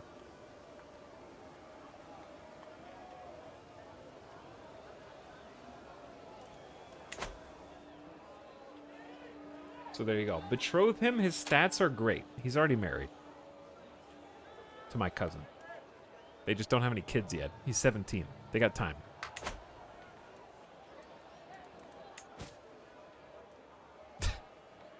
There's the classic peep arrive. Murder? We could kill his family. Wow, Chemo, are you saying that you can assassinate people in this game? Does assassinating solve all problems? What if I told you that the line of succession is him, then this courtier, then his mother, then this wandering gracious atheist, then someone else's mother? Just kill all of them. And we don't even know if we're even in the line of succession. Just murder everyone until no one else exists that can possibly take the title.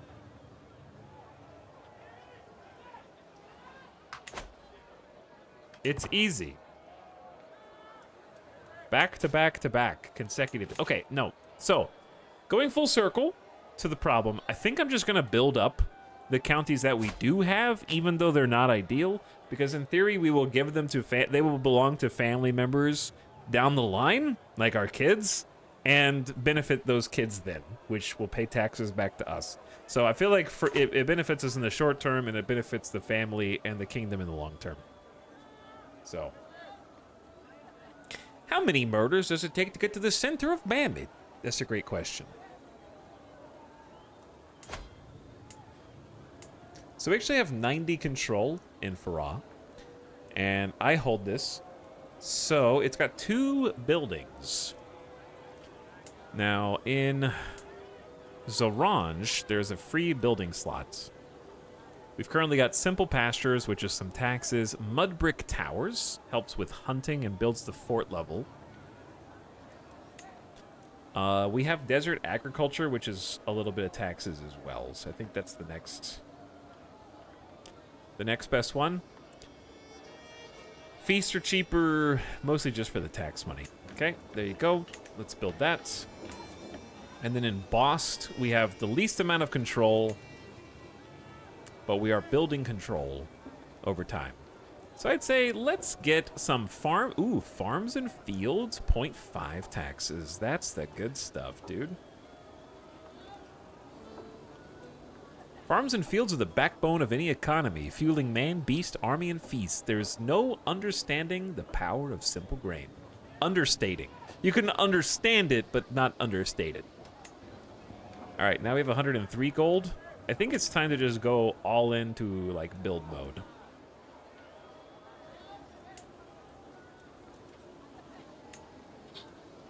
Maybe we upgrade this Yakshal as well.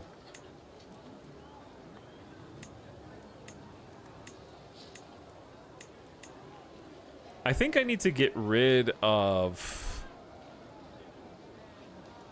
I need to exchange... We really need to build the fort level of Bam. It's a fort level 2. I guess I could just save up. Ooh, it's much cheaper to upgrade the castle. Oh. Yeah, let's save up for that. Okay. Let's just build the 2 buildings we already queued up. And then we'll upgrade the castle of Bam. Because that's taxes and fort level. It's good stuff. Hey, my son. You've already been in prison for 3 months? How you doing in here? Chat, what happens if I die while my heir is in jail? Despite our best efforts, my agents have yet to uncover secrets, but I still think there's something going on. I mean, you found out my son was a murderer, so keep looking, dude. Crypto Imami. Ah, it's just another non-believer's secret faith. We've been force converting a lot of people. So they have there's a bunch of secret faiths here.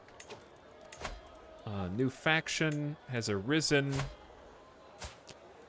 We could befriend another individual. Wait, we're already befriending an individual.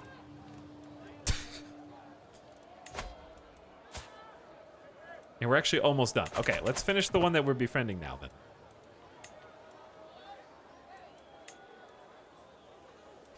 Jam's more likely to get a good education. Banaz presents me with a perfect little son. This is my 12th child? I've run out of Bam and Vam and Ham. Have we done a Ham? Is there a Ham in our family line?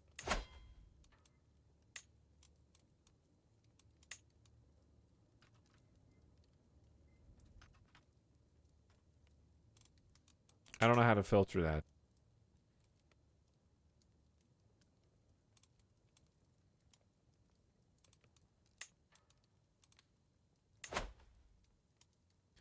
Chat, where is Ham?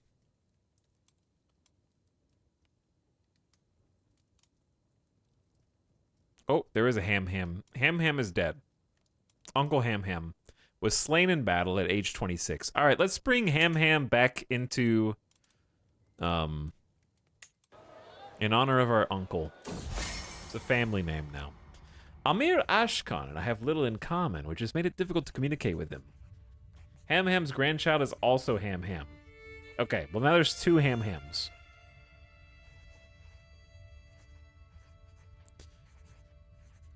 The subject deserves as much study as I can afford. I could teach myself enough to carry a conversation on the intricacies of the realm's various feudal contracts. We're clan government, not feudal, but that's okay. You gain stewardship study for 5 years. That's a good one. And make it easier to befriend. Is there room in the world for 2 Hams? Okay, fine. I'll change Ham's name because it's going to bother me that there's a second one that lives at this exact same time. How do I change their name? Oh, wait, I can't. Yes, I can. No, I can't. Can I? I don't... I think that's just who they are now. Oh well.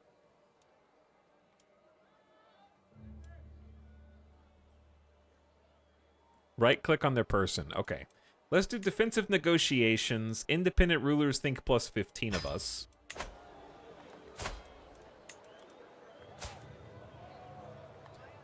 Oh, yeah. What is in a name? I was initially fond of the name Ham, but now it seems strange to my ears. What will he think once he is all grown up? Maybe I should change it to something better.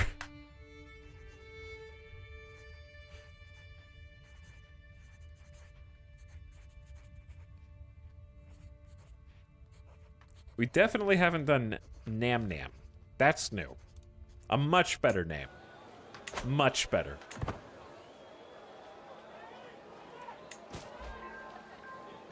You can negotiate alliances with people inside the realm. Don't care. You can exchange hostages with your vassal. Oh yeah, I forgot about this nerd.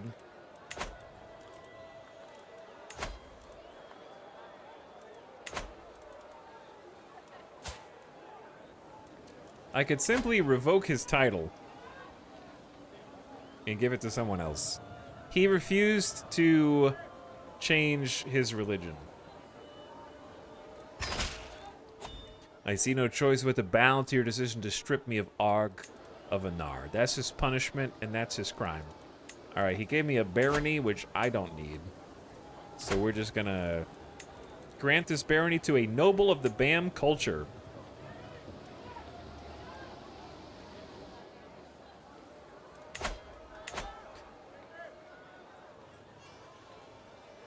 Mapstream. Hello, Yapsilon. What's up? New mosques established. Religious construction for 5 years. Oh, I remember what I need to do. We need to check. Are you guys at war? No. Offer vassalage. Ah, it's so close. Different faith is a -40. So, it says contract will start with these, but their contract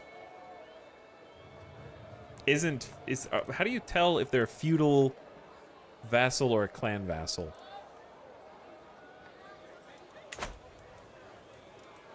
It's probably like government type. Eh, they are feudal. They are. That would be our only feudal vassal. They're real close to accepting. That's going to be my next... I was going to do our angry vassal, but I really need to vassalize this guy.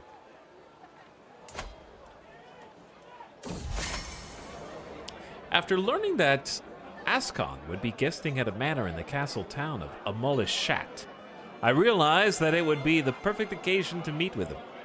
I was seated next to him by request for the duration of the dinner, and we both had a great time. I was surprised at how much we had to talk about. In your scheme to befriend, he grows closer to forming a friendship with you. Wait, we didn't become... Did I fail? Oh. It was like, kind of successful, but we're not actually friends. We're friendly. I guess.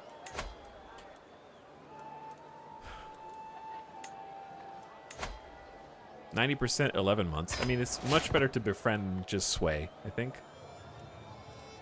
Friendly zoned. Friendly zone. But yeah, we could peacefully, like, vassalize this dude and get 2 counties without even going to war. And the reason that we can do that is because this area is... my mother Susan died! Oh, she died of old age at age 64? Susan is dead. She was with us for so long. We even got her married at the end of her life. With her lover. She was awesome. Good on her for not being murdered. True. Good on her for not being murdered. Wasn't she a tax collector?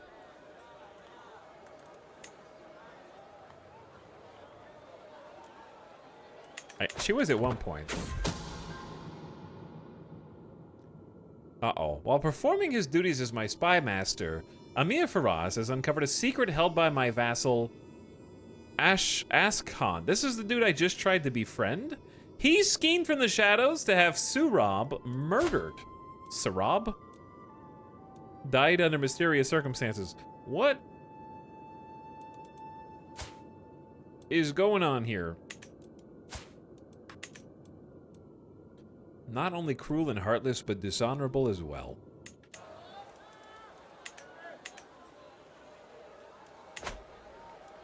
We were finding so many murder secrets. We were trying to befriend a murderer the whole time. Don't just forget the fact that my father was a murderer. I don't know that.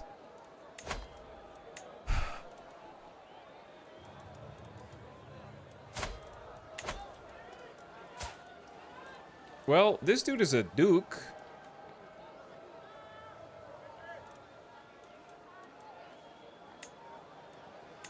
He has a lot of territory.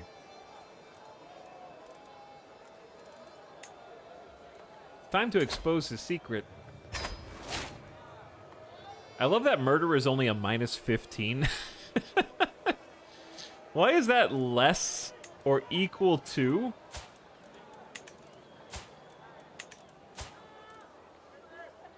Why is that less than being arbitrary? Is murder not a sin?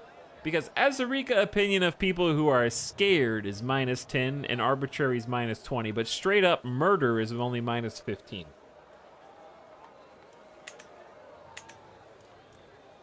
Explain. Murder has the same penalty as gout. Oh. Well. He has a feudal contract with protected title revocation. I also cannot imprison him because this is an act of tyranny. Wait, what? We just imprisoned my son for murder. Why is this an act of tyranny?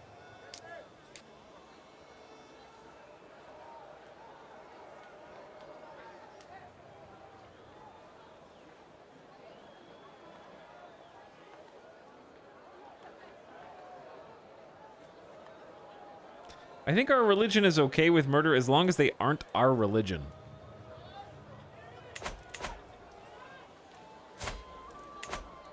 Did you just make that up?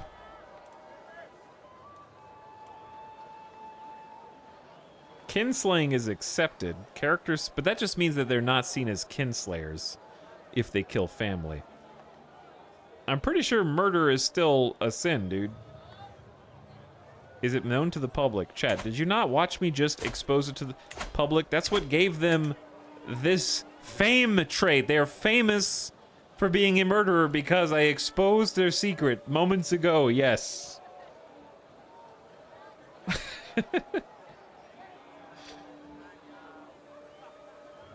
They don't have the criminal tag for reasons. Yeah, I don't know, dude. This is very weird. I'm gonna Google this.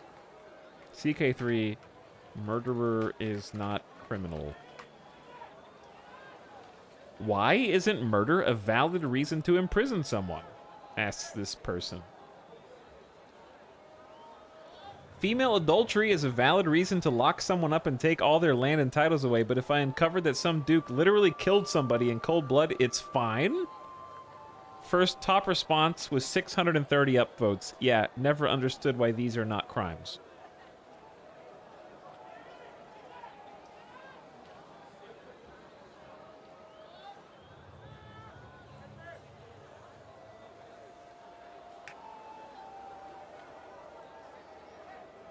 I don't know. No one knows. Everyone's confused. Make it make sense. I don't know, chat. If I could ask Paradox one question about Crusader Kings 3, it would be, why is murder not a crime? You imprisoned your brother for exactly the same thing. Yeah, I don't know.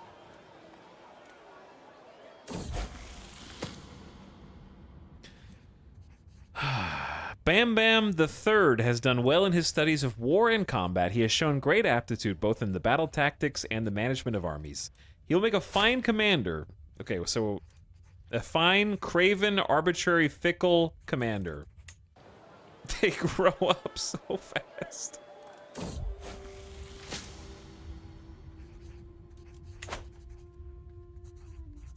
The time has come to treat your gout. Do no more than what is necessary. Khalid presented me with the charred carcass of a cat. Oh my god. And prompted me to dig in. Are the devs really forcing me to eat a cat right now with no option to say no?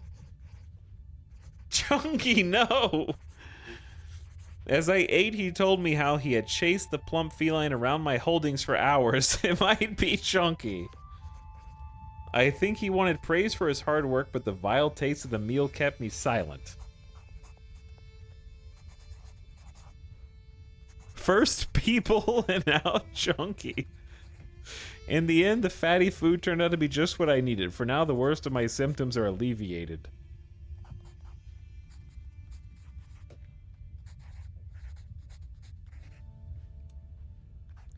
Reduced disease symptoms for 5 years. I can't believe they force you to eat a cat. My restaurant is cooking my food in peanut oil despite my peanut allergies.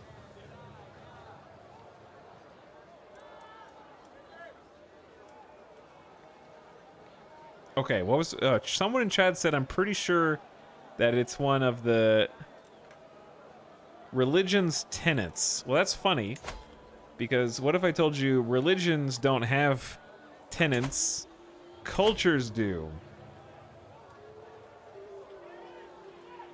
Or wait, did I get that backwards? No, it is a tenet. You're right, you're right. I'm stupid. But yeah, I was thinking maybe it was like a cultural thing. It's this one? Faiths have tenets. Fool? How can I be the fool when you were the non-sub? And also, how can I be the fool when your first comment ever, Diddley, is I respect Etal's decision, quote, unquote?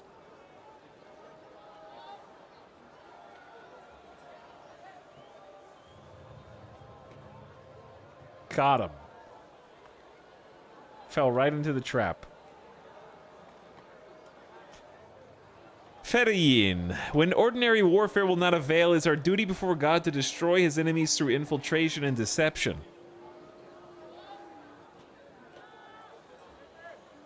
No piety lost for killing characters of a different faith through the murder scheme. So maybe they were just a different faith.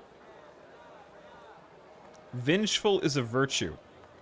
Craven, that's why Craven is a sin. It is our duty before God to destroy his enemies through infiltration and deception. We must fear neither death nor pain and eagerly lay down our lives for a greater cause. Piety lost doesn't mean not a crime.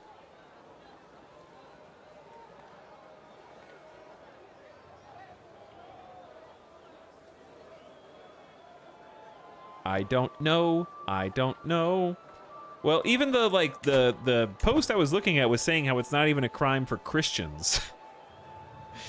If you catch someone murdering and you expose them, it doesn't count as a crime, even if you have a Christian religion.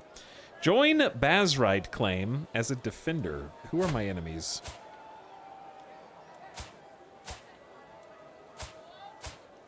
I accept. To war!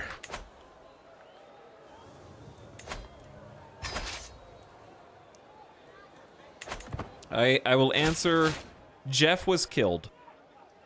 My hostage was executed.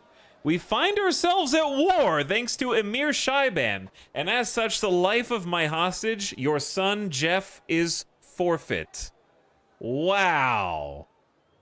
That's the whole point of hostages, sir. Now we're gonna have a problem. How could he? Jeff was killed? Jeff Bammett's close family members and spouses for 30 years lose 50 opinion. All Dynasty members lose 20 opinion. Jeff has been murdered. I had so many hopes for you, my sweetest child. All the things you would learn, experience, and do. There were so many possibilities, a whole life to live. Maybe you would have children of your own one day, but now none of those things will ever come to be. Rest in peace, little Jeff. Okay, well. As much as it pains me to do, because I am content and forgiving.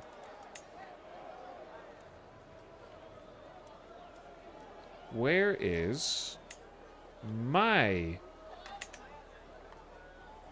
prisoner? Because the whole thing about exchanging wards is we have a ward too. Under courtiers? I know that they're being taught. Oh, there we go.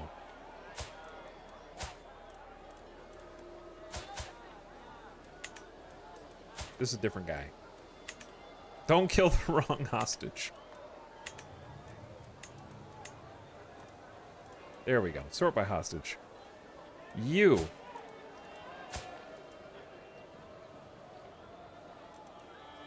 Is this the one we were starting to convert? Here's the thing about this. Do you just imprison them and then kill them in prison? All subjects will lose 20 opinion. Here's my question. How did... Chat, if I said no to the war, I would lose 350... Like, okay, here's the thing. It's not my fault that this dude declared war on my ally, who it is public knowledge that we have an alliance, okay? My ally is fighting in a defensive war against an offensive war, okay? And this dude is the offender. So he declared war on my ally and then invited his ally, which is the Twelver Imamate. That's who we have hostages with. That guy could have said no to joining the war first, and somehow it's my responsibility to be like, oh, he joined the war before me? I guess I will stay out. I guess we can just keep him in your court forever. I guess so. This is another reason I never do hostages. They never return them either if you're stronger.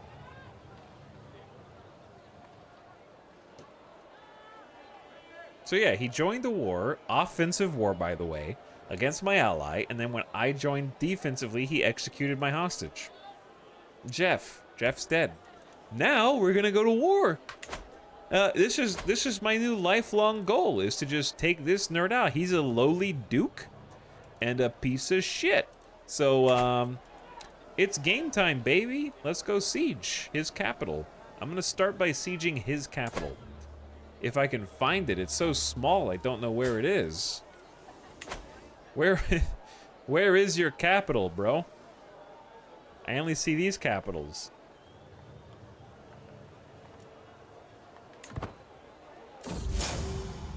My friend's enemy. Events conspire against my hostage, Imam Hassan's son, Abdallah. Though I took his into my court. Hold on. Is this a chat? Is this event from Wards and Wardens? It has to be. There's another typo. There's another one. Though I took his into my court with honorable intentions, I have other obligations to uphold in Emir Imamuddin's claim war. Peace with Twelver Imamate was my aim, but there was no longer anything to be done. Mercy might maintain a degree of trust, but then again, all is fair in times of war.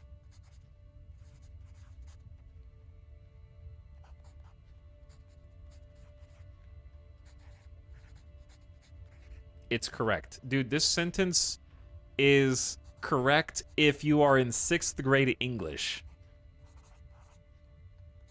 Okay?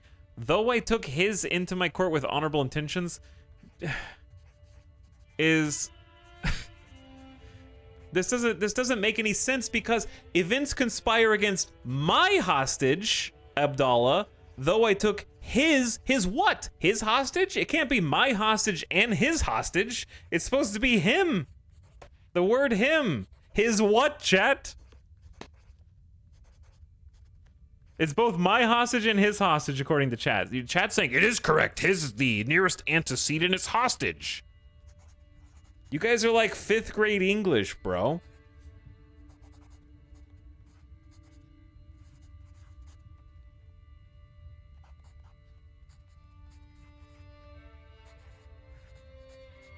Circles unclear, please fix.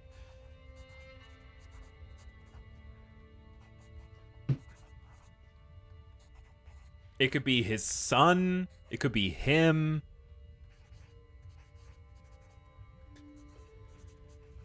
Whatever. Anyways. The situation has changed, or this is between Imamuddin and Hassan. You gain 10 dread. You get stressed because you're forgiving. Kill the hostage. His close family members fear you. It's fine, though inelegant. Wrong. Chat is sitting here being like, it's fine. I'm not going to explain anything else. It's fine. Whatever. I don't care. I can't explain how grammatically it's fine, but it's fine. That's your voice now.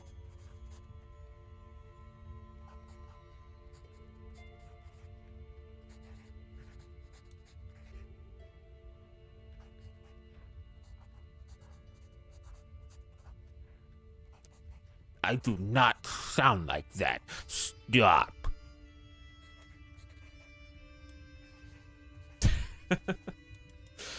This is between Imam Adine and Hassan. Are these the two people, like, at war? I think that, because he is... He considers himself BAM culture, calls me uncle, and is forgiving like I am, I think I wouldn't kill him.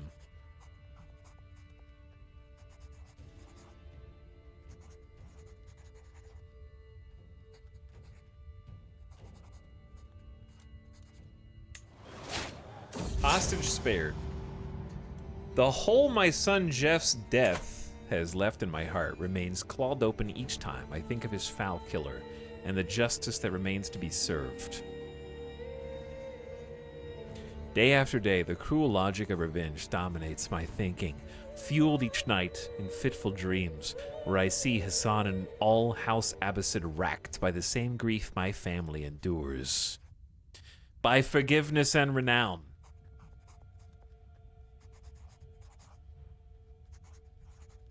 Caliph Abdallah becomes your rival. Wait. Oh, this is House Abbasid. Oh, spicy. I can start a feud against House Abbasid, and the Caliph becomes your rival. We're a detractor anyways. You lose 25 opinion, but you gain stress. Gain house feud. The house is having a running feud with a rival family. Hostile schemes against the target house will be slightly more likely to succeed. Hassan won't get away with this. If he becomes your rival, nothing can bring back Jeff. Nothing can bring back Jeff.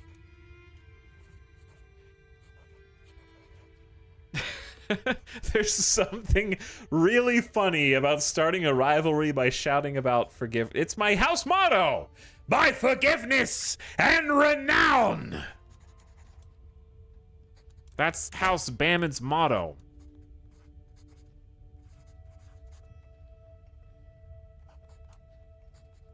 It's not the best motto.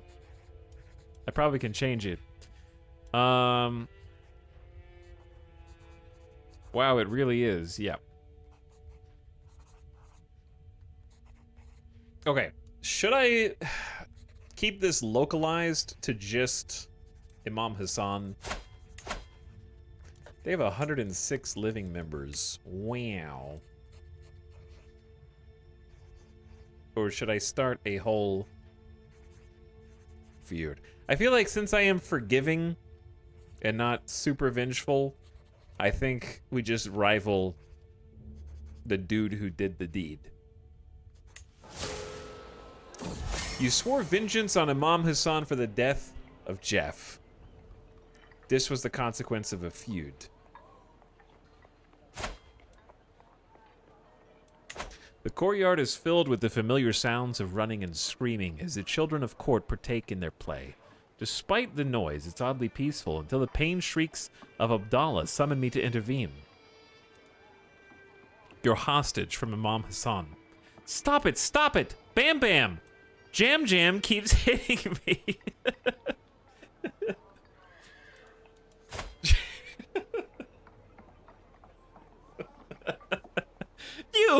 You killed my brother! You are the reason Jeff died! Jam Jam should stop being a bully. Abdallah will be more likely to be loyal to you when he becomes an adult. You grow closer to forming a rivalry with your son Jam Jam. I don't care. Encourage Abdallah to defend himself. 50% he'll be more or less likely. Listen, Jam Jam should stop being a bully.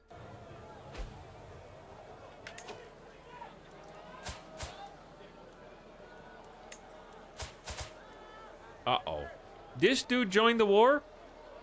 Don't we have his hostage? Or did I release them when they came of age?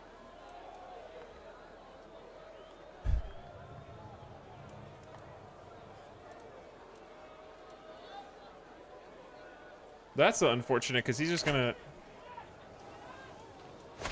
Alright, let's all go here and group up.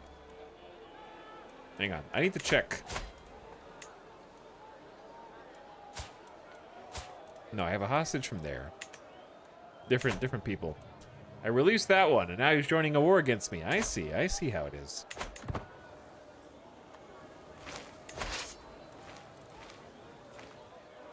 Well, this got really spicy all of a sudden, huh?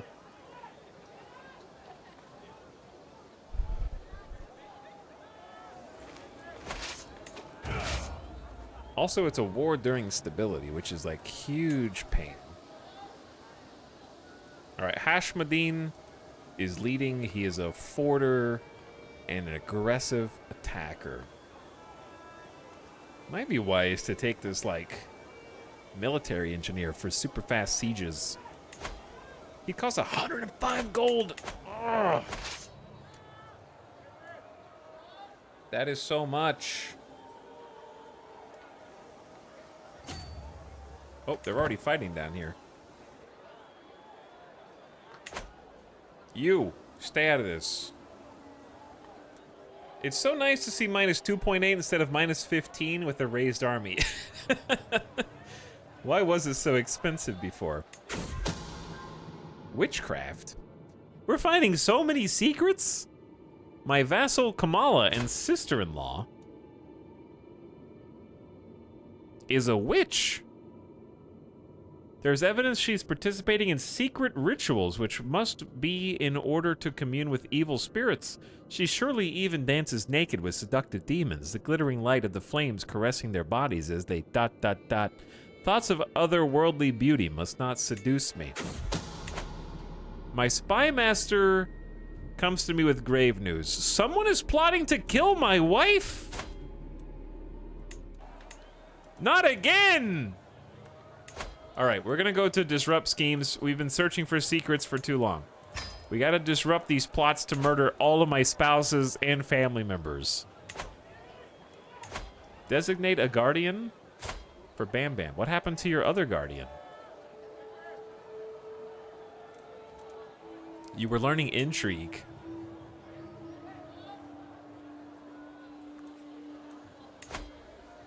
I thought my spy master was teaching you. Was he not?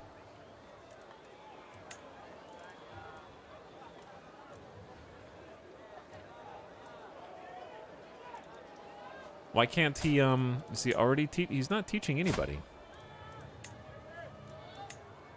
He didn't show up on the other list.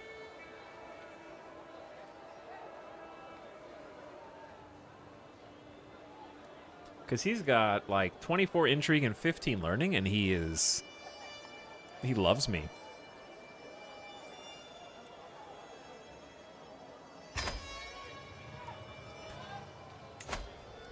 Designate a guardian. Did I? Okay, well, yeah, that's what I just did. I think the other list was your court. He's a vassal. Well, that's odd, right? Normally it shows everybody. I guess it doesn't. Maybe it doesn't. I thought it did, though, but I guess not. Okay, sorry.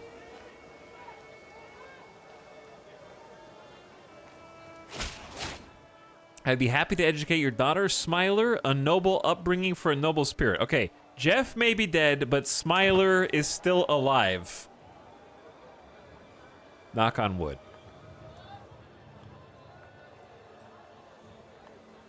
I can't believe they executed Jeff. Jeff got banned by Imam Hassan.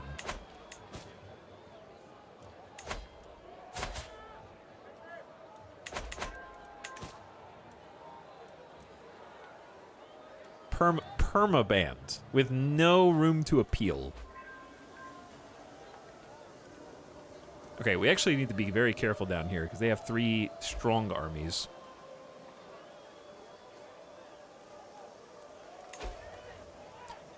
Wham Wham has died. Uncle Wham Wham died of old age at age 67.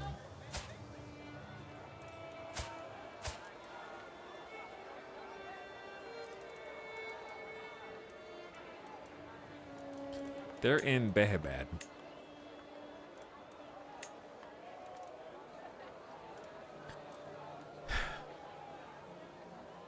Uncle Wham Wham was the one that we thought may have killed some family members, but we were never able to prove it.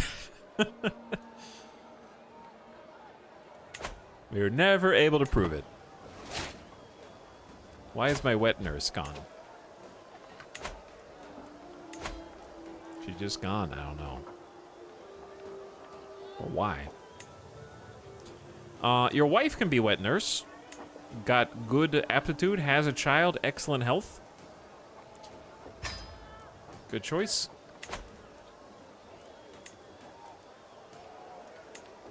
I like how when there's these events, it's like child benefits from spouse's tutelage. Those are cool because like, oh look, something happened because of my family members. I kind of wish that would also happen when you got an education, like, or an illness, right?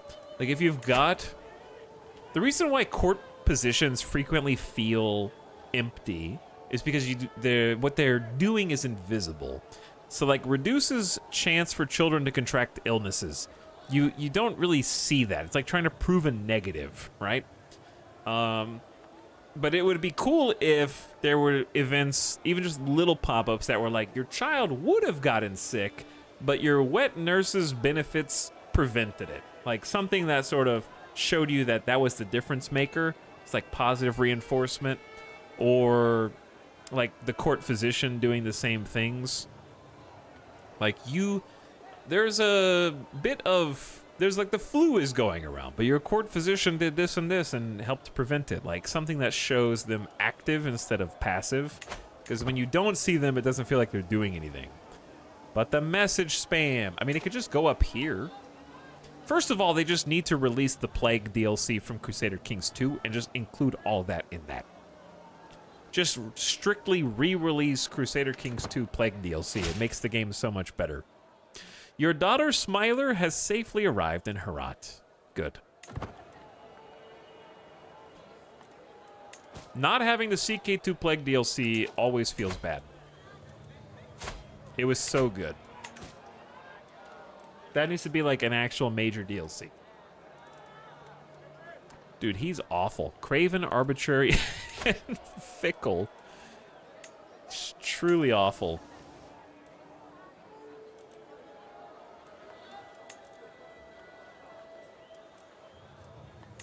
You know what? I don't care about alliance power. We're gonna do sum of all skills.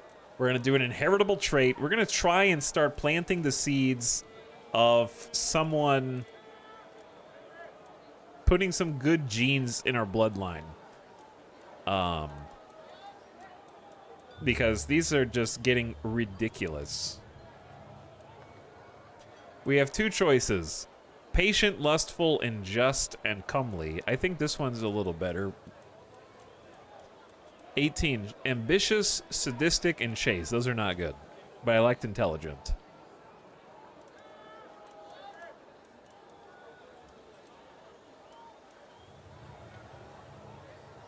I mean, honestly, patient, lustful, just is fine. Comely's fine. 16 stewardship's fine. They're the same age. No alliances. Just do it. Demand conversion. She will accept.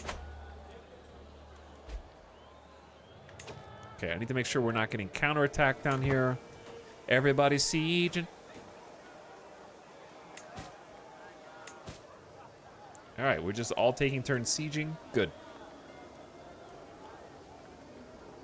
Absolutely felt like the apocalypse when the plague came for an extended visit in CK2. Yeah, it's so good. I never played Republics in CK2, so I don't have the same nostalgia for it that a lot of other people have. Chat, I'm about to ruin this dude's whole career.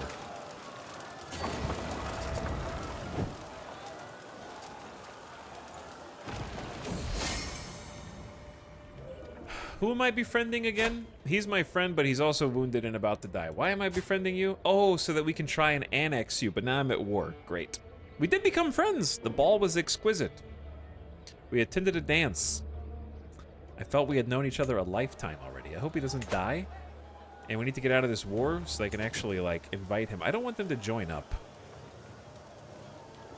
Uh-oh. Is this what's happening? Uh-oh. Are you gonna split the forces?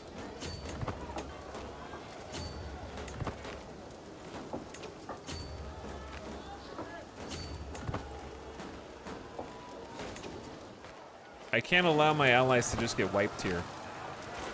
Uh-oh. You will lose decisively. We're not gonna get there in time.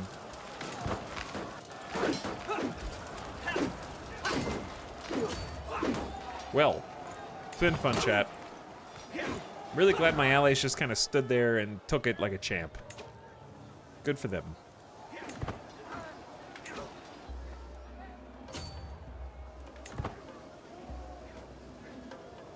I'm gonna get a head start. How are we winning? Wait, did they win?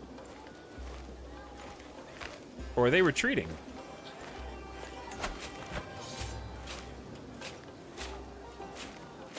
Who won? Yeah, they're retreating. How are we at plus 49%? Because they finished the siege of the capital.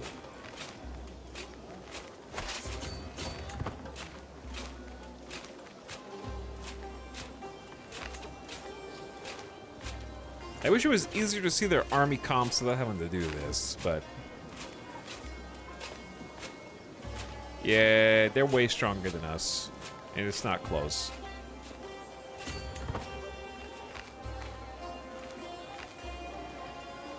Now they're chasing them back to the capital.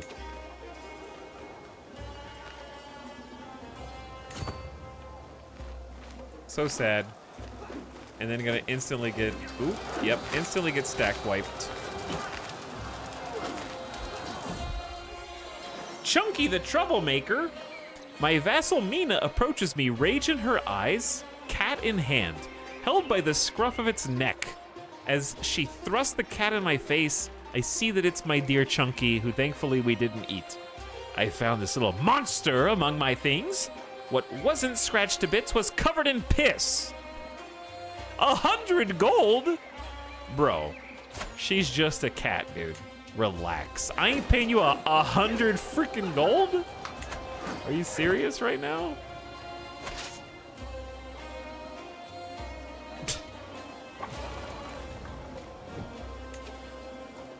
Is it possible? No, there's way too many dudes. Can I call any allies into this? No. I can vassalize him, but he won't accept. What? But he's my friend. Start a sway scheme. I don't want to give him a... I want to get the good contract.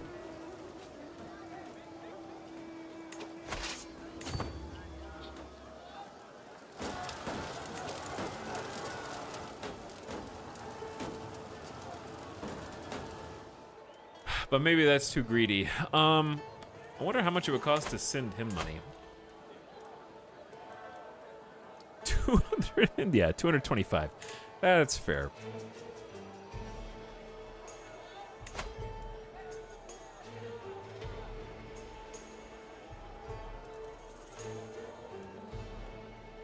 What if I offer a ward?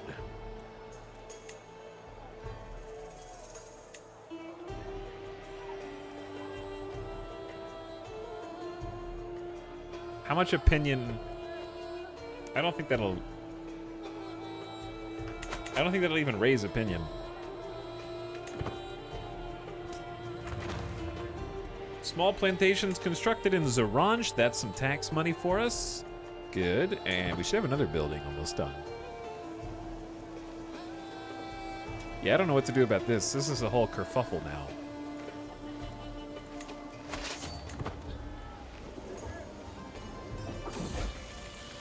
Yam Yam has become an adult. He's always had a way with words.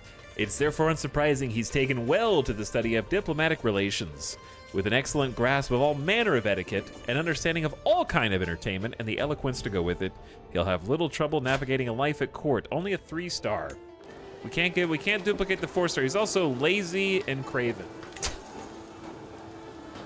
Awesome. Well, you know what? If you guys are just gonna chill up there, I'm gonna go back to sieging this. 221 casualties. Oh no, we're locked in. Well, I hate when that happens. It's so stupid.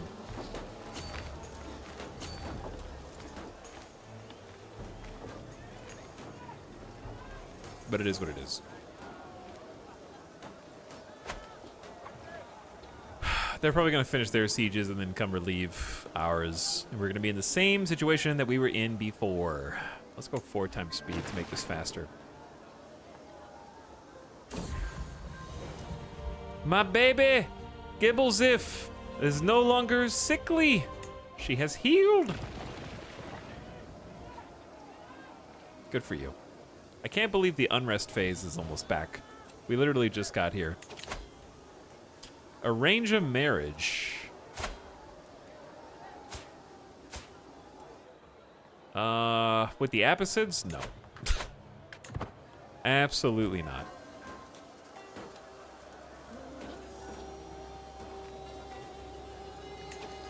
Oh, God.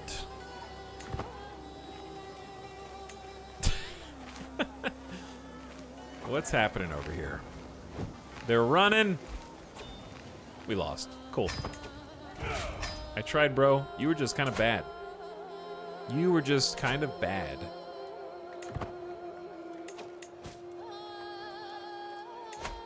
My son Yam Yam can marry. No easy choices for alliance power. Honestly, our alliances are pretty decent anyways, I guess. Let's do this again the same way we did it before. Sum of all skills. Oh wait, I still have inheritable selected.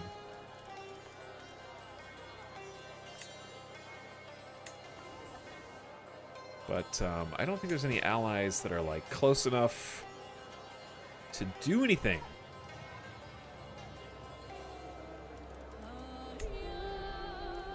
Yeah, they're quite weak.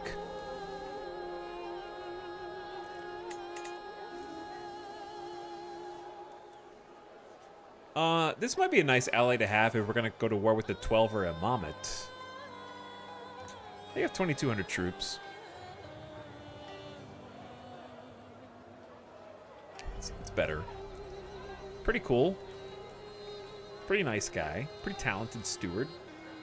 But how old? Wait, this person's 58 years old. Oh. No, I don't want my 16-year-old son to marry a 58-year-old person as their first spouse. Probably. Kind of missed that.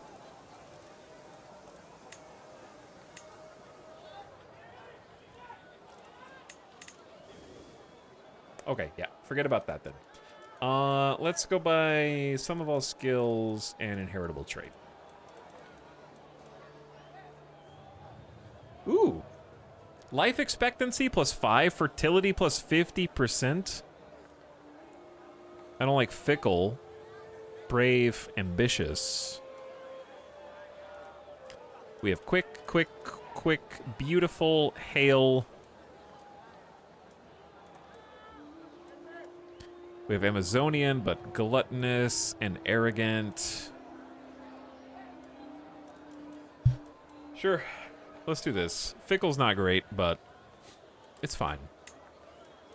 It's otherwise pretty decent. Lose a little bit of prestige. I don't want this alliance. Oh, that's actually a big downside. That's a big downside. Didn't see that.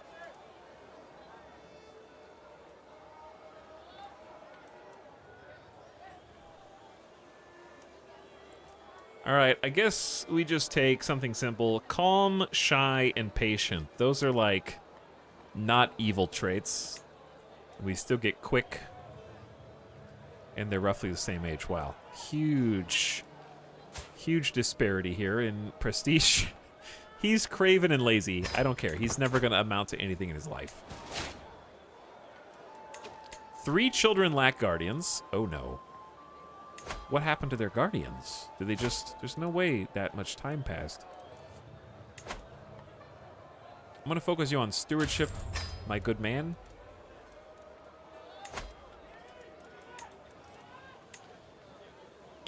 And my Seneschal will teach you. Vam Vam. We have so many kids, dude. Vam Vam, you go learning instead. We don't need multiple stewards. And then my antiquarian is already teaching one of my kids, can teach another one. And then my granddaughter Bambini, you do martial. That'll be fun.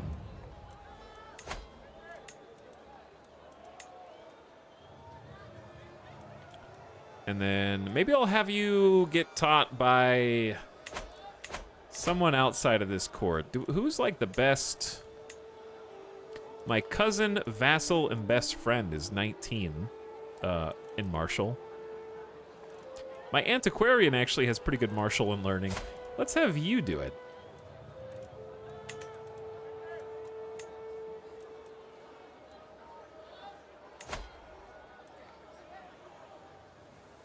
All right, how do I do this?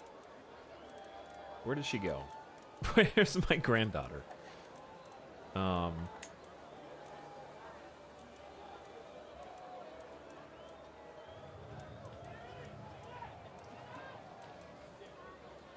I guess it's not...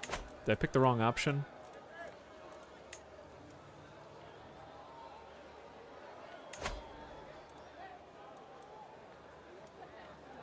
Was it Bambina? Who was it? It was Bambini. Bambini. Okay. Will he... Okay, if she's his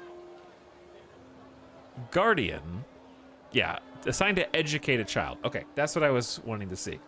Go, Bambini. Be taught. Excellent. I would be happy to educate your granddaughter. Bambini sets out for Behabad. Okay. It's all good stuff happening. The tournament cheers are still going. Oh my god. That's what's been driving me crazy this whole time.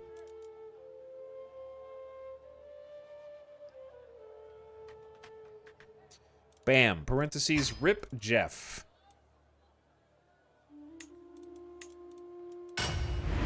That's what's been making noises the whole time. So, Tours and Tournaments is still bugged. We did literally one tour or tournament. Ah. Peaceful. Why didn't you guys say something?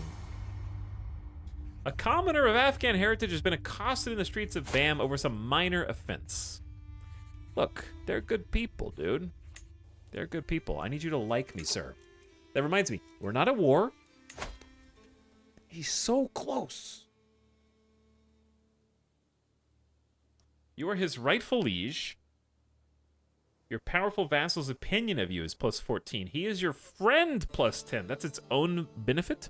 He's intimidated, but the different faith and the cultural acceptance is bad. I can still improve opinion a little bit, but I don't know if it'll be enough. I might have to do low feudal. Chat, what if he dies? He's in fine health. He shouldn't die.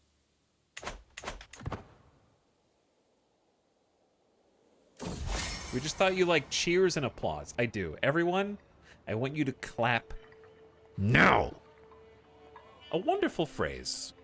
The children are once more at play in the courtyard, and today they are engaged with toy swords. Abdallah seems relentless with the other children, taking several of them at a time, besting them with ease. Among the usual screams of play, my ears suddenly perk up as he screams, "By forgiveness and renown, scum!" Okay, chat. I am going into nitpicking mode. This is not something that actually distracts me, but there is one typo. And this is a Wards and Wardens event. There should be a comma after he screams, comma, quote, "by forgiveness and renown, scum." Nitpicking. A fine phrase. I'm just saying, there's like one typo or wrong thing in 50 to 75% of the Wards and Wardens events. Abdallah will be more likely to be loyal to you when he becomes an adult. I lose 100 renown. Those words are for Bamid lips only. You lose 41 stress because you're patriarch. Dude, listen, little guy. I know that your dad killed my son, and I allowed you to stay here at court, but you're not one of us. How is this event worthy of 100 renown? I don't know, but I'm gonna take 100 renown, even if he's less loyal when he's an adult. 100 renown is a lot. Incredible. You just Theon'd that kid. What? My acquaintance Mashad is scheming against my wife? Who is this? Some dude. Throw him in jail. He is exposed as an agent in the murder against my wife. Imprison him. Everyone who's trying to kill my wives is going to jail. My son has been in house arrest for 2 years. Still has cancer, by the way. We have a dangerous faction with too many members who can send an ultimatum in 10 months. We need to immediately fix that. I will challenge him to a board game.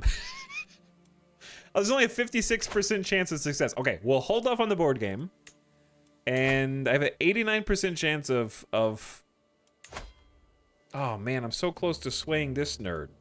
I can't. I gotta fix the faction that's more important. And then secondly, we're gonna do an experiment. This is gonna be science.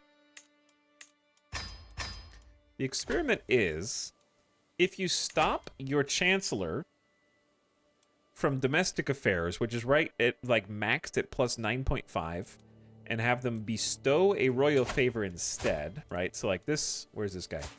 This guy has domestic affairs plus 9. Right there, right? Okay, he's up here. So if we stop doing that and start bestowing royal favors,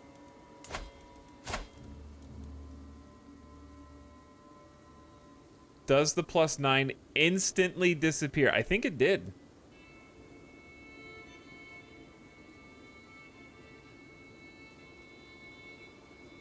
The plus 9 insta disappeared. I thought it deteriorated over time. That's unfortunate. So, like, if you go back to domestic affairs, it resets back to 0. Woof. That's harsh. That's what makes this so difficult to switch between. Was the plus 9 labeled respect? It was just labeled domestic affairs. It was a different thing. I still think it's probably better to... Is it better to bestow royal favors? It takes 11 months. That's longer than it takes them to send an ultimatum. Okay, I was just doing that for science. This is the only time I've reloaded in the entire game. Convincing him to convert will at least get him out of the religious rebellion. Yeah, that's true.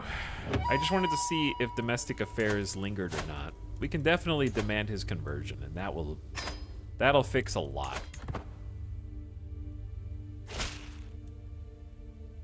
Blessed be. All right, plus 46. That shrunk their military power by a ton.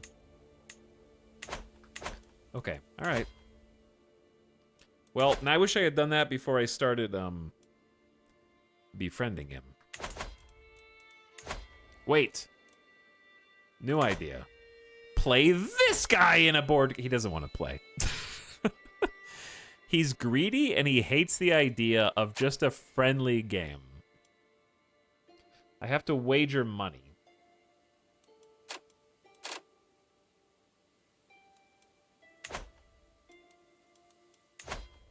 And I can start swaying him again, but I already lost all my progress. Whoops.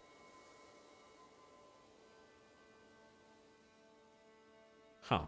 Well, what do I do now? Do I just accept the smaller... How can I get +5 on this? I'm so close, dude. His opinion of me is already a +28 here. How can I just butter him up just a little bit? I can't send him gold or give him an artifact.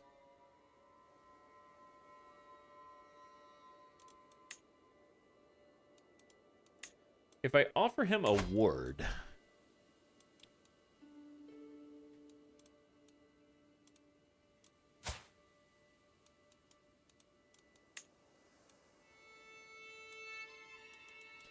Do we have, like, a 5-year-old? Nope. I could give him Gibblefizz. But will he even get any plus relationship from that?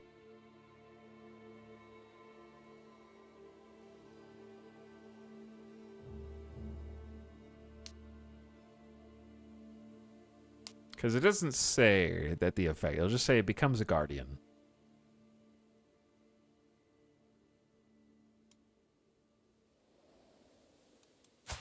He's not a very smart guy.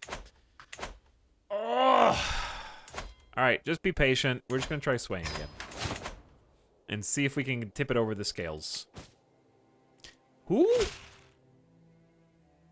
Your granddaughter Bambini has arrived in Behabad. Yeah, he did. He got +15 opinion.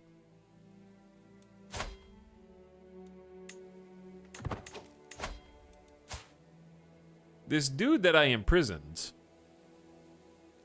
Is this the guy that was accused of killing, of like conspiring to kill my spouse? He's offering 100 G's to get out. Is this the guy? Yeah, that's the guy.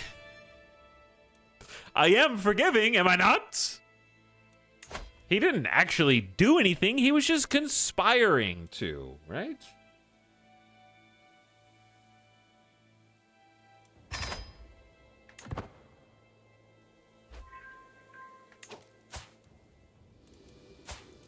Can I banish him, or does he just stay here?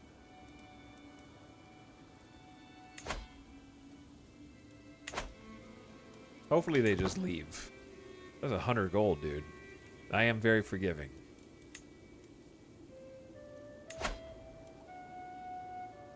I know you guys want a seat at the council. But also I can't remove anybody. Kill that guy. The look on your wife's face, though. Listen, he went behind bars. We exposed the plot. Bamsapo has no reason to stay at court and will leave soon. I feel bad. He's 22. We haven't been able to give him a job.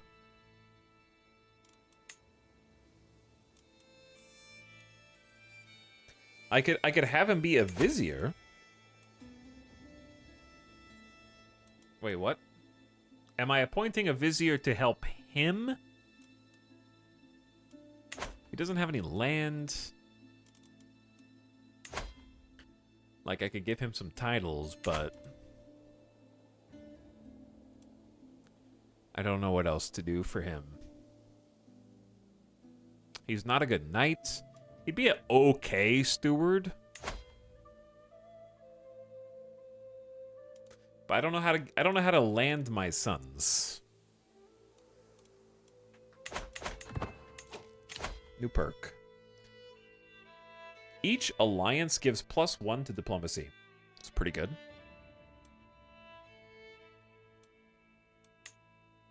And learn language is +75% easier. When could I have been doing that? Are there people whose languages... How do you learn languages? I have to find someone else who speaks a language I do not. We currently speak Iranian and Shaz Turkic.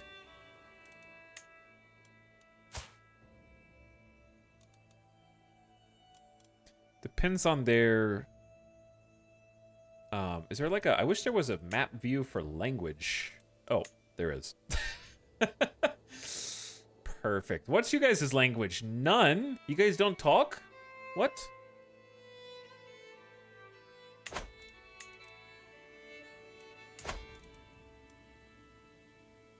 You guys don't speak? Wait, we don't speak, oh yeah, you can't sway and learn a language at the same time. We don't speak Arabic? I thought we spoke Arabic.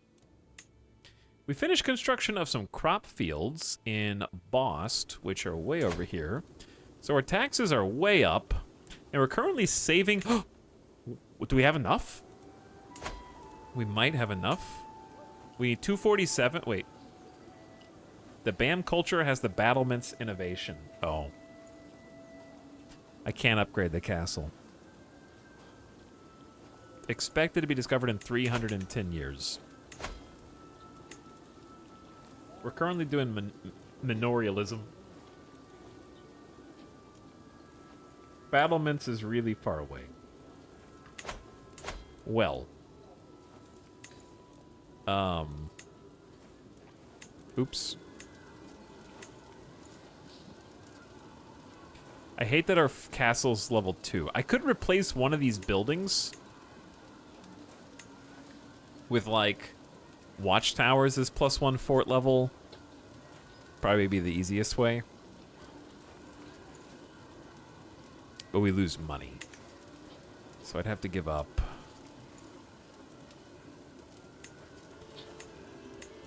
I could probably give up simple pastures. Because we already have trading posts. And aqueducts.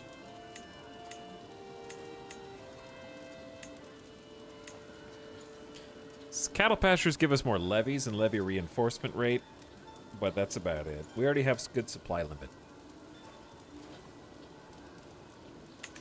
Okay, I'm gonna just replace it. Simple pastures is gonna become watchtowers because I'm tired of our fort level being so easy. Like if we get back capped, it's over. And we just auto lose the war. But at the same time, we can upgrade. Oh wait, no, we can only construct one thing at a time. Okay. However, we can still build and or upgrade in these other spots. Because I think we control Farah, and we only have pastures there and nothing else. So we can do farms and fields for big-time taxes. 0.5. Excellent. Spend the money on the goodies. I like the idea that your military builders tell you, my liege, we cannot make these fortifications any stronger, but we expect to be able to in 310 years. Don't forget, my liege, we cannot make these fortifications stronger. There are simply too many cows in the way. They are mooing at us day and night. We must remove them. My hunters captured this live stag, and its grace and majesty reminded me of you, my liege. Please accept it as a token of our everlasting friendship. You get garden stag for 10 years, or impromptu venison feast. Eat it, or let it roam. Let it roam. Let's have some prestige and stress gain. Reduction.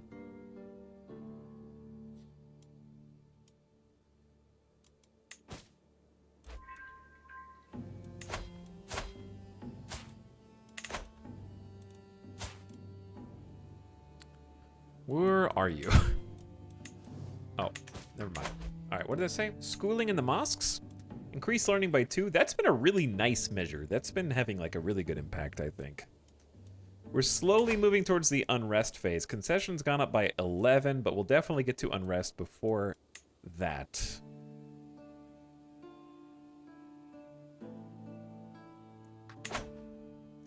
Honestly, we should just go to war right now. That would help us move toward unrest and also get us this county that we're after. Oh, wait, no. Sorry, I keep forgetting we can't conquer. There is no conquer.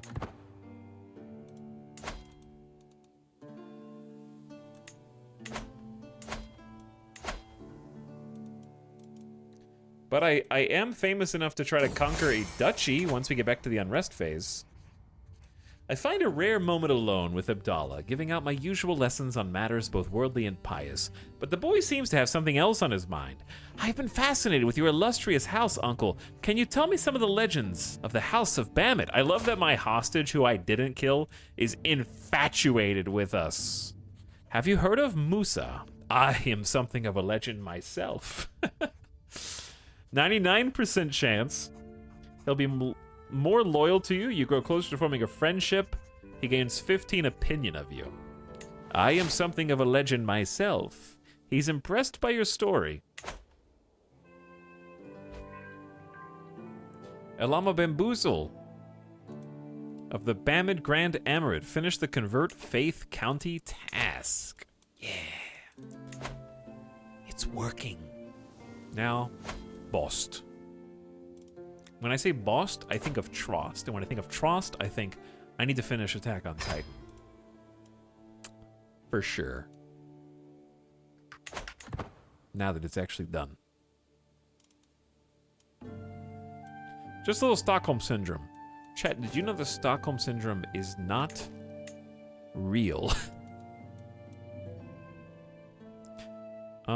Let's repair. I gotta keep Dino's milk tooth. 38 gold. I will keep that tooth forever.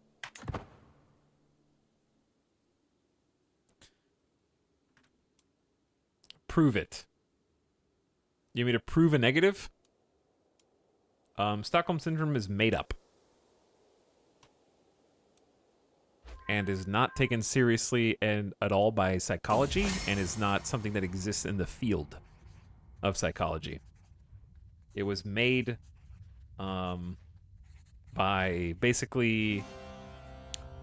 It was an attempt for authority figures, whether like police equivalent and or the media, to effectively denounce people who, like, okay, there was a scenario in which there were hostages that were taken, and the people inside who were the hostages basically begged police to let them leave with the captors. They said that they trusted the captors more than they trusted the police who were threatening to break in, basically forcing the hand of the hostage takers to kill the hostages. When you take hostages, the whole point is if somebody breaks down the doors, you kill the hostages. So it was a term that was made up basically by the cops and the media to try to explain why the hostages, like basically call the hostages crazy, because they were rather like try to save themselves, because they felt that the police were endangering their lives by breaking in, because they refused to negotiate with terrorists, kind of thing. So it was like the police were like, no, we can't let them leave, and by extension you, even though you trust them, because that would be seen as weak on our part. So therefore they came up with the term Stockholm Syndrome to try to explain via the media why they weren't, the hostages were not siding with the authority figures.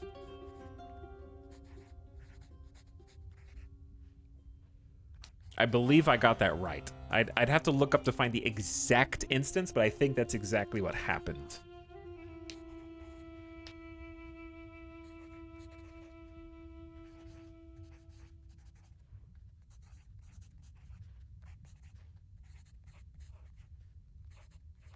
It's the hostages' fault we messed up.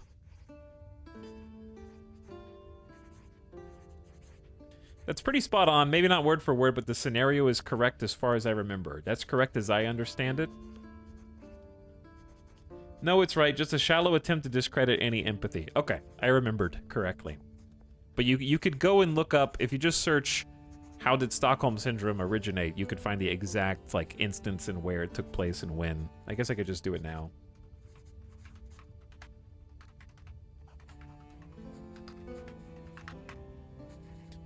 The term can be traced back to Swedish criminologist and psychiatrist Nils Bejerot, I don't know how to pronounce that, who advised police in a standoff during a bank robbery in the Swedish capital in August 1973. So it's 1973. You can blame a Swedish criminologist after the Stockholm police asked him for assistance analyzing the victims.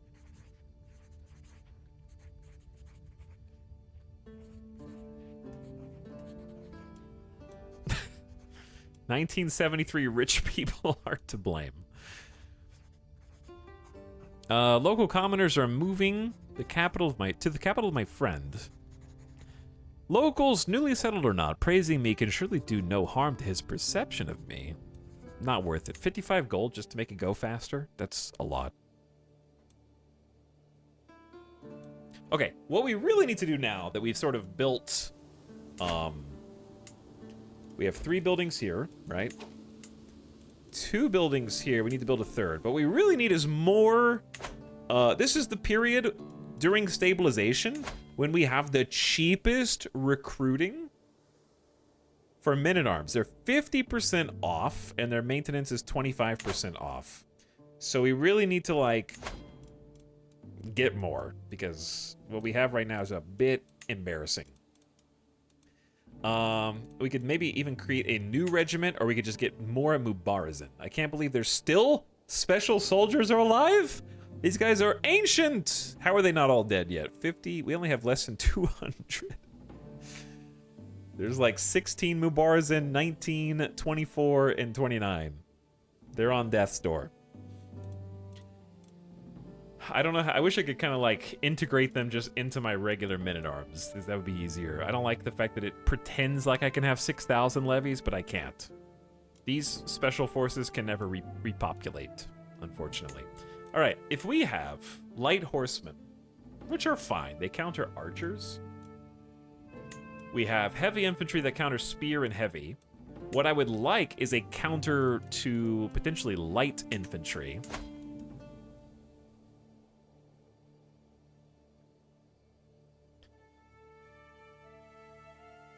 Mubarazin counter spearmen? Okay, yeah, that's awesome. And heavies. So we have, I was thinking about like camel riders as well. That counters other light cavalry. And it'd be kind of fun. Bowmen counter skirmishers. So maybe it is time for bowmen.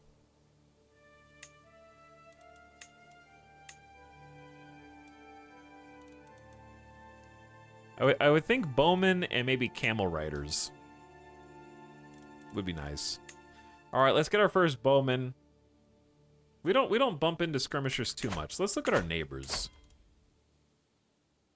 There's none there. Who's our potential primary enemy? Saffarids. They're very weak. They just have heavy infantry. These guys do have some light footmen. We'll never go to war with Fars. 100 light footmen.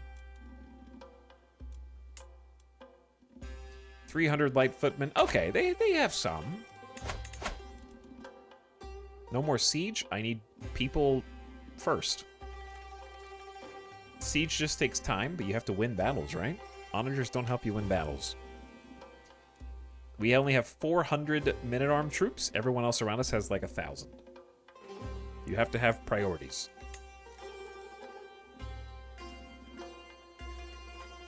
All right, let's hire the bow boys. They're really cheap, 27 bucks.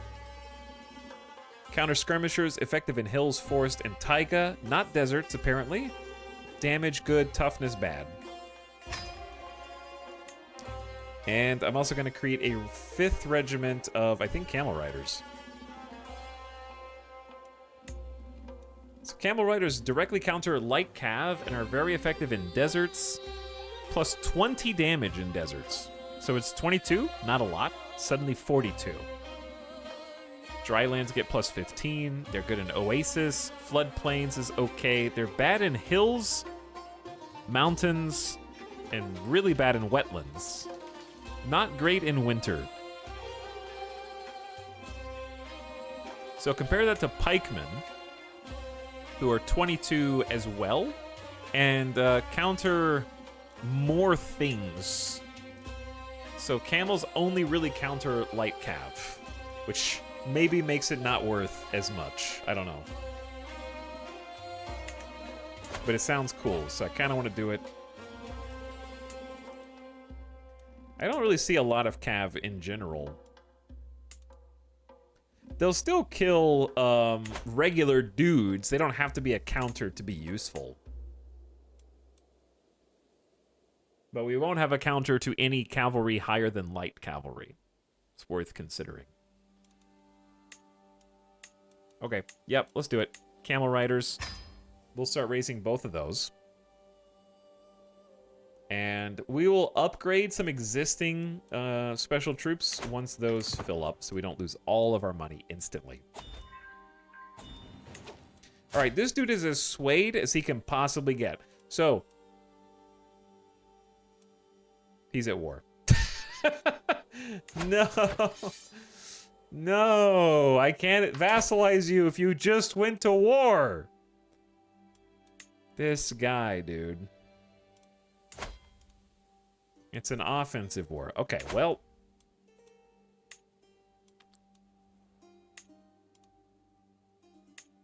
I don't think there's anyone else that we can peacefully vassalize. Pretty sure he's the only one that falls under our de jure territory that we don't already control.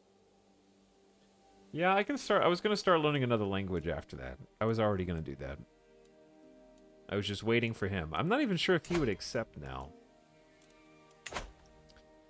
Who can say?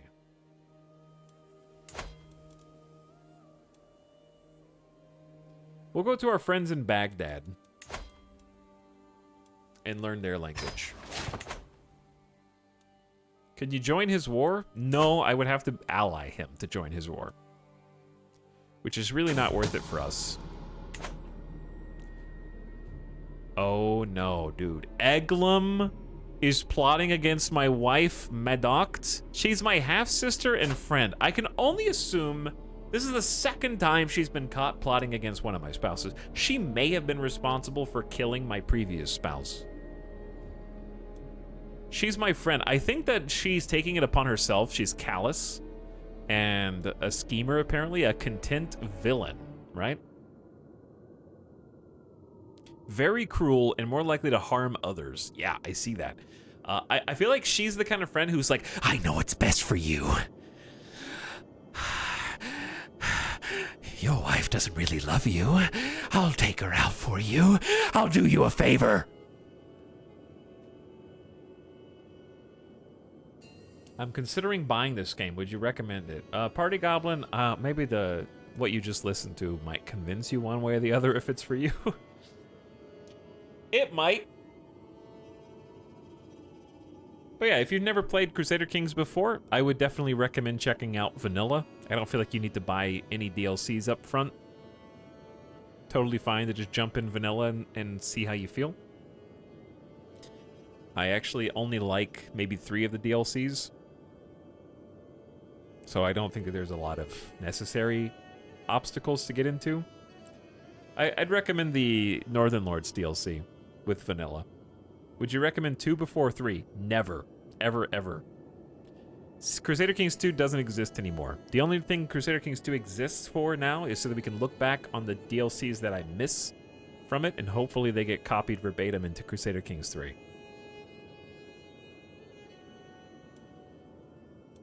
Alright, she's plotted enough, dude. The problem is that she's married to my personal champion, brother-in-law, and bodyguard. And she's already a known criminal, so like... Eglum is a known criminal, attempted family murder. Unfortunately, my family will lose 15 opinion of me. But like, come on, she deserves it, dude. I am the patriarch of the house. I'm pretty sure my family likes me enough that that won't matter anyways. Chat?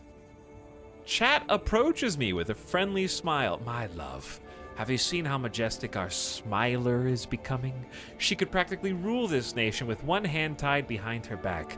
I swear by God, she would make you very proud.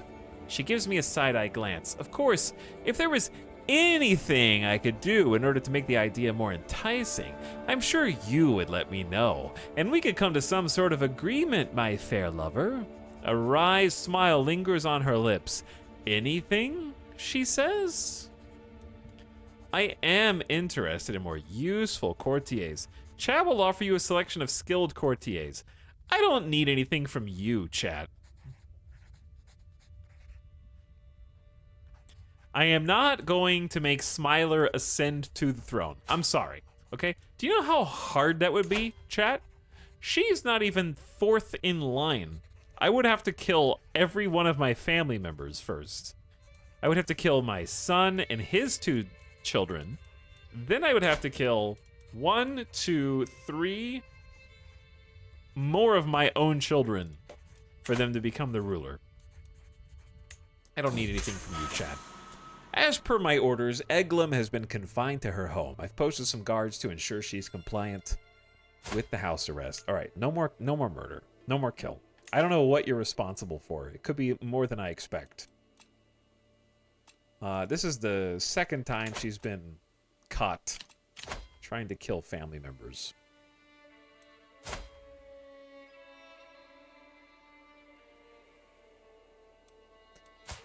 Why is this dude... He's trying to make an alliance with my niece. Oh, it will not result in an alliance. Oh. Chat, why is my niece 25 with no spouse? Is it my job to give her... Why is there a chance that we'll be inbred?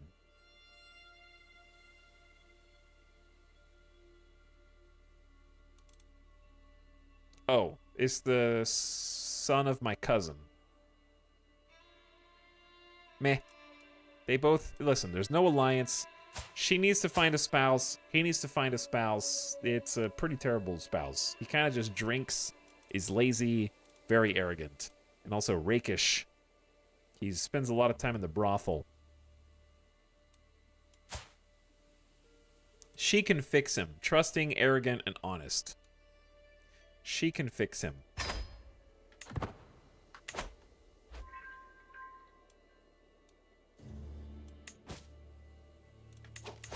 Oh yeah, we can station our new men-at-arms regiments to give them various boosts.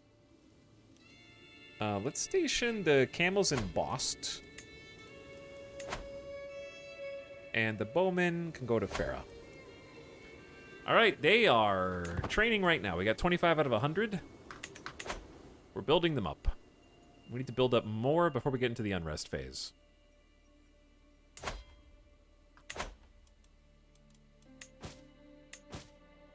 How old am I? 48. Let's go 4 times speed. I have arrived in Bam to pay homage to you, my glorious liege. Okay. Show her in. She kneels in deference, offering nothing but her oath to faithfully serve as a vassal. Thank you for the renown. A person of interest to you has died from his wounds. I think that was just a guy who was looking to see about his support of Caliph authority. You should have listened to me. You should have listened, dude. I have heard good things about you. I am interested in starting a written conversation. Hopefully this letter finds you willing. I await your swift reply. Sure. Let's start exchanging letters with our neighbor to the southeast. As long as you don't control Safarid territory, it's fine. Though we may have problems in the future.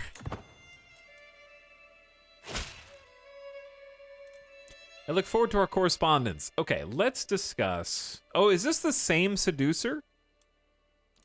Philosophical debates are interesting, right?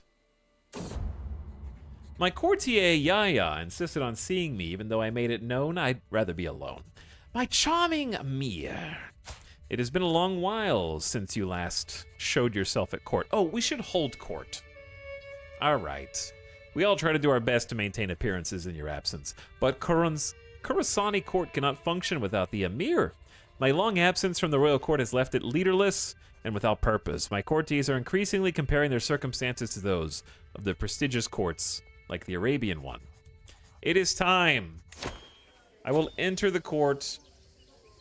We will hold court as soon as I take a quick BRB. I'm going to go get a snack. Lashley. Oh, there's been some subs. What's up, Lashley? Thanks for 27 months. How you doing, dude? Vale Fallen also for 7. Thanks for Prime and Vale. Fluffy Panda says, been a while since I chimed in, but I felt this sub was a nice time too. Fluffy Panda, nice. 69 months with Prime. And then War of the Worlds, thanks again for the gifts of the Kyoko earlier. I hope you guys are still here. Sorry, I just noticed it. I appreciate it. Thanks for waiting. Thanks for hanging out. Hope you guys are having an awesome Tuesday and enjoying the stream. I'll be back after this. BRB.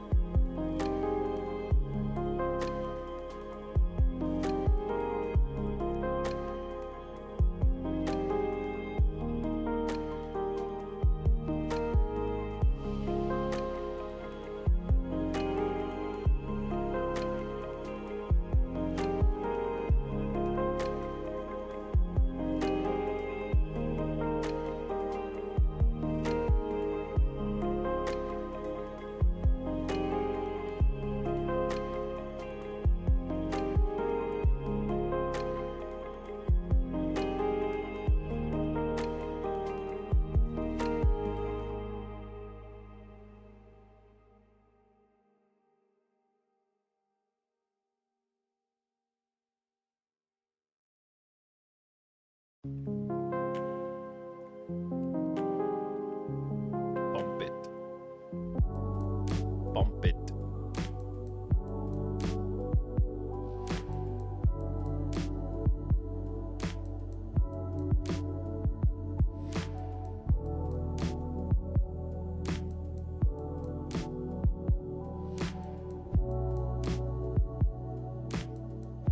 Okay, I was really hungry.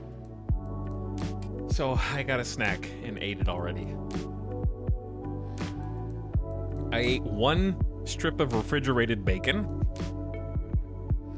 It had been cooked, but refrigerated.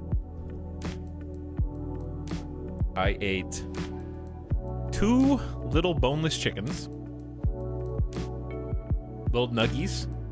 And then 1 egg cup that had egg, some cheese, some bacon, some pepper. Very hungry. Stuart is bulking. Chat's like, I eat 1 single bacon strip for my entire meal.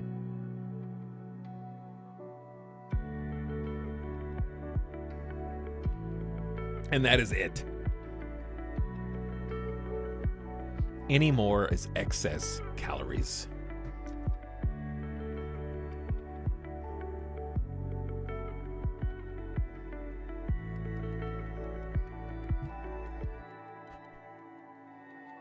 Okay.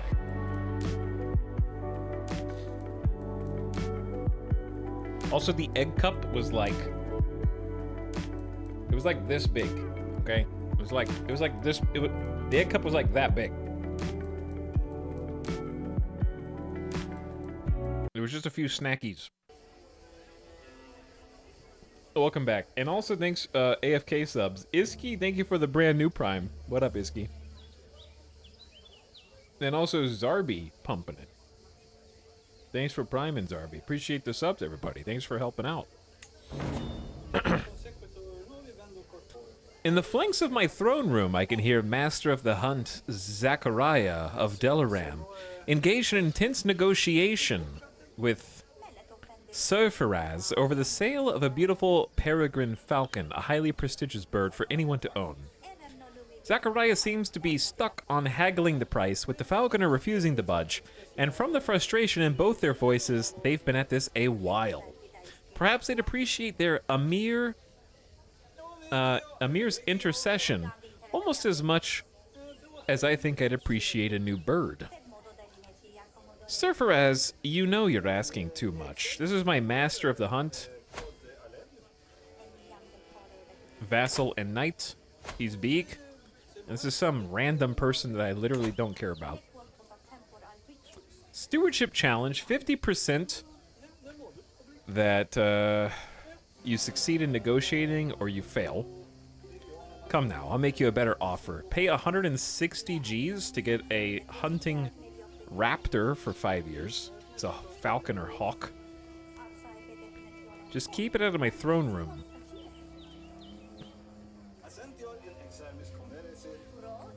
Okay, here's the thing. I guess if I do this, they both gain good opinion of me.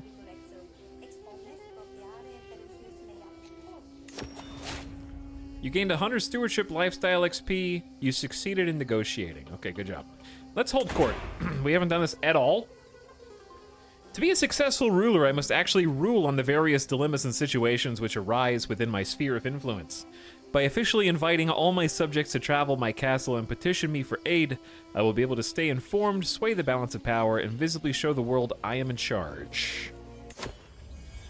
Let's go, baby. Sitting on my throne, I gesture for my guards to open the doors of the hall. A stream of people file in, some lining up in front of my throne, while others move out of the way so they can simply observe the proceedings. After several moments, all movement in the chamber has ceased, all faces turn toward mine. In front of me, I count 3 petitioners lined up in an orderly row, waiting for me to call. Hello, everyone. A peasant man from the castle of Gerdka is brought before me. No matter what the guards do, he will not stop dancing, trailing blood from mangled feet. I cannot cease, my lord. None of us can. Not until we collapse. Please help us. My courtier Khaled is certain the citizens are afflicted by an excess of blood, causing an imbalance in the humors. My brother Bamboozle, on the other hand, insists this is a curse sent by Allah to punish the peasants. Dancing sounds delightful. Dancing plague for 10 years.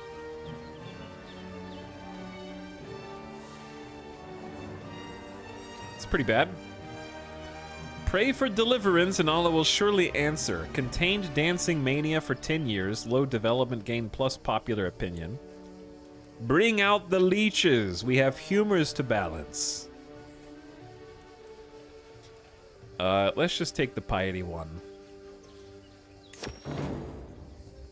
It seems my vassal, Najela, which is the name of one of our previous ruler spouses, has been nursing a temper awaiting my audience. My lord, I cannot abide your intolerance of infidels, like Amir Muhammad in the realm, even amidst the nobility. I can't demand his conversion because his contract prevents it.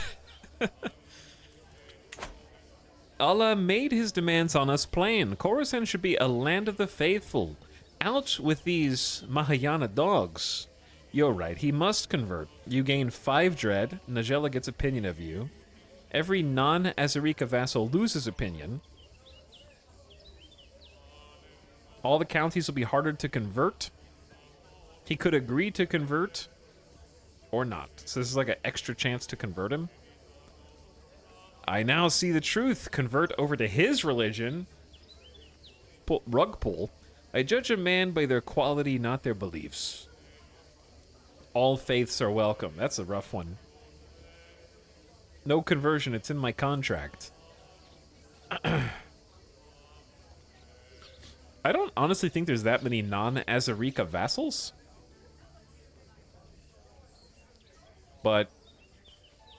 Unpopular opinion minus 15 for 15 years in all those counties is tough. And if he declines, then I don't know. I'm definitely not converting.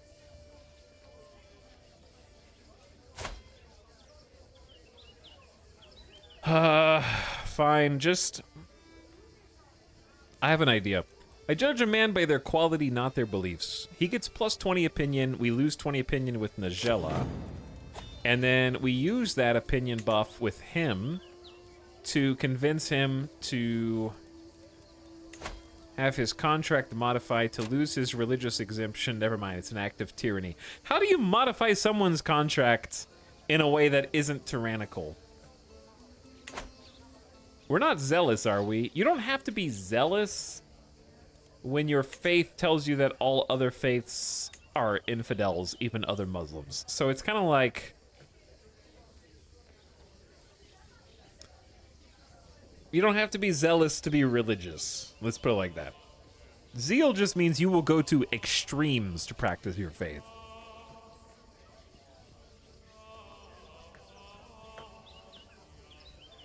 Like, zealous religious people, like missionaries may be zealous, but people who aren't as zealous doesn't mean that they don't practice the tenets of their faith. Sometimes giving something else in the contract can stop it from being tyrannical. Yeah, that's a good point. Possibly.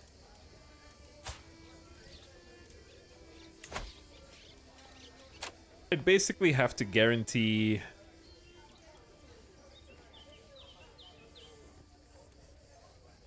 This vassal can declare war regardless of the crown authority. That's fine right now. It's kind of tricksy because we actually can't raise our crown authority again for like a long time.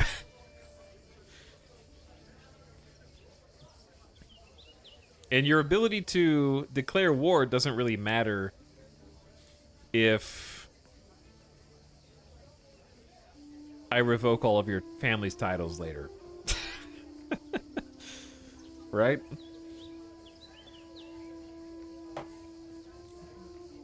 This one is actually not an act of tyranny. Giga subscriber, you have figured out how to cheese the game. Because I am taking away something that's actively protecting his religion and giving him something that does nothing right now, except I guess pays 50% less for Casus Belli within the realm. It's pretty much the only thing it does for him. And it's not even an act of tyranny.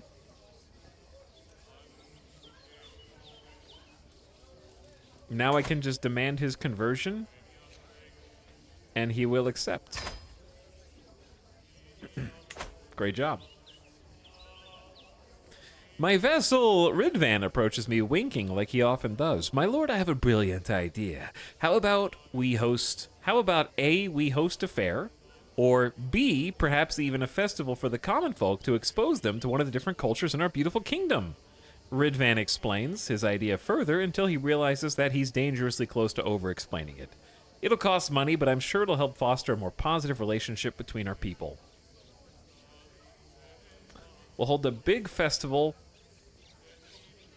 Lose 200 gold. No. We could host a small... No, that's 100 gold. An exhibit. 55 gold for just 5% cultural existence. This is my vassal, though.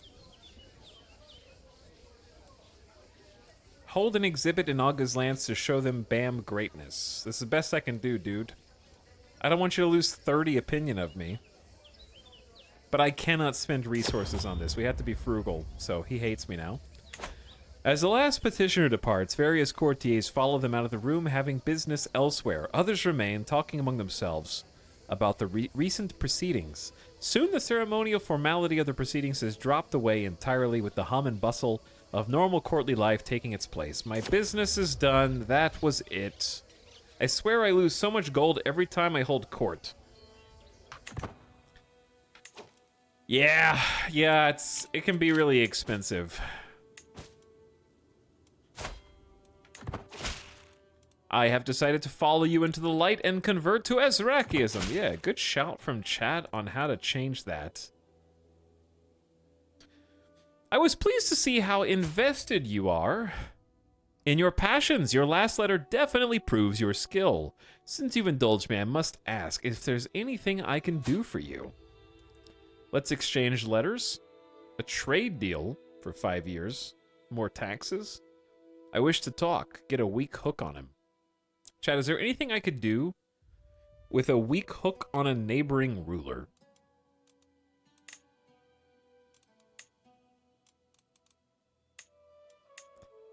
Probably not.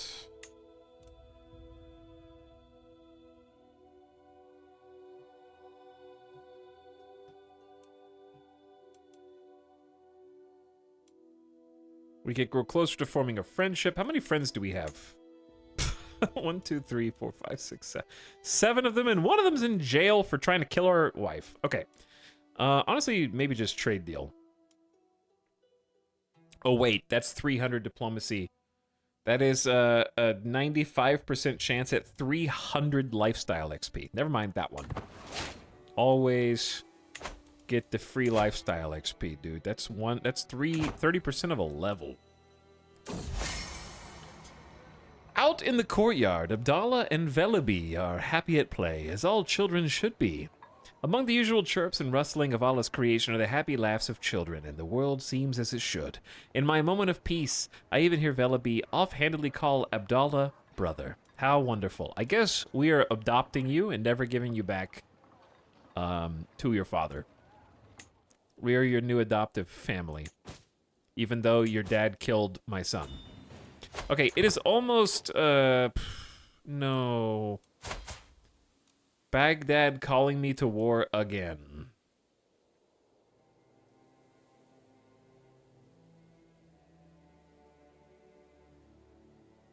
Okay, let's make sure.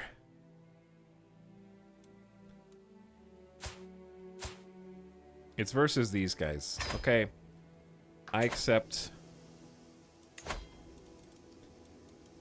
I will raise my armies. But anyway, what I was going to say was we are very nearly at the unrest phase. So if I want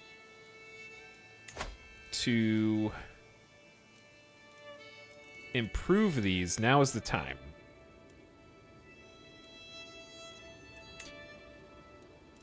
Size 4 is 54 gold right now. That's great.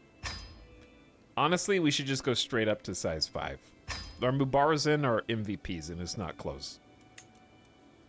These guys are only 27. We'll hold off on that because we're about to go into debt because of the war. Pay ransom. You're trying to pay the ransom on Eglum.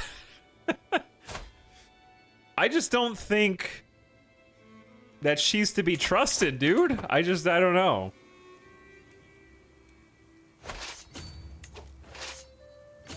She's been too complicit in too many murder schemes. I feel like I should decline this. But it's probably the only I feel like I should decline this. Feels bad. Sorry, Eglum. I know you're my friend, and I forgave you once, but I can't forgive you twice. Wait, what was that?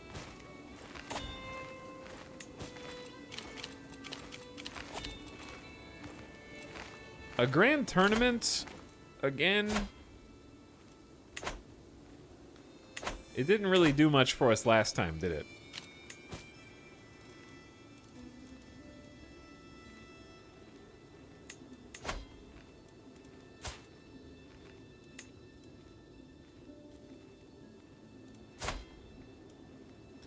Okay, I'll look at the Accolade Successor stuff after this.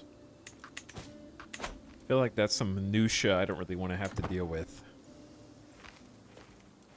He's also paying you half a ransom. That's a good point, yeah.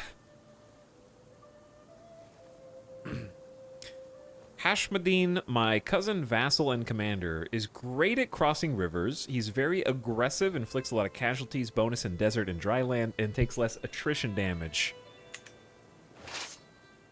in desert and dry land. Pretty cool. All right, off we go. Unrest is going to demolish your taxes. Yep. That's why I was trying to build up my forces now while I can. As I walk outside, I am greeted by the sight of my friend Amir Muhammad crouching beside my cat, Chunky, tenderly petting her head. Quite a lovely cat you have, my lord. You are very perceptive, Amir Muhammad. Glad you like my cat. You can appreciate it. I am proud to see my daughter Smiler as an adult. Always the clever child, Smiler proved time and time again over the course of her studies she had a natural affinity for careful planning and more than a little misdirection. She now knows a lot of ways to get what she wants. Most importantly, she's highly aware of the political implications of those wants. They grow up fast. We haven't had any 4-star educations this time around. I don't know if we got really lucky last time, but we got a 3-star. You're an intricate web weaver. You're not an embarrassment. A master of intrigue, manipulation, and secrecy. Also, a beautiful smiler. You are callous. There is something cold and heartless behind those empty eyes. Those flecks of coal. Smiler has no problem with her sense of worth and is very arrogant, but is also honest and values truth and sincerity, which minuses your intrigue by 4. Ouch. That's bad. You can't be deceptive and honest.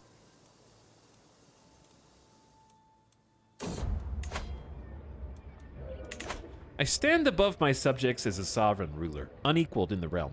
Dressing the part with resplendent garments and jewelry would serve as a subtle reminder that I am in charge, but I'm content, and I don't have money. I will attempt to find symbolic local fashions. I acquired an outfit. You gain traditional raiment for 5 years, which is +2 diplomacy and +1 stewardship, and got diplomacy lifestyle. Though my son and heir Bambino is my rightful prisoner, evidently Niku cannot agree with my vision.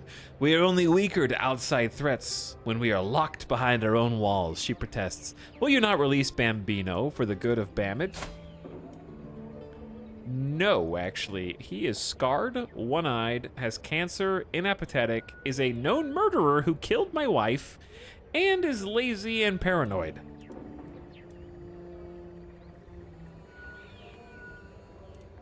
Niku is his steward. No, it's a different person's steward.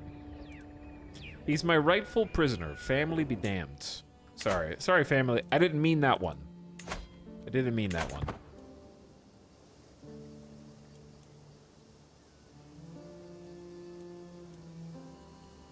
I didn't mean family be damned really, though. Max learn language schemes. +1. Foreign affairs effectiveness +25%. Sure. Speaking of foreign affairs, this guy is about to lose his war, and then we can ask him to be our vassal again. What is this war that's going on up here, dudes? Your vassal, commander, and knights.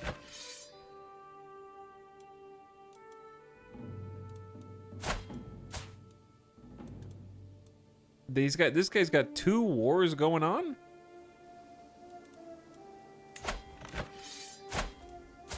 One against these nerds. So we got one defending against the war for their claim on Merv,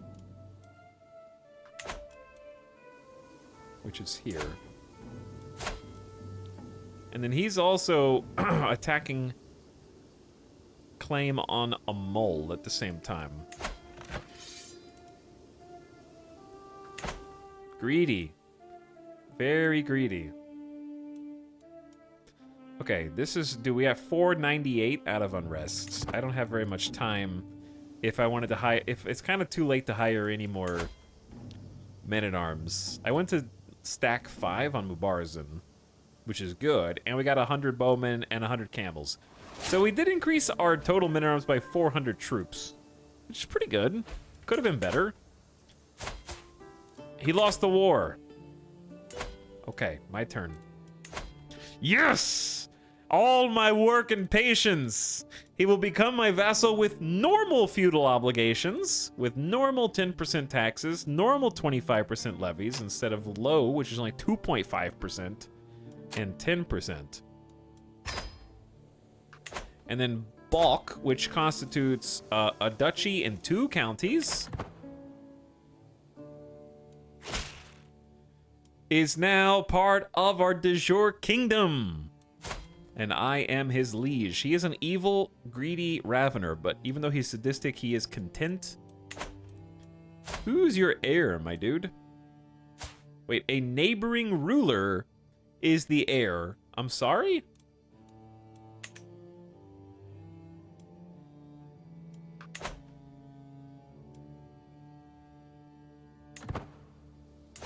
Who are you? This is just that's a whole kingdom? Greetings, my lord. Argivan, one of the cooks, says. I have your granddaughter, Bambina, with me. She promised to clean the pots in the cookery, you see? And clean every pot she did. Even scrub the cauldron without me even asking. That's a sweet girl you got there. This is indeed selfless, but does this act suit Bambina's stature? She's compassionate. No, make her lazy and gluttonous. Does being compassionate suit her? No, make her lazy like all the others. Like all the other Zoomers.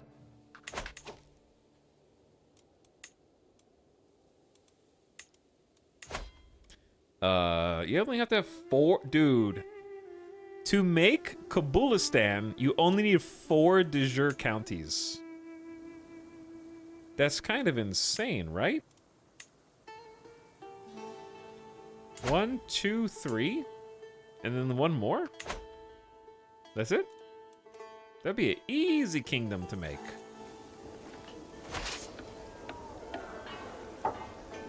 Oh, they're defending a river crossing.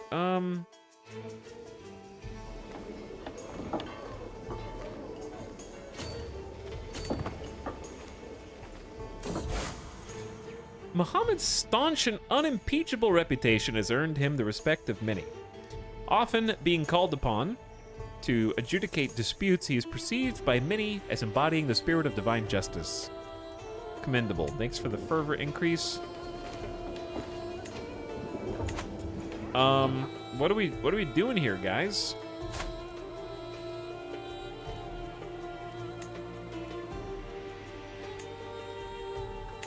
Either way, taking 2 counties and a duchy into the kingdom just by asking is awesome. Kabul's actually a pretty good country if memory serves. Let's see if it's got any economic power. There's a grand temple. We got the Buddhas.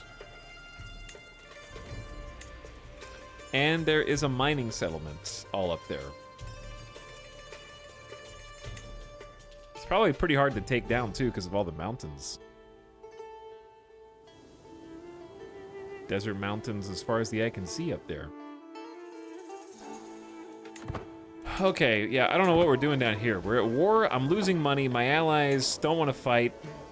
I don't want to cross a river for this. And they have, like, 600 horse archers. Which counter my heavy infantry big time.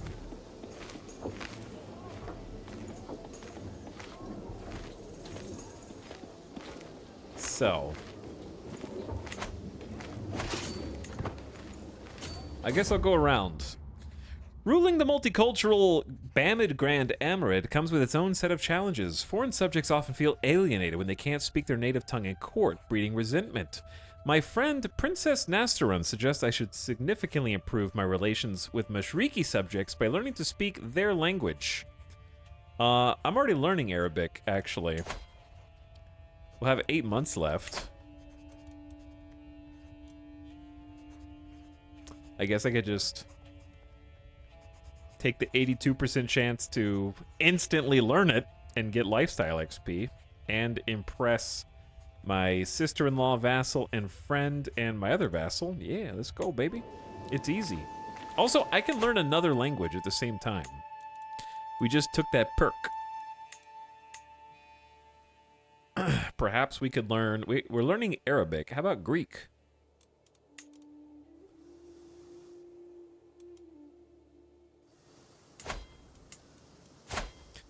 What's up, you godless adventurer?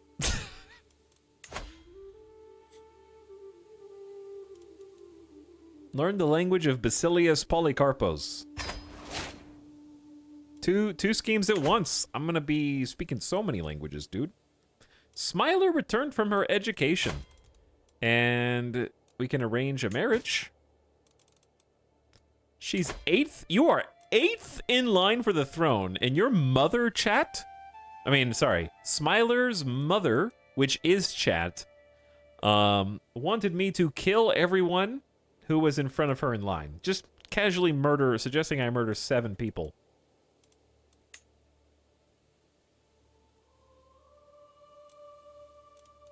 No big deal.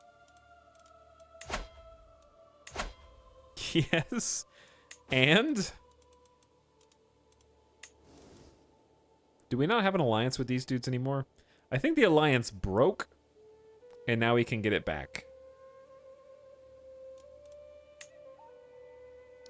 We already have an alliance with Baghdad. We're in a war with them right now. He's already allied to me.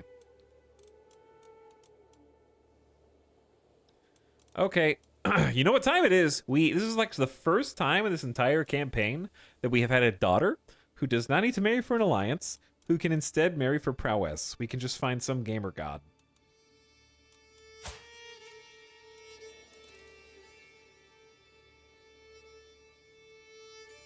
Preferably not these nerds, but this guy has 28 prowess, man.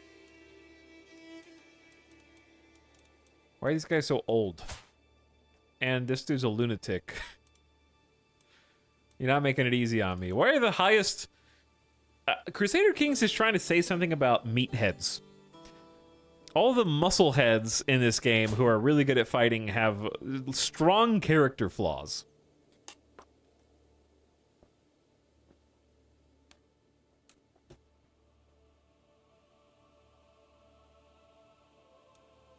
This dude is an actual giant. Which is a health penalty. But he's pretty good. He's in good health. He's not got the best combat traits, but 28. Yeah, he's a little old. But to be fair, the youngest person is also already married and is already my knight. So all the young studs.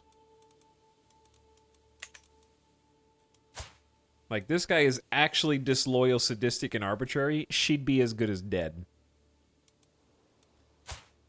This dude is arbitrary, greedy, and callous. He's gonna assassinate her.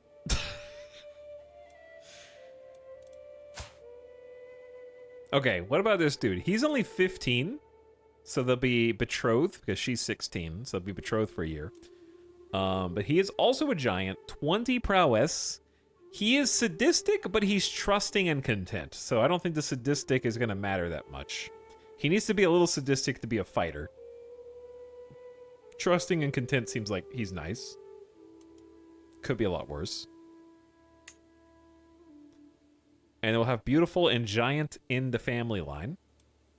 In a matrilineal marriage. She'll have to forfeit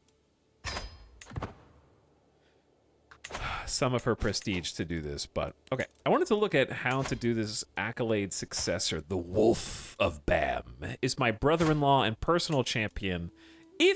What's the penalty for not having a successor? I can seek a worthy successor, but there's already candidates. This guy is my master of the hunt, vassal, and knight. He really likes me. But I know that he has a secret faith. I don't think it's that big of a deal. So if I make him the successor, if you don't have a successor, do you just lose the progress of leveling up your thing? I think the title loses glory. I guess that makes sense. All right, I'll have my martial and vassal and knight be the successor for the guard commander of Bamid, which makes sense. Low county control in Zorange.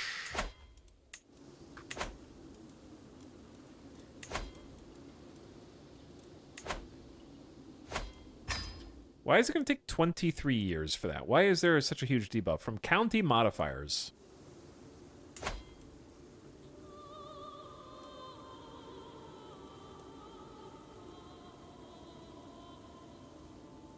It's probably this minus control growth. All right, let's start working over here. That's going to take 19 years. Oof.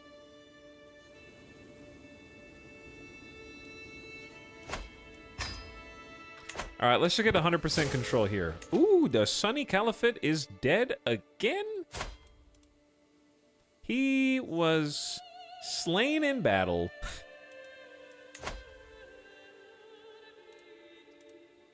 Cool mask, though. Now it's a baby. Your realm will lose land if this guy dies. I'm actually not sure. Ooh, wait a second. I think that we have a thing for that. Is this the actual moment? Okay, so what's happening here is we just invited this guy to be voluntarily vassalized by us. He was an independent duke. We're a king, which is above duke. And since it's part of our de jure territory, because we are the king of Bamid, and his land right here falls under that umbrella, we convinced him to join us of his own free will without going to war. However, for reasons, his titles will pass to other people outside of our kingdom if he dies and does not have an heir, which he currently doesn't.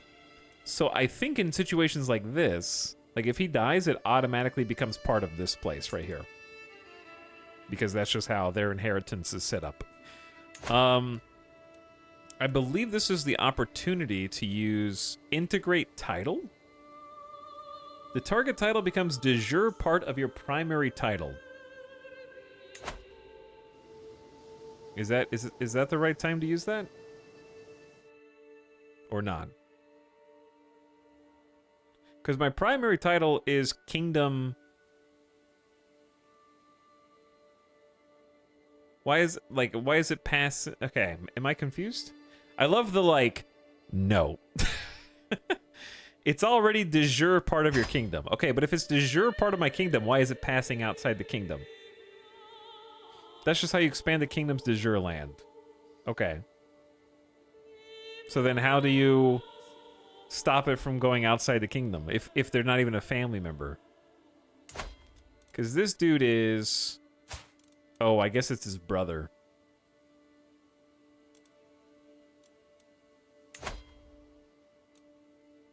I guess that's his brother. I thought it was a different guy.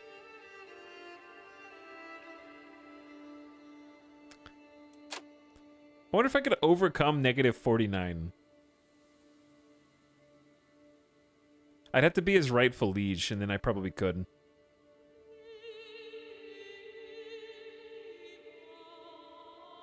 I know, I'm sorry I'm blocking all these. Yeah,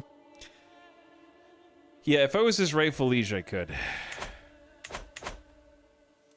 I'm gonna ignore this for now. Oh, this is the murderer. I hate that guy. Your daughter Smiler can marry. Didn't we send a thing? Maybe I just haven't unpaused. Where's my army?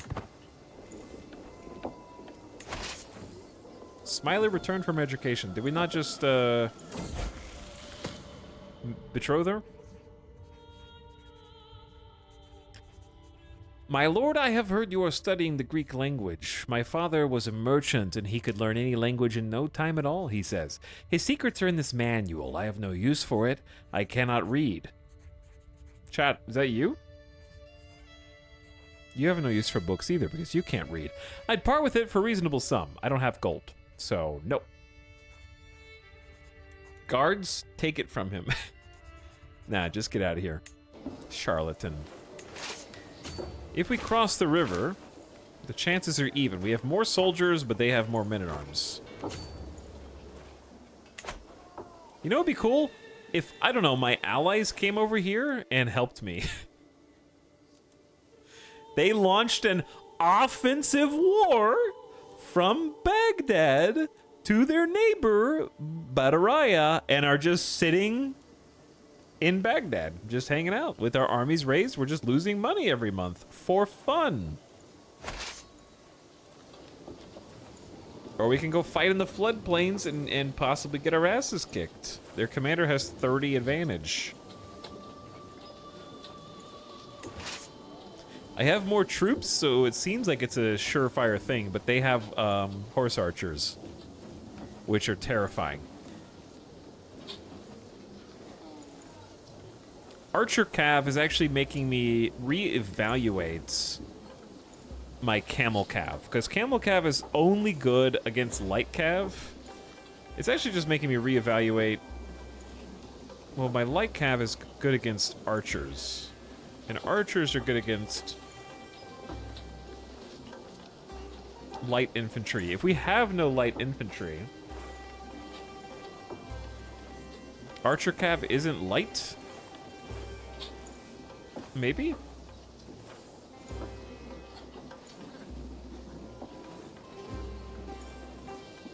It says they're unique. That's all it says.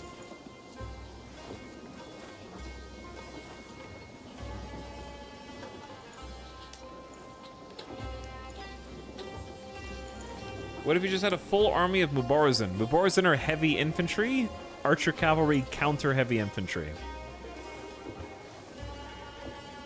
They are countered by archers equipped with crossbows, yeah. It's its own thing.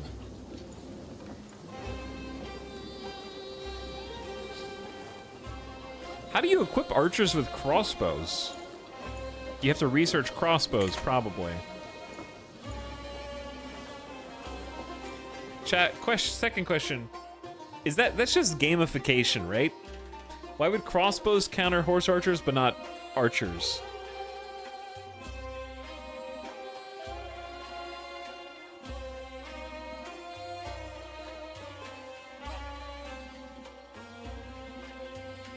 Distance. Okay. Smarty. If my bows can't reach the horse archers, how are the horse archers' bows reaching me?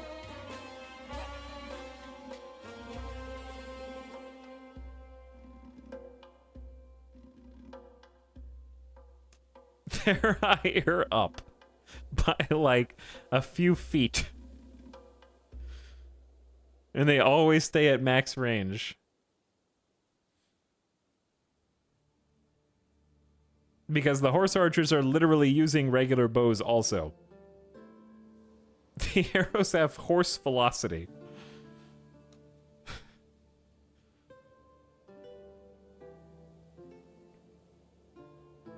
Chat, you're just making up stuff. Okay, it's fine. There was zero rationale. Normal archers would arguably be better.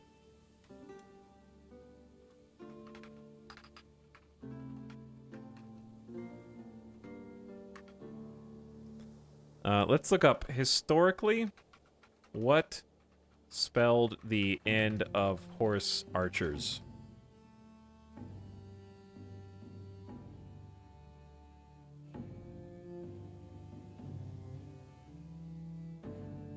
I mean, I'm thinking more like before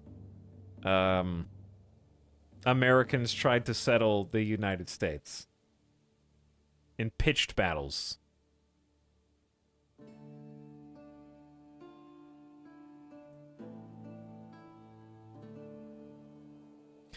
Okay, new plan. Everybody gets shields and holds them up in a tight formation until they run out of arrows. And then you win by default.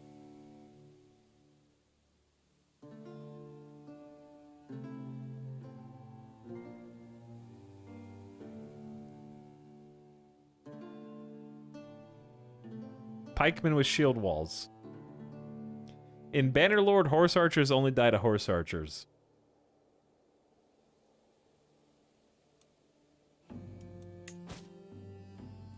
Next plan, don't fight on a field.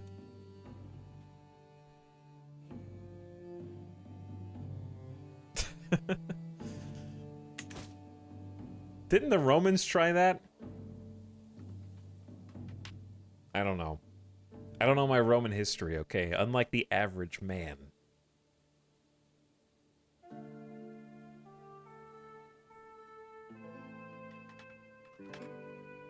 Let's find out.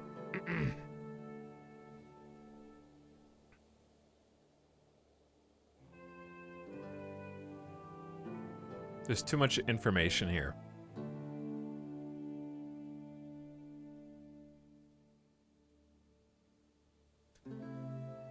After being informed of the presence of the Parthian army, which numbered roughly 10,000, Crassus's army panicked. Crassus' commanding general, Cassius, recommended that the army be deployed in the traditional Roman fashion, with infantry forming the center and cavalry on the wings. That's how I play Total War. At first, Crassus agreed, but he soon changed his mind and redeployed his men into a hollow square, each side formed by 12 cohorts. That formation would protect his forces from being outflanked at the cost of mobility. The Roman forces advanced and came to a stream. Crassus's generals advised him to make camp and to attack the next morning to give his men a chance to rest. Publius, however, was eager to fight and managed to convince Crassus to confront the Parthians immediately. The Parthians went to great lengths to intimidate the Romans. First, they beat a great number of hollow drums, and the Roman troops were unsettled by the loud, cacophonous noise. Serena then ordered his cataphracts to cover their armor in cloths and advance. When they were within sight of the Romans, they simultaneously dropped the cloths and revealed their shining armor. The sight was designed to intimidate the Romans. Though Serena had originally planned to shatter the Roman lines with a charge by his cataphracts, he judged it would not yet be enough to break them. Thus, he sent his horse archers to surround the Roman square. Crassus sent his skirmishers to drive the horse archers off, but they were driven back by the arrows. The horse archers then engaged the legionnaires. The legionnaires were protected by their large shields and armor, but they could not cover their entire body. Some historians describe the arrows partially penetrating the Roman shields and nailing the shields to the limbs of the Roman infantry and nailing their feet to the ground. However, Plutarch wrote in his account that the Romans were met with a shower of arrows and passed through every kind of cover, hard and soft alike. Other historians state that most wounds were inflicted were non-fatal hits to exposed limbs. The Romans repeatedly advanced toward the Parthians in an attempt to engage in close quarters fighting, but the horse archers were always able to retreat safely and loosed Parthian shots as they withdrew. The legionnaires then formed the testudo formation by locking their shields together to present a nearly impenetrable front to missiles. However, the formation severely restricted their ability in melee combat. The Parthian cataphracts exploited that weakness and repeatedly charged the Roman line, causing panic and inflicting heavy casualties. When the Romans tried to loosen the formation to repel the cataphracts, the latter rapidly retreated, and the horse archers resumed shooting at the legionnaires, who were more exposed. Crassus hoped his legionnaires could hold out until the Parthians ran out of arrows.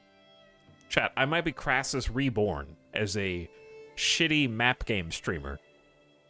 However, Serena used thousands of camels to resupply his horse archers. Upon this realization, Crassus dispatched his son Publius with 1,300 Gallic cavalry, 500 archers, and 8 cohorts of legionnaires to drive them off. The horse archers feigned retreat and drew off Publius' force, which suffered heavy casualties from arrow fire.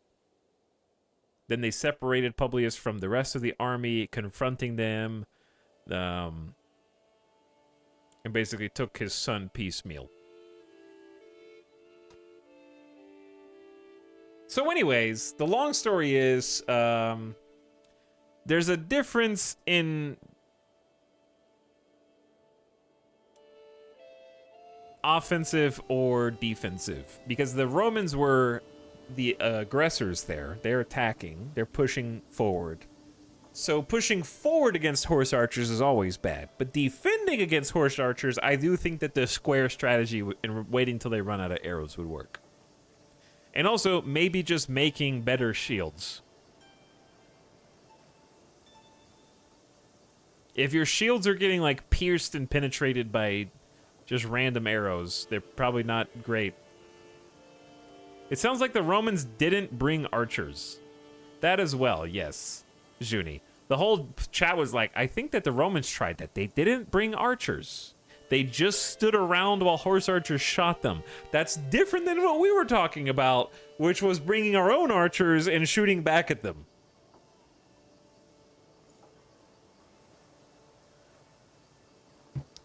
Horse archers also don't have the range that a longbowman would have. You can't fire as effectively from horseback.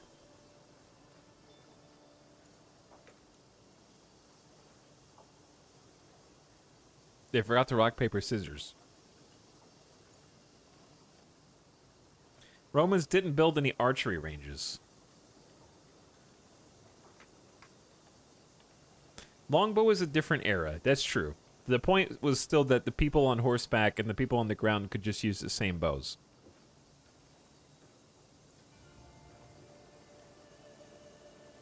And exchange fire. Chat was arguing that crossbows were somehow just definitively better against, like the only way to defend against horse archers. The issue, we were just asking, all this started, we learned a little bit about history, okay? Because of some stubborn chatters.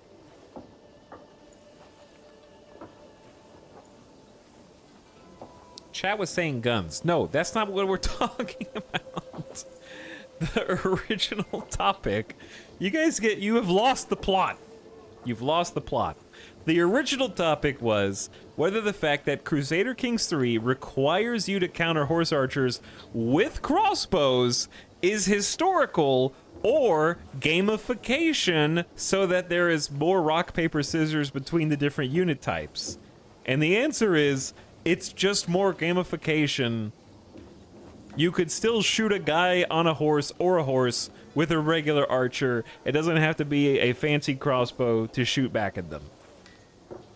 That's seen and seen.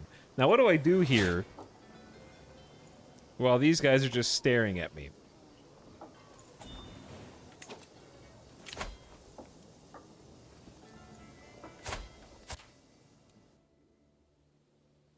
What is this? My niece is 19, Sammy Whammy? Sure. There's no alliance here.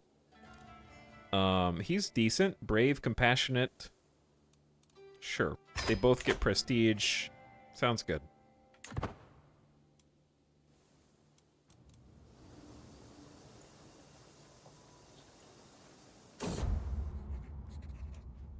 After many long weeks of study, I finally have a solid grasp of the fundamentals of the Meshriki language. With continued practice, my fluency will improve, but even the basic understanding has improved my relations with my subjects. Meshriki is our original heritage, that was our first culture, and we hybridized into the Bamite culture, or the Bam culture, by combining Persian and Meshriki. So that's one of our first cultures. We learned Arabic again, which was what we started with, actually. Time well spent. You get 100 diplomacy experience, learn the language, people gain opinion of you, and what was I gonna do? I was probably gonna look and see if there were any independent rulers that we could somehow, like, let's befriend this guy. Or maybe we want to go west. We do want to go west. He's at war. Even with a religious exemption, it would be -38 for him. That might be something we can overcome if he really liked me and we befriended him. Let's try. Let's try. 100%. Dude, we are so smooth. We are so smooth. Everybody wants to be our friends. We have 34 diplomacy, dude. Gray Eminence, an awesome king. I hope dude, is there, okay, real question, can you cure gout? Because if not for gout, we would have and melancholy, we'd have an amazing life with this character, and I'm afraid that we're 49, it's gonna be short.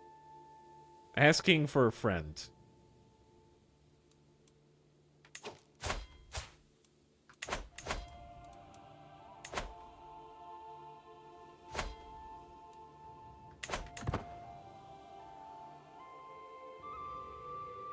Okay, second question. How do you make crossbow? And I'm assuming it's just a research that you end up doing.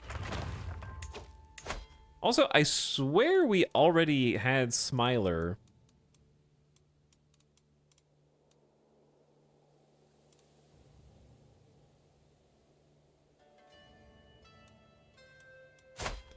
And some other dude.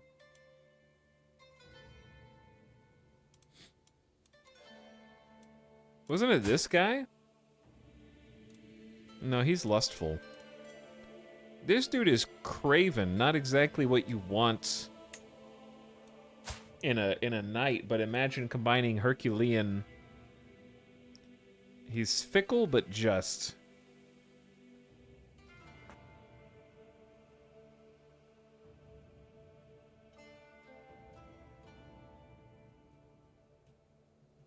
Crossbows may cure gout.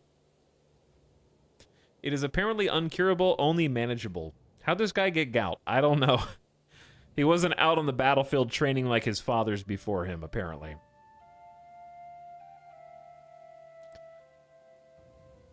But anyway, is it worth marrying my daughter to a craven guy just to get a Herculean 17 prowess?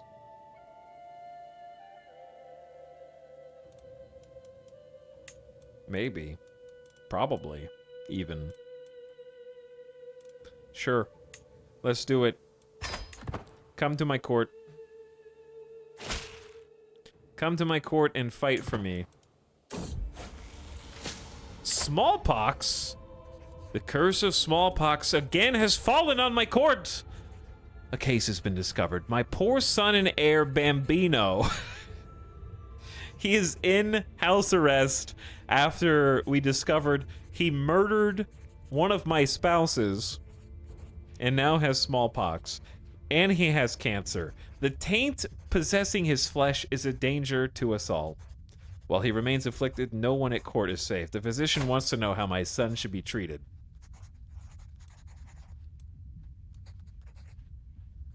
There will be no treatment. I will let Bambino choose, actually. Oh shit, he's dying, dude. He's famished and malnourished because he's in prison. He's getting skinny. Chat is dead? Oh no! Chat, no! How can a heart endure this kind of pain without breaking? It cannot be possible. Yet here I am, my heart beating on whilst yours has gone quiet. Oh, Chat, my dearest, life will not be the same without you. You died in her sleep? Chat died in her sleep. I cannot turn off the stream or you might suffer the same fate. If you are listening to this, you have 7 days to forward this message to everyone in your email address book to avoid succumbing. Nobody go to sleep. I only lose 8. I only take 8 stress for my wife and lover dying. That seems like very low. Rest in peace, Jeff. You are survived by Smiler. Smiler is all we have of Chat left. I can't believe Chat's dead.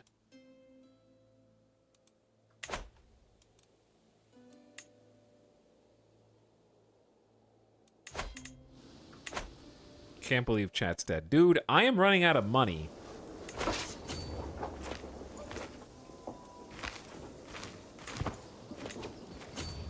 How do I get these guys to go over here? We're gonna be broke again!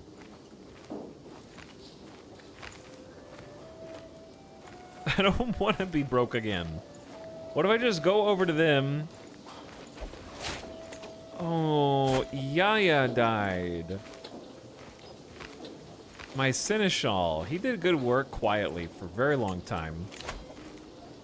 And since Chat's dead, we have an open Chancellor position.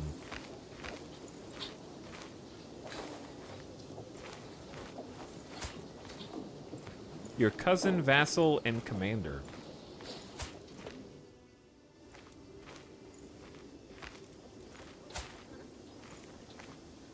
Okay, we're gonna do a little swapperoo here, because this dude is not that good. Like, I can simply put my cousin vassal and commander and powerful vassal, who's also my friend on the council. That just makes the most sense. Fire the other guy. And then, diplomacy-wise, I could either put another vassal and friend, or I could put my son, Yam Yam Ibn Bam Bam, compassionate, craven, and lazy. I feel like putting my children on the council will do good to train them.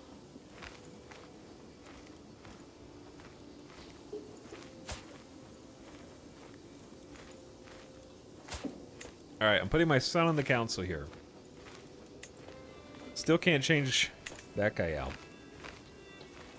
Yeah, will be missed. Also a tax collector? Oh. Oh no. Alright, my sister-in-law? Make a pretty good tax collector. She's real smart. She might be profligate. I don't know if that affects the taxes. I can also just have my spouse do it. She's got good aptitude as well. She's real smart. I'm sorry to see she's become flagellant now. Yeah. It's good aptitude. What's the total here? 10, 54, 61, 71, 74, 82, 91? So they have 91 aptitude versus 15, 30, 40, 56, 68, 79,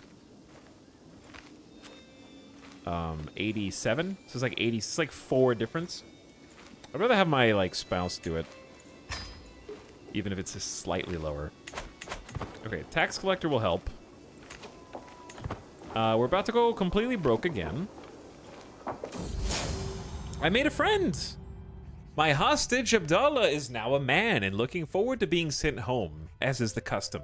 His father certainly hopes as much. I, however, must look to the interest of my own house. He became my friend, and he must stay a little while longer. Okay, I'm gonna try attaching my army to the AI's army, and then maybe they do something. No. Tell me that this is not a bug, and I won't believe you. Baghdad declared war on their neighbor, invited me, I accepted, came over, and no one is moving. This war is going to last... Oh, shit. Well, surprising no one, Bambino is dead. Is it not a father's duty to love his children? Yet, I cannot bring myself to cry over Bambino's passing, while imprisoned by me. Somewhere along the way, I must have gone wrong. Forced my son down a path I could never sanction. While I might be to blame for who he became, it is now in the past. Finally. Your son Bambino died in house arrest. You actually lose 41 stress. Chat's like, thank God, rip Bozo. You killed my spouse! The outbreak of smallpox which ravaged my court is finally over. It killed my son, Bambino. Its victims have either recovered or departed from this world. Yet the road to recovery is long. We've lost my son and many others. Life goes on, but the scars remain. Now, our heir is Bambina, my granddaughter and ward, who I am currently teaching myself. Let's be 1,000% that we have the best... We don't have a court tutor. It's not too late, she's only 10. I thought we had a court tutor. Where'd he go? He's gone. It's not too late. There should definitely be a pop-up for court tutor in situations like this. This person is really, really good aptitude. 50 learning skill, dude. Your sister-in-law? Married to Bambi? Gregarious, ambitious, diligent, super smart, a herbalist, lots of great traits. Okay, yeah. She also likes us, that helps. We have the payer, which doesn't help. Alliance expired.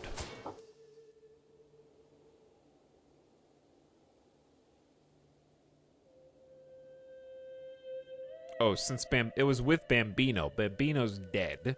That's a big alliance, man. That's a big alliance. We'll fix that.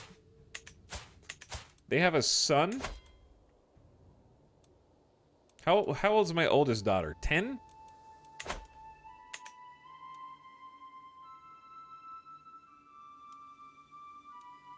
Honestly, just them doing it like this and having just arranged for a while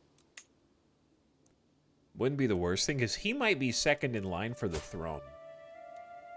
Yeah, they have male inheritance only, so we're kind of like getting... I can get matrilineal, and then just kill the heir, and then suddenly my daughter becomes the Duke of Wakisid. It's easy. I think Chat was the court tutor. Okay, so hopefully she's been actually getting taught this entire time. I could also use piety if I wanted. This is a pretty good deal, especially he's matrilineally getting married.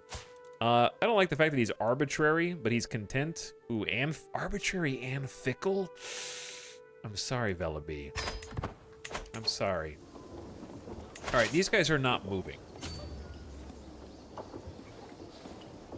Now I'm in debt. Okay,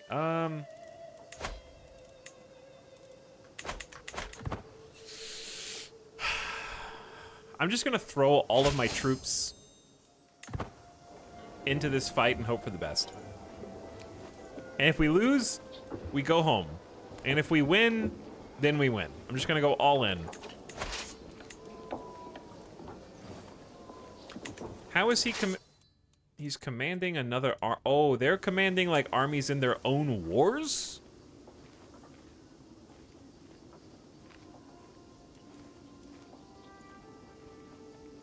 Desert Warrior, Logistician. This guy's an aggressive attacker. Max roll. Okay, where are we going to be fighting? Is this not a marsh? Floodplains.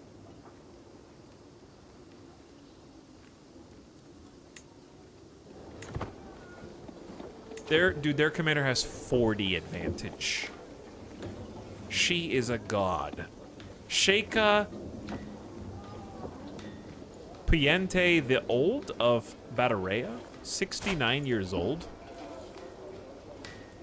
She is a raving lunatic, but has 20 martial skill.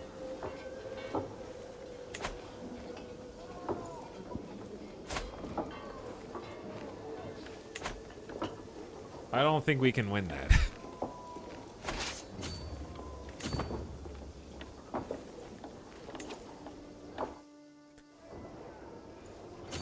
Like, it says you will probably lose now.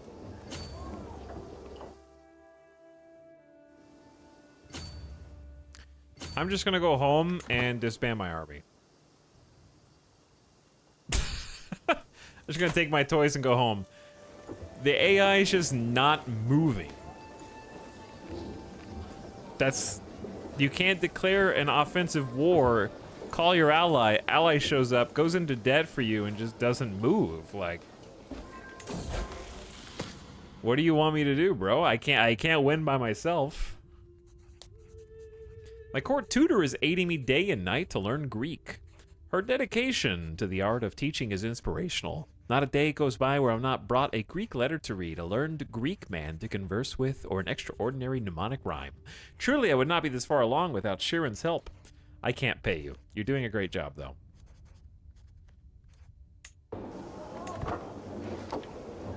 Alright, we've been increasing county control throughout. That one's 18 years. 26 days, very fast. Sorry, I'm just clicking on things to see what they are. 3 children lack guardians. Oh, Chat was the guardian, wasn't she? Oh, Chat was probably the guardian for stewardship. Okay, I have a courtier who can do some impromptu tutoring. Because both of them were learning stewardship. Uh-huh. Alright, I have a courtier who can do some impromptu tutoring, so that'll work. And then Gibblezef, I guess, is going to focus on learning. Learn to learn. You're really far down the succession line. So I think that's fine. If that's what you want to do. We'll have our court physician teach you. He's been doing a decent job. Mud brick towers were constructed in Bam. That's our first watchtower. So if we go check out Bam, it is now a level 3 fort instead of 2. So step in the right direction. +2 defender advantage, and anybody who's stationed here that's heavy infantry or light cav gets stronger, and the garrison gets larger. The larger the garrison, the more troops they have to siege it, but we only have 149, which is embarrassing. We can obviously upgrade this again if we get money, but we don't have money. Could be worth demanding conversion of the faith tutor. Were they not the right faith?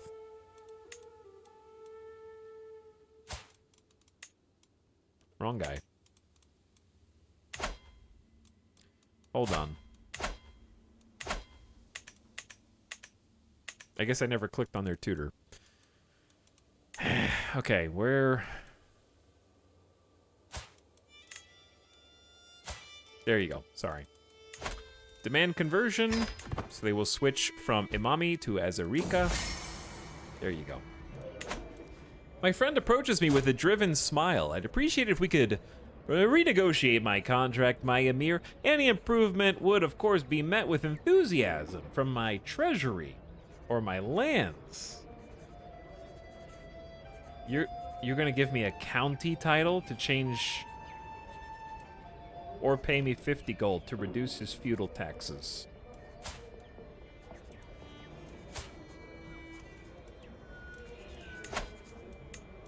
Oh, that's the new guy.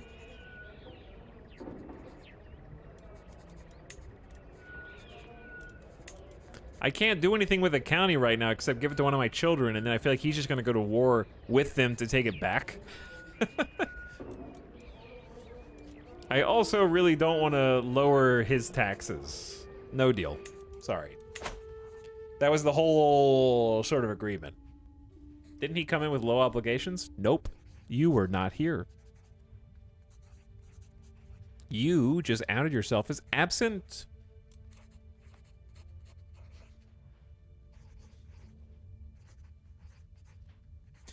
All right, we are trying to... What are we doing? Oh, I'm befriending my brother-in-law.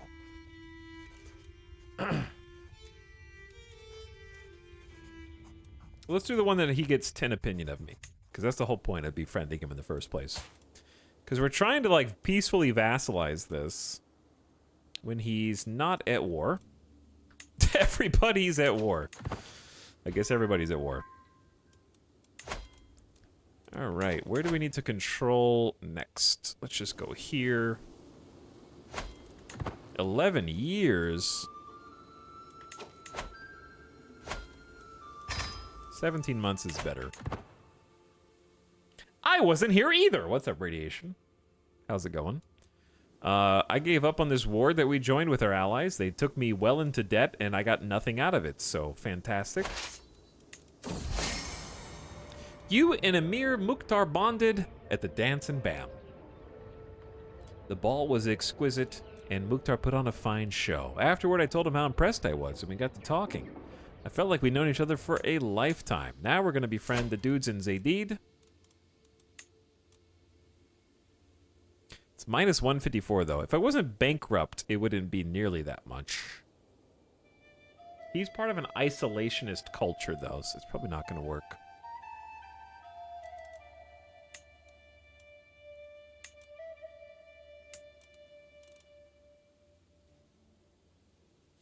Is this a kingdom? Okay, that's a kingdom. This is a duchy. Minus 231. I am not his rightful liege. That is true. Minus 131. This might actually be possible if we befriend this guy. Might be able to vassalize if we're really lucky. You have successfully learned Greek! We currently know how to speak 4 languages. After lots of hard work, I've learned Greek. Endless hours practicing accentuation, sleepless nights mimicking inflection, countless lessons mastering intonation. It was worth it.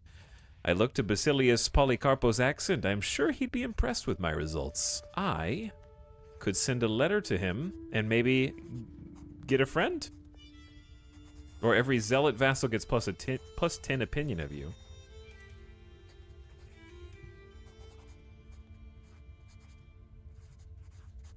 Why not? I also get the zealot vassal opinion with this, and I can try and form a friendship with the foreign ruler of the Byzantines. Sure. Gain 25 opinion. He respects you more. Nice. Factions? Who are these factions? We have a lot of random small factions. Afghanishari populists and the Liberty faction. Your vassal did this? She is ambitious, so I'm not surprised. I could challenge her to a board game.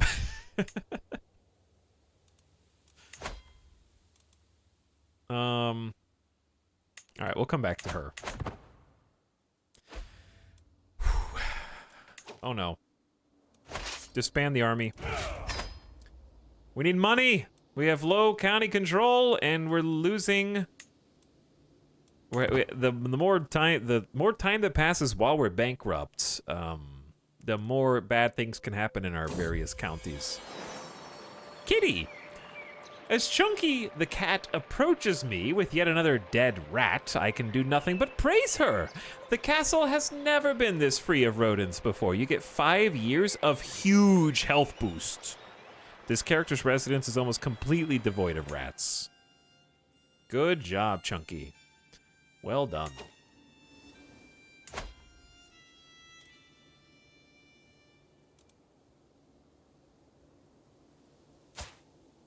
Who are you at war with again?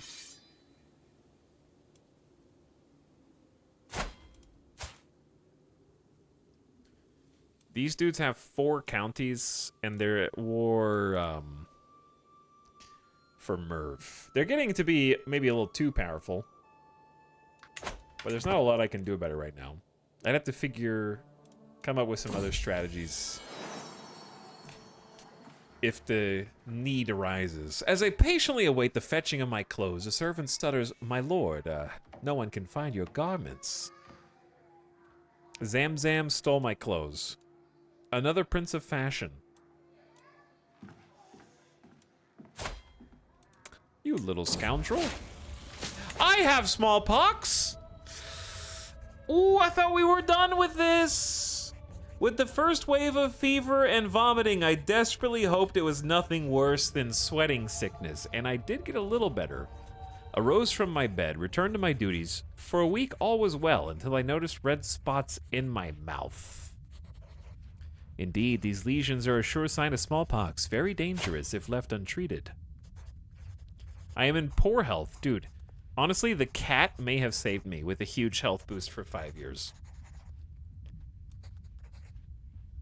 I think we just do a safe treatment. That cat may have just saved my life. Day 1, huge health boost. Day 2, smallpox. Do no more than what is necessary. Khaled attributed my ailments to an unsound diet. To revitalize my body, he insisted I consume only raw vegetables and herbal teas for a week. So as not to tempt me, he confiscated my stash of treats. He never returned them. The dietary restrictions turned out to be just what I needed. For now, the worst of my symptoms are alleviated and the world seems a little brighter. Dude, my court physician is like kind of god tier. When he dies of old age, he's 69. We're going to be struggling. Excellent work, Khaled. 1 year of huge disease resistance health boosts. Is it enough? We're still in poor health. I'm nervous, dude. but we're not on death's door. If we didn't have either gout or melancholic, we'd actually be in incredible health right now. Irrigation experts from our cultures helping us. The stupid incense burner and the drinking vessels helping us a ton. We have a book that's teaching us how to stay healthier. If we weren't a king, if we didn't take this kingdom and inherit all those treasures, we'd probably be guaranteed dead. As it is, we're only maybe dead.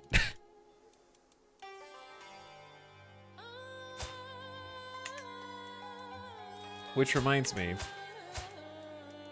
I should have my granddaughter study a language, since she's going to be the heir.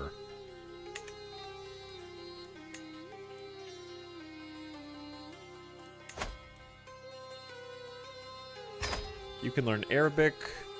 Why do you have to manually do this? I feel like there should just be a toggle that just... Is there any downside to having your kids study a language?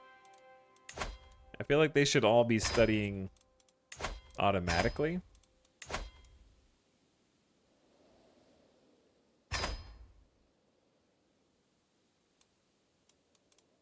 There's no reason not to do that, right?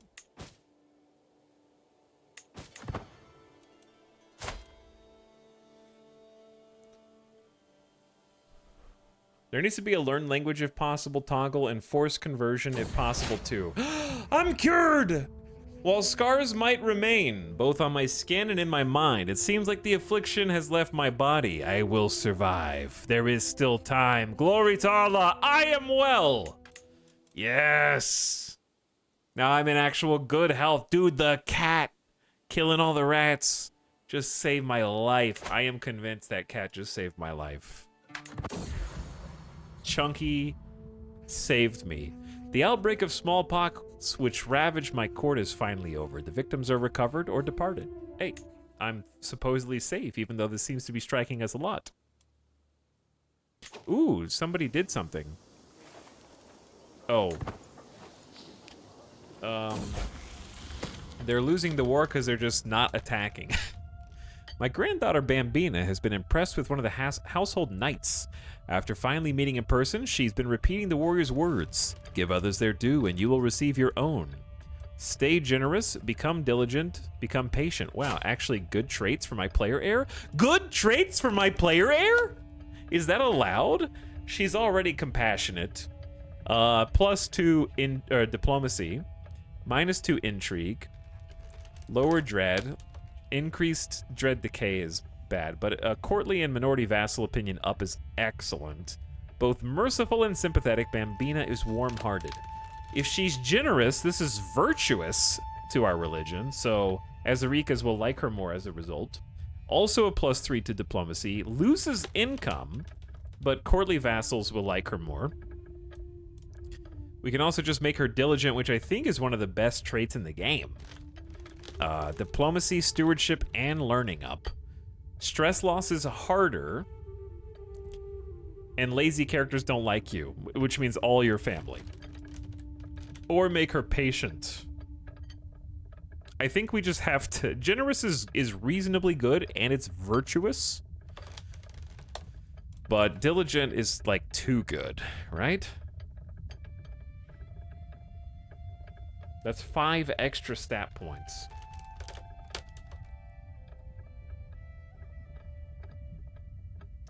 Is it worth taking diligent over a virtue?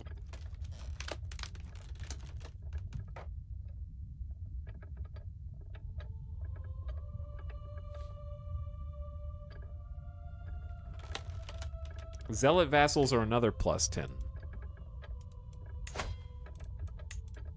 We have 3 zealot vassals, so it's not a ton.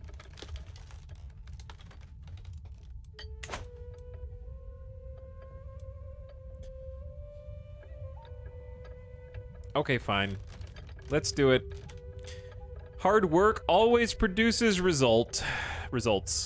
Or one result. It could be a single result. Compassionate, diligent. Is this going to be the god heir? It's time for a dynastic legacy. Alliance formed with Baron Bezod because he is a ruler. What? My brother-in-law just became a baron. With Jellicle. Okay, good for you guys. I didn't really want to be your ally, though, but I guess it's It's family. Power and prosperity. Building is cheaper. I don't think we're going to use this anytime soon is the problem. But this is good. Delegated authority is good. And this is a +1 domain limit. Just forever. Which is worth mentioning. Just one extra domain. It's like +6 to stewardship by itself. For all characters. We don't need tax jurisdictions. Minority vassal opinion +10 is useful.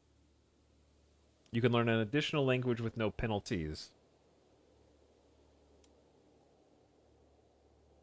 You could learn 3 languages at a time. That's a lot. I just don't think anything besides this first one is worth at the moment. Activities is grand. Things we'll never do because money. Warfare is never bad. Just prowess and knight effectiveness for everybody. Guile is not something I think either me or my heir would pick. Blood would be good considering how bad our family line has been. Try and fix it. Courtier and guest opinion. Guests are cheaper to recruit. I like guests are cheaper to recruit. That's useful. Does that include knights? Probably. Glory hound vassals like you more. More knights. Mercenaries are cheaper. Personal scheme power is good. Diplomacy lifestyle XP is good. This says vassal limit +10. Short reign is slower or faster. General opinion +10. Glory is pretty awesome.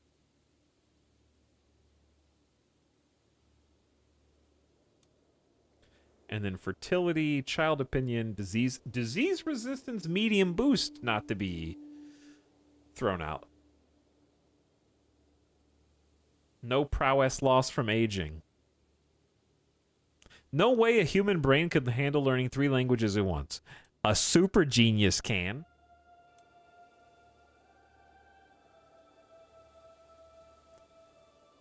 I think that we do just pivot into customs for just one. Because that +10 to minority vassals is going to help us for a while. Until a couple generations go by. Because right now, I don't know, maybe I'm thinking too short term. But we have 9 minority vassals, and I expect that to go up as we expand. So that's like +10 to 9 people.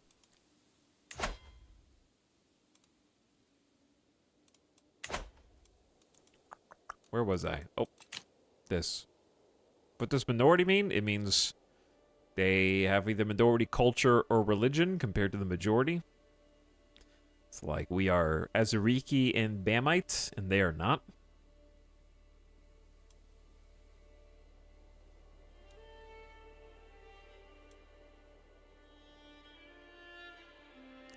But it feels bad to pivot into this for just one thing. But it might be useful for a long time. I'm just going to take it because I think it'll help us inherit power.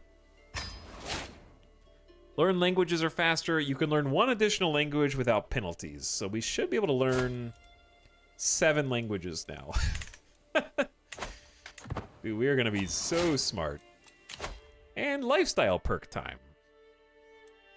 Shorter truces and no prestige penalty for breaking them. That's kind of OP, right?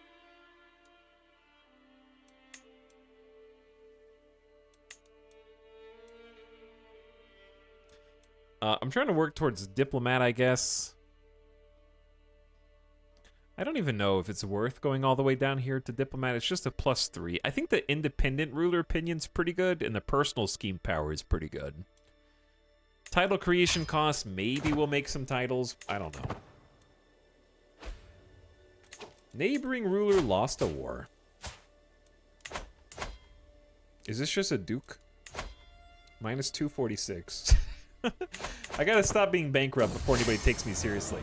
I made a friend! We bonded after having a delightful dinner. After learning that Kalar would be guesting at a manor in the castle of Kabul, I realized it'd be the perfect occasion to meet him. I was seated next to him and was surprised how much we had to talk about. Okay. This dude is someone we're gonna attempt to vassalize. But I think that even if we're not broke, I don't know that there's much I can do. Oh, yeah, I can. I can give him low obligations. Okay. Yo. Diplomat, super genius.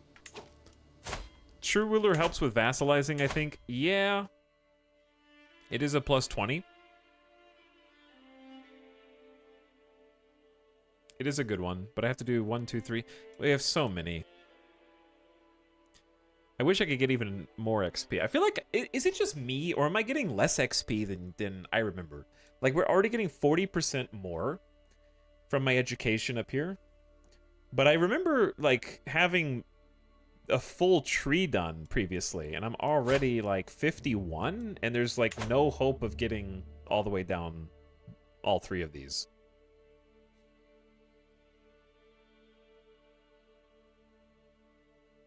No, I don't need to respec. I'm saying I used to be able to get like 3 traits, and I've seen other NPCs with 3 traits. 3 blue perks. And I feel like I can barely get 2.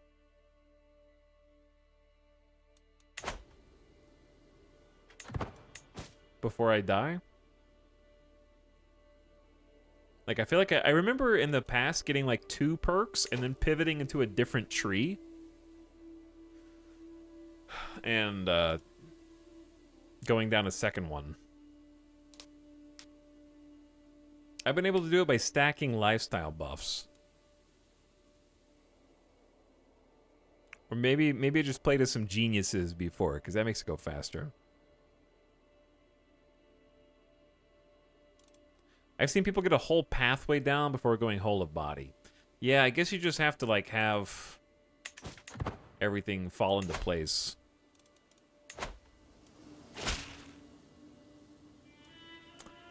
Ooh! My vassal, knight, and friend is coming to show his loyalty and is giving us 95 gold. Let him in. He kneels in deference. The oath is taken. Scribes record his pledges to serve the Bamid Grand Emirate. I bid him rise. Thank you for your generosity. What a gamer.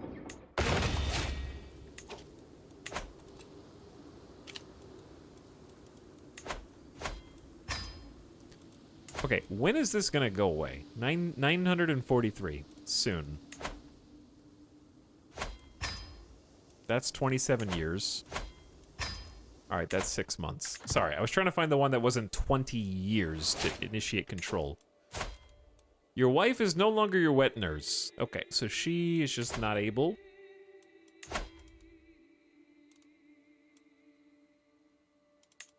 We still have a good wet nurse. Have a quick, pregnant courtier. That's probably why. She is a good wet nurse.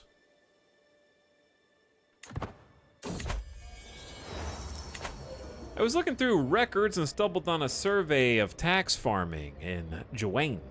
I braced myself for bad news, but our wife and tax collector seems eager more so than worried. I found out that Naib Baram of Juwain is in the habit of deducting significant amounts from the taxes he sends you. Okay, kill him. I'm just kidding. Imprison him. I don't want to look the other way for 10 years. That was rough last time. I have a fair reason. No one will think me a tyrant. He pays me 75 gold.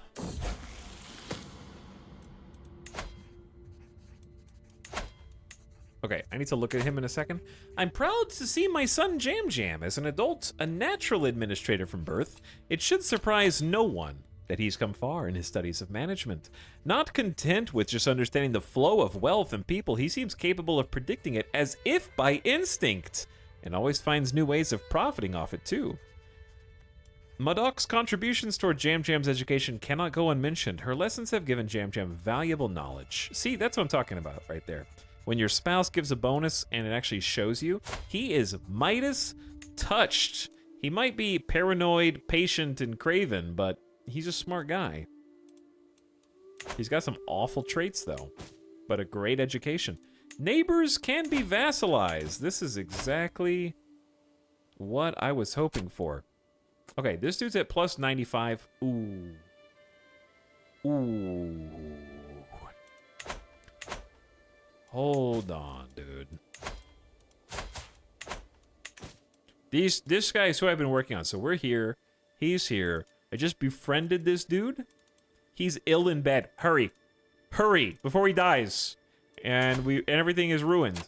Low feudal obligations. He's in poor health. I'll never get him with high obligations. So low it is. And we'll have to fix it later. Chat, this is 1, 2, 3 counties peacefully getting annexed and a duchy title?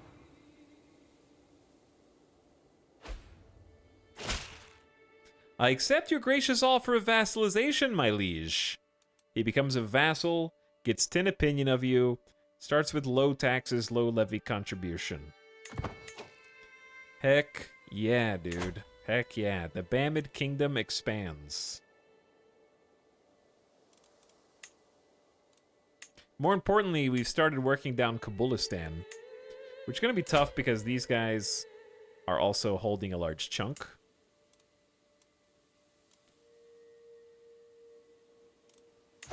Oh yeah. I forgot. It's unrest time.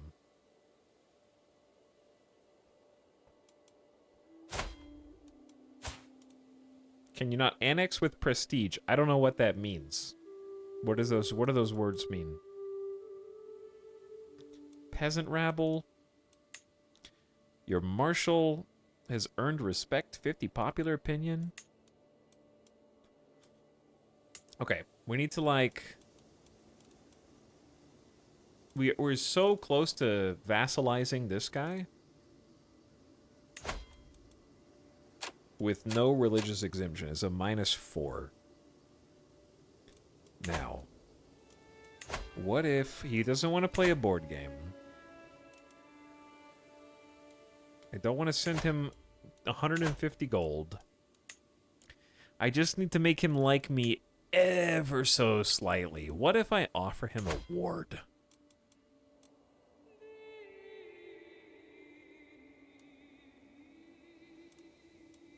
I have, chat, 12 children. Well, I don't know if that's counting Bambino.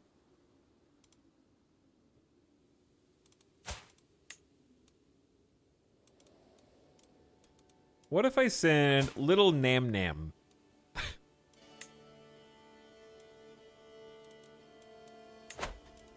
Nam Nam wants to be good at learning anyways. Right?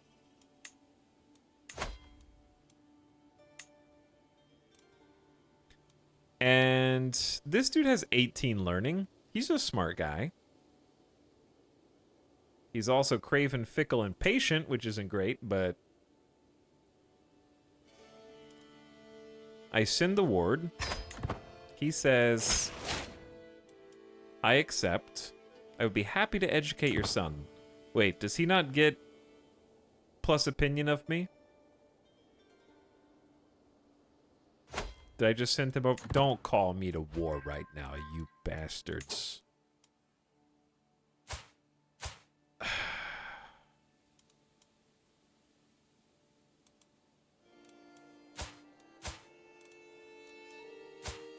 Why are you at war with people in India? Oh, the people that I'm being called to war with are right on my borders. Okay.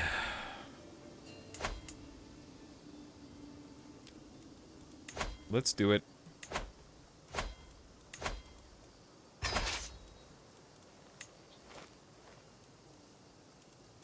The people like it when we're at war anyways.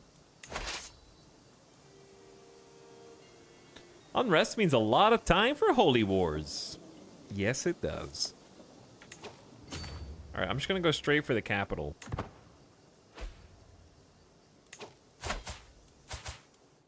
I'm really pleased about the fact that this dude,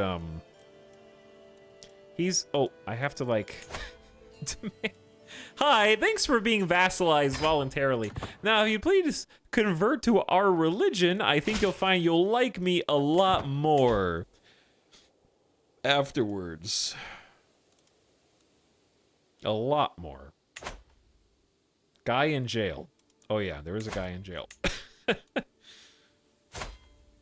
What was I gonna look at him for?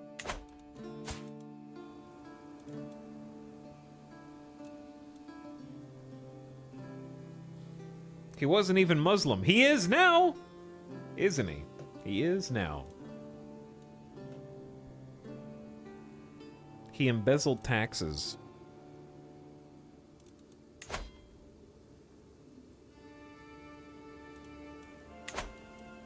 He's just a baron. What if I just, like, ransom him for 30 gold and go on my way?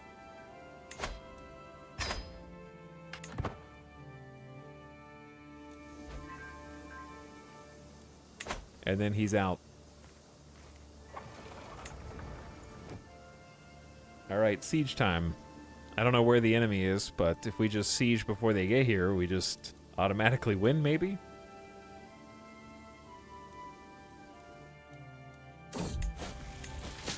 The time has come to treat your gout. Okay, up until now, we've been doing fine with just do no more than what is necessary.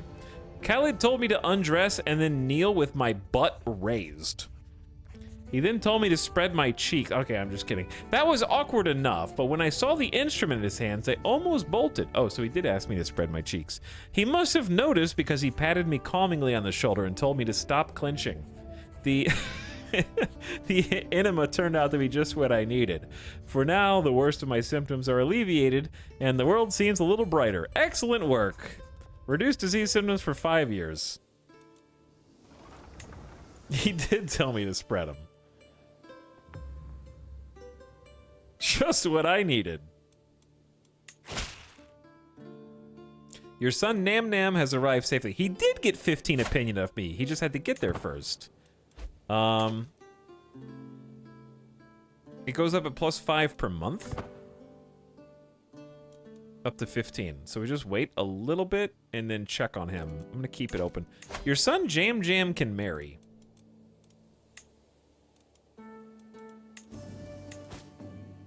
Don't we already have an alliance with Baghdad? Yeah. That's internal. Also internal. Also internal. Not internal, but that is with the people we're about to vassalize.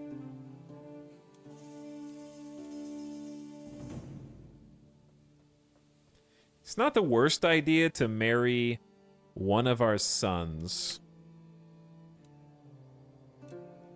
to the Duke's family that we're about to peacefully vassalize. I mean, it makes sense from an RP perspective, right? But we have so many alliances that it's kind of getting a little silly.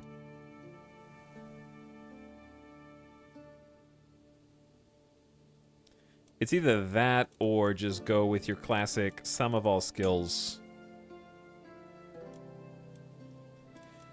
Possibly inheritable trait.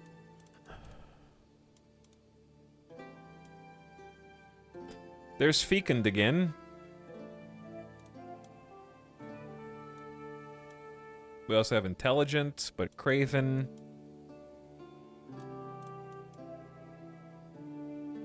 Hello, Gluten Pale. What's up? Aren't they both super in debt? Who? I imagine the people in Baghdad are super in debt because they just had their armies raised for a very long time now. A very long time.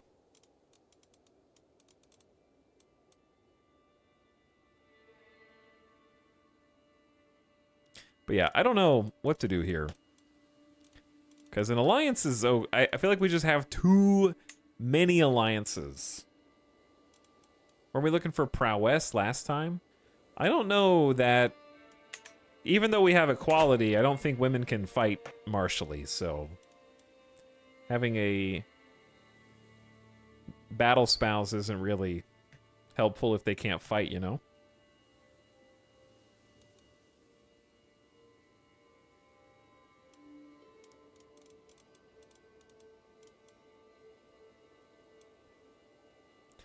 I don't like fickle and ambitious. Also this... Dude, we get an alliance with 0 people? That's why we didn't do that last time. That seems like a scam to me, but what do I know? What do I know? Okay, let's just do...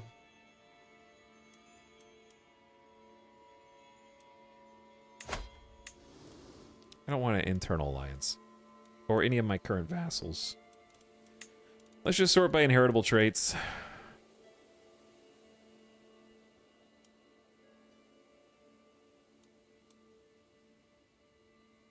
No more Craven in the bloodlines, man. I'm done with Craven. No more Craven in the bloodlines. It's over. Beautiful's fine. All right, just cynical and patient. Cynical's not my favorite. Super intelligent. There's Amazonian. Another Nazgul. Diligent, paranoid, and just. Why are the Amazonians always paranoid? Just is good, though. Diligent's good, though. She's a little older. He loses a bunch of prestige. It's worth it, all right? I gotta pick. When you have 13 kids, you gotta pick eventually.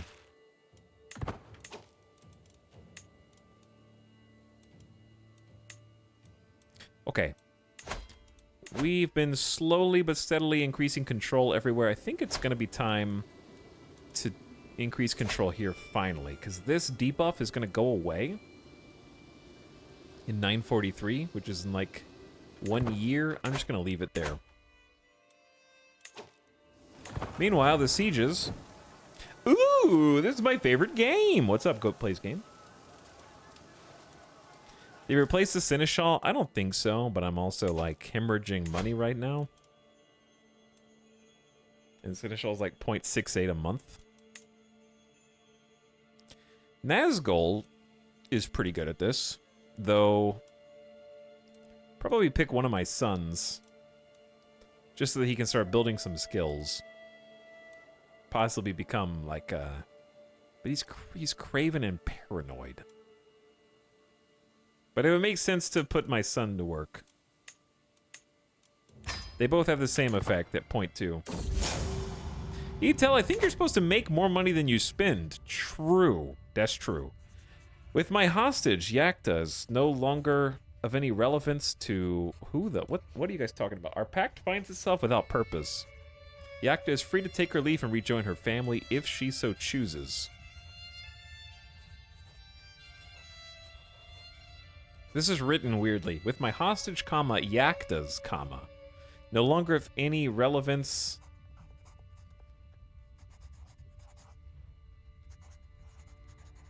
Yakta's not a name. I don't think. Our pact finds itself without purpose.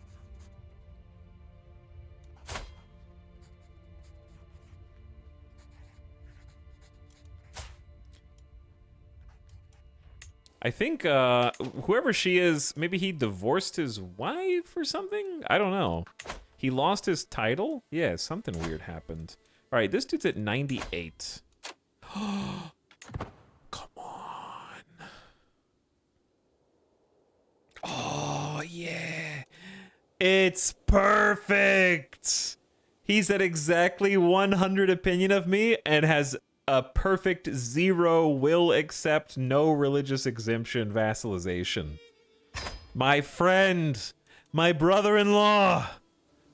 Say hello to 2 more counties joining the Bamid Kingdom shortly. I have a grandson. My grandson's name... How many grandsons do I have so far? We have Bambina and Bambini.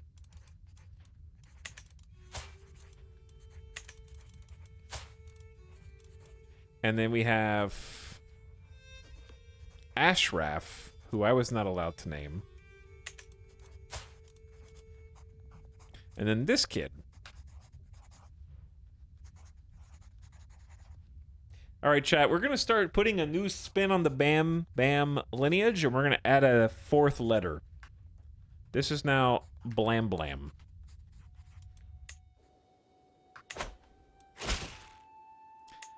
I accept your offer of vassalization, my liege.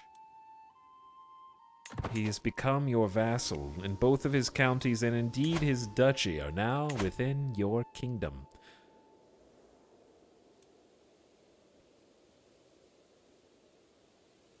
Vassalizing an independent ruler is actually progressing us towards stabilization. Chat, how do you stop concession? It feels like it's going so fast toward this ending.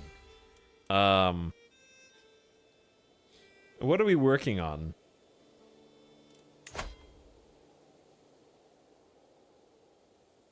Are we working on Iranian resurgence?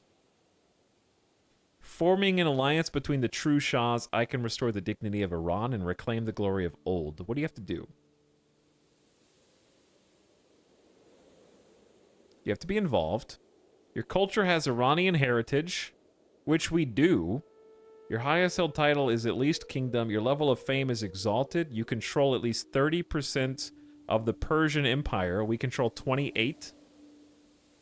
At least 60% of all involved or interloper counts or higher share Iranian heritage. 51%, 49 out of 95. We're like 9% away from this, and we're only like 2% away. We're actually really, really close to this. Not that far off. Yeah, it seems doable if we just stay alive. We're in good health until, like, our cat bonuses go away. And then we're going to insta-die. The rats are going to come back and we're just going to die.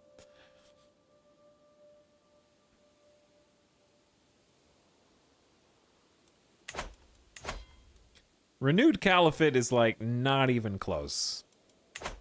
That's not happening. And, okay, I'm going to save so I can click one of these, chat. I just need to do this for science because the UI is confusing. Still Rip Jeff. I'd say Rip Jeff still. Don't mind me. I'm just going to click on these two and see what happens. Found the new caliphate.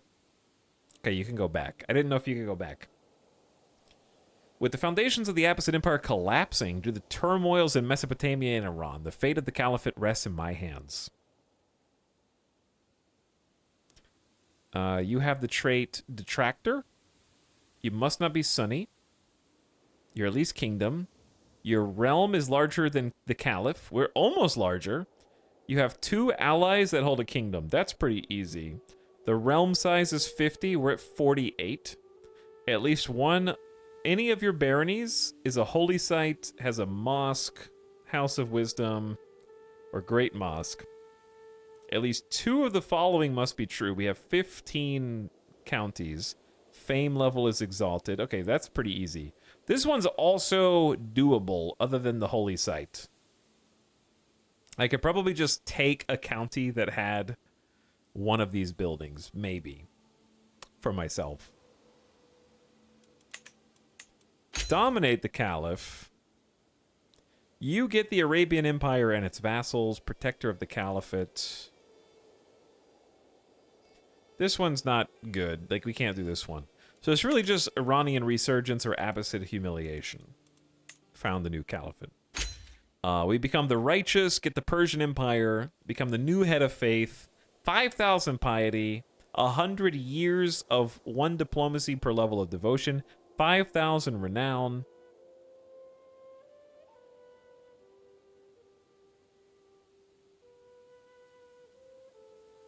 Or, Iranian resurgent is the Flame of Persia nickname, get the Persian Empire. You get 2,000 heavy infantry, 500 heavy cav, which is sort of very limited. 5,000 prestige, which is whatever. Your dynasty gets the Flame of Persia, which is a permanent bonus, which is +5 advantage in combat in same cultural heritage provinces. plus 20% faster research on cultural fascinations. And in ancient Persia, you get plus 20% development growth. You also get all courtly vassals, glory hound vassals, and parochial vassals get a bonus to your opinion. Increases Iranian heritage offer vassalage acceptance by 20. Demand conversion acceptance by 20. Gains 10,000 renown. And then everybody converts. Every Iranian heritage ruler gets rekindled Persian spirit. Becomes independent if liege is not of Iranian heritage. Gains an army. Bam gets 100% cultural acceptance with all Iranian cultures. I feel like the Iranian insurgents one has better bonuses.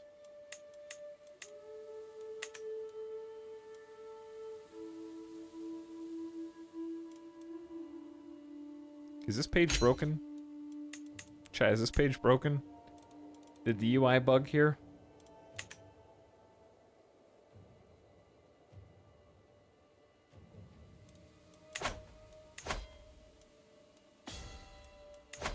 Because you're supposed to be able to click select foundation from here.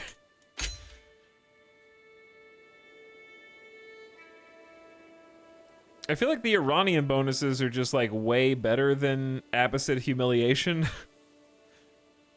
You just get the Persian Empire, some diplomacy, like 3 diplomacy, maybe.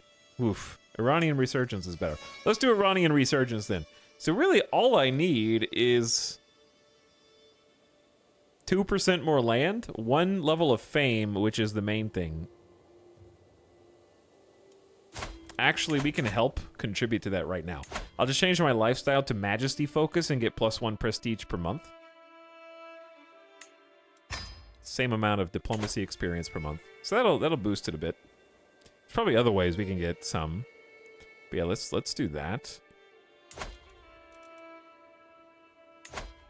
He's at -53 on accepting even with a religious exception.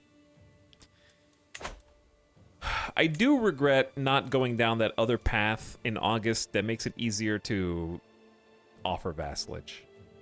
I do regret that. Let's try and befriend this nerd. While we're befriending this nerd... Oh yeah, we're still at war. I forgot we were at war.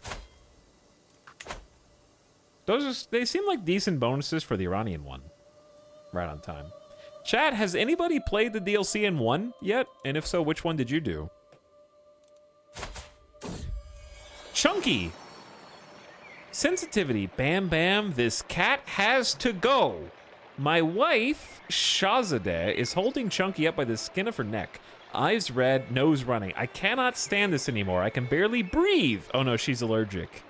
I'm allergic to cats too, and I still have them. What's your excuse? Give her to Madoct?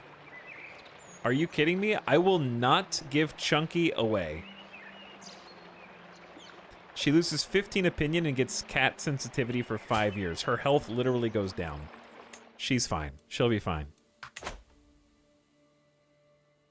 Chunky saved your life. What has she done? Well, I mean, she's a tax collector, so debatably responsible for a lot of the money that we are using.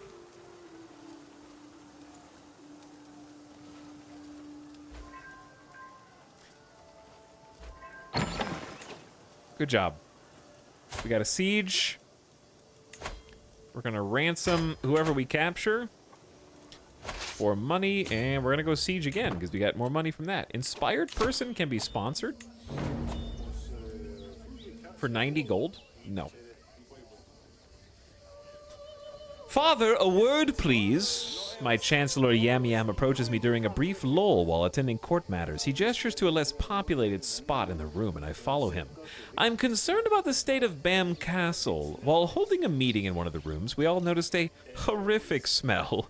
It must have come from the latrines, a floor below. I implore you, consider paying to fix the neglected parts of the building. Plug the hole in the floor. You get smelly court for 10 years. Vassal opinion -10. My steward can handle this. 52% chance you lose 45 gold. 47% chance you lose 180. Now that's a gamble. That's a lose-lose situation. Or I pay 90 gold to avoid a 10-year vassal debuff.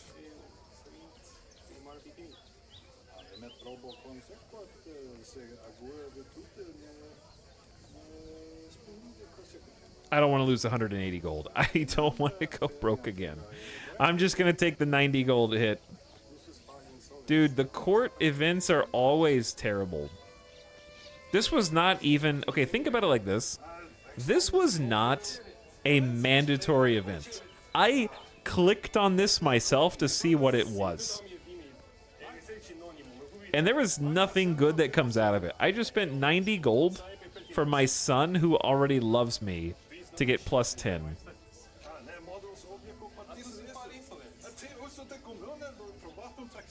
Like, the fact that I can just not click it and it goes away? The last option will be chosen for you in 180 days. Like, I don't think you even have to do this. You could just simply ignore your court and then not lose 90 gold. If you don't resolve them when they time out, they choose the bottom option. But the timer didn't start until I clicked it. That's why it's around 180 days. There was no timer before I clicked it. Amira Shahzada bursts into my room, fuming like a pot at boil. The heat coming off her is slightly intimidating. This is unacceptable! The way she... Banaz is such a hag. Shahzada motions furiously with her arms. Can't you do something? It's clear something has gone down. Tread carefully. Don't worry about it. Shahzada, calm down. Go talk to her. Calm down. Go talk to her. Maybe form a friendship with my other wife. They improve their relationship and grow closer to friends.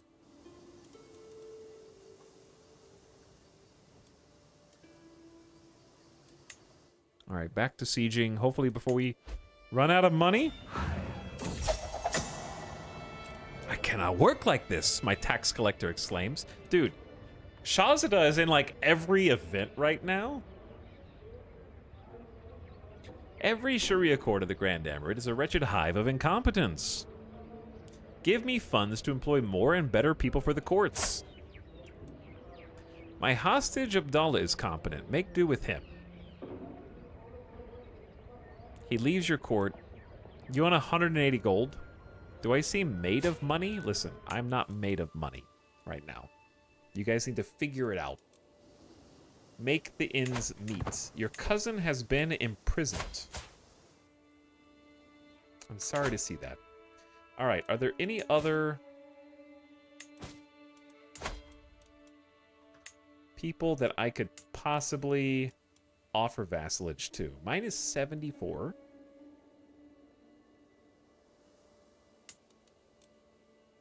They're at war. Mine is 33. They could definitely be convinced. That's a completely different kingdom, though.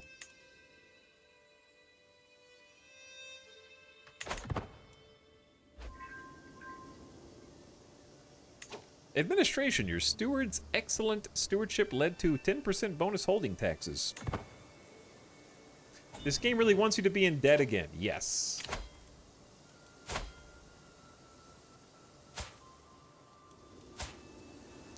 Yakosni, your niece is 22 and does not have a spouse. I propose a marriage. What if I said, no, I'll arrange my own marriage, or rather find you a spouse who has good prowess. Why does this guy only have 2 traits? Honest and chaste.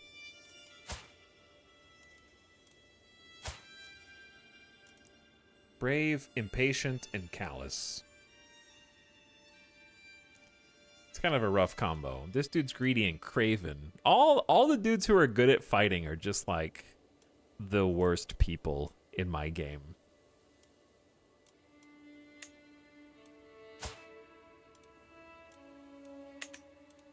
Not a nice man. Let's just go with the honest, chaste dude. He's not like the strongest guy, and we'll matrilineally marriage. He'll come join us. And possibly fight for us.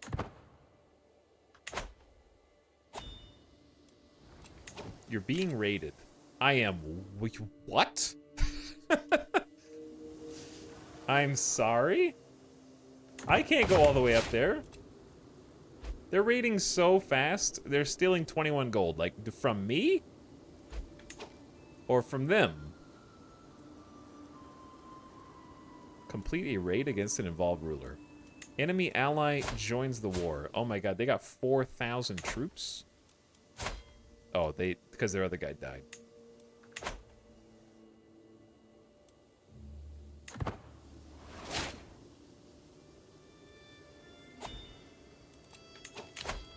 Betrothed can marry. Sammy Whammy. And then this dude. I don't remember why you guys are betrothed.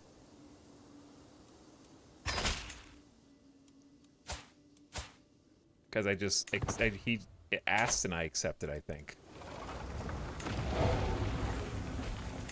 Your friend Muhammad died. Aw. Who inherited? This is my new vassal in Herat. He doesn't like me very much. Unsurprisingly. Alright, I'm gonna have to work on him. Does he not look like a kid in a trench coat of like 3 kids? How broad his shoulders are compared to how small his head is? Oh, you can't see. I'm blocking it. Look at this dude. He's just like... got this broad red shoulder cape and this small little young head guy. He's he's sitting on somebody's shoulders right now. All right, we'll come back to him.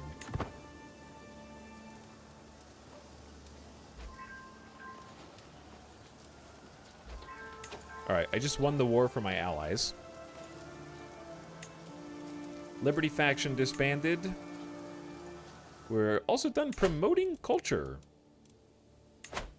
The BAM cultures, we're trying to promote the BAM culture like in all of our new holdings so that they actually like us in our current holdings.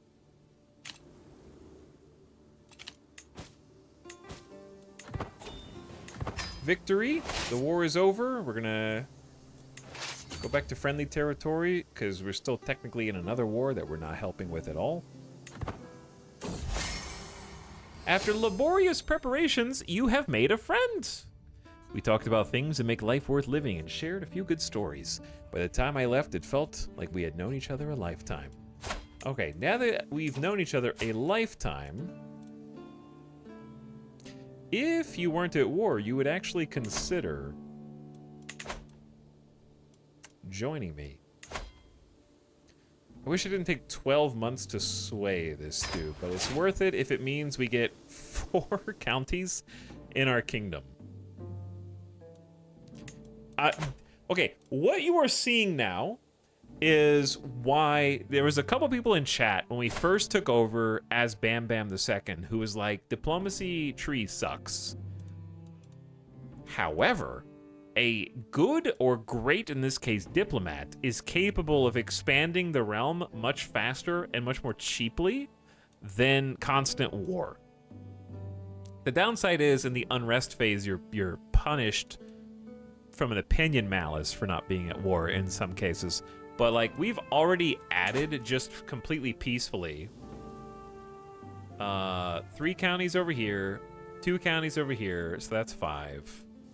Plus 2 counties over here, 7 counties within the last couple years without ever raising our banners and going to war. And we're about to get another 4, so it's going to be like 11 total, and there's probably more. Now, that only works when you are like a kingdom surrounded by duchies. If you're a kingdom that's bordering other kingdoms, not going to work. You have to be a higher level than them. So, this is a kingdom, this is a duchy, but they hate us. We could actually probably convince them if we just, like, made amends. And then this is a kingdom. This is the smallest kingdom ever. But yes, diplomats can be really, really powerful. You just have to be in the right situation. So like I said, kingdom surrounded by duchies or counties, and you can really add a lot of land very quickly, especially in this kind of situation, because if we wanted to, these guys will probably never accept, and that's okay, but like Firabar, we could definitely convince to accept by befriending them and buttering them up. Like, all these little dudes up here are ripe for just some diplomacy. And just keep going. Is that the Ottomans? Oh, yeah. The Ottoman Empire is on my border. And guess what? I can vassalize them.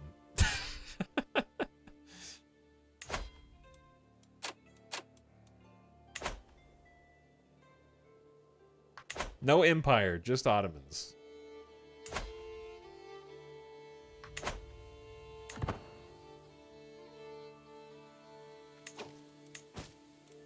Powerful vassals expect court positions.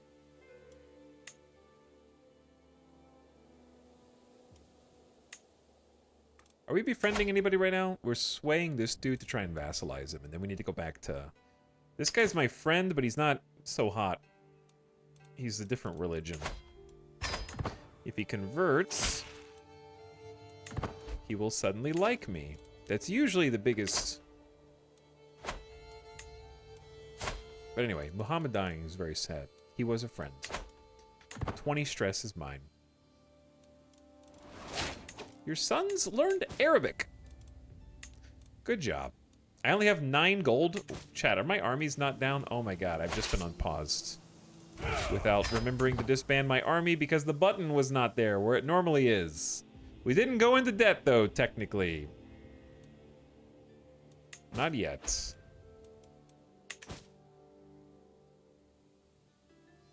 Your sister Eglum died in captivity.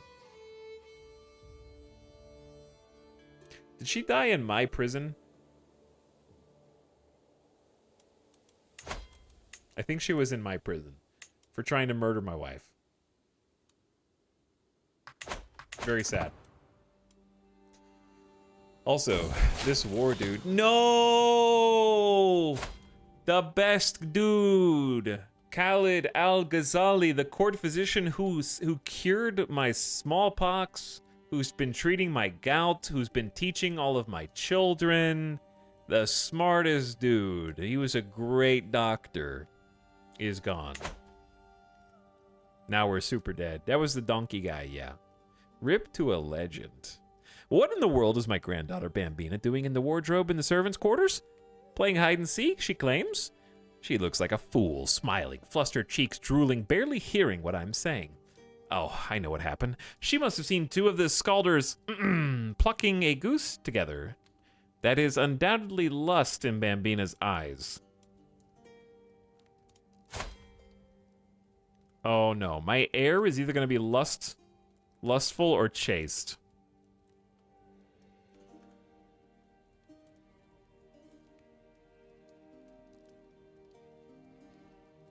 Those are my only 2 options. It was too good to be true, chat. We got compassionate and diligent. So, I guess lustful. Chaste is pretty bad for an heir. It's pretty bad. What's wrong with lust? It's not that it's inherently awful. It's just, like, could be another trade. Like, I was hoping for something that was just, like, as on the tier of diligent. Like, the fertility bonus is good, but it's probably fine because she's the only one that's going to be able to produce heirs when we take over. So I guess it's fine. Stay lustful, because definitely not chaste. Chunky! The tale of the cat continues. I sit gesturing at my council to do the same. The most powerful people in the realm are here. I open my mouth to speak and... meow. I look around for the culprit. Meow.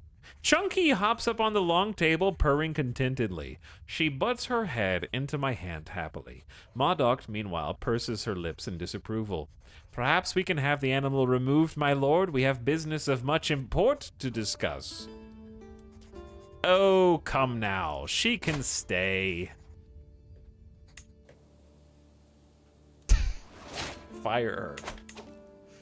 Successor. Oh, yeah. I forgot. The educator died. Successor, the guard commander. Your son has also learned Arabic. Oh, dude, the guy that held the knight title die? She's getting a learning education. I mean, I have 23 learning, but my sister-in-law and court tutor has 22 learning and is probably a pretty smart cookie. So we'll do that. Have the court tutor teach her. You are not employing a court physician. Yeah, that's bad. We have people who are good. Okay, so here's what we're gonna do. Oh my god, we have to do a tax collector as well. All right. Both of my wives are good tax collectors. The guard commander of Bamid needs a worthy successor. What happened to it? How do you see... Is Bamboozle dead? He's just wounded. Did he just give it up because he's just, like, old? Doesn't fight anymore? Okay. Anyway, they want a successor. We don't have anybody.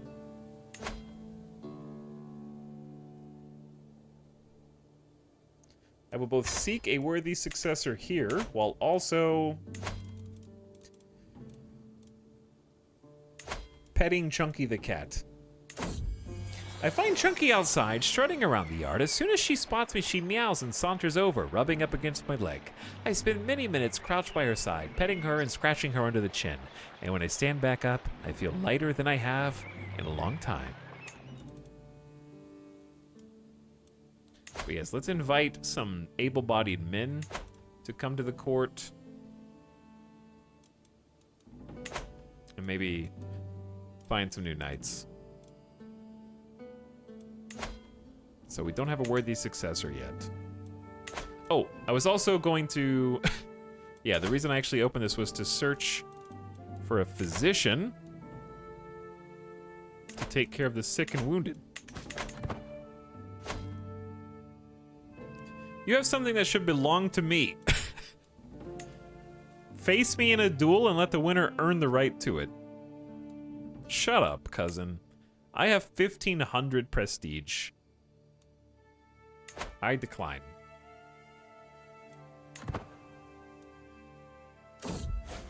Court physician. The world is full of dangers, even to an Amir Amaran in his court. Per my request, candidates have assembled. Ooh, because of your learning skill, Farquad can join your court. Or sorry, it's Farshad. Farshad. My bad. 17 learning, a novice physician, and a herbalist. Paging Dr. Farquad. He's diligent, honest, compassionate, and I can hire him for 85 gold. Okay, if he's just good, is he better than the other potential candidates?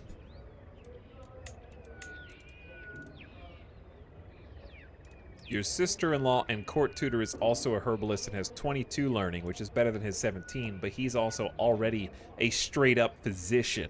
I feel like someone who has a full physician perk has got to be better, despite the lack of learning.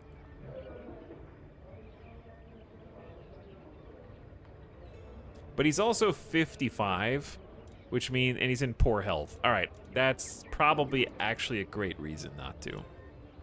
They failed to impress me.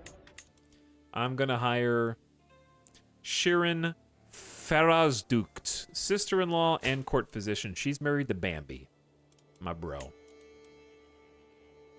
I mean, she's at least a solid court physician. She can learn.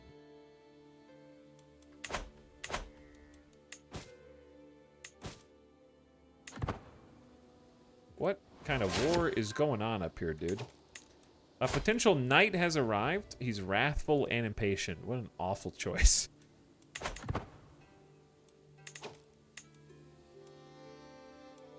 Are there any other kiddos that need to be educated? I don't think so.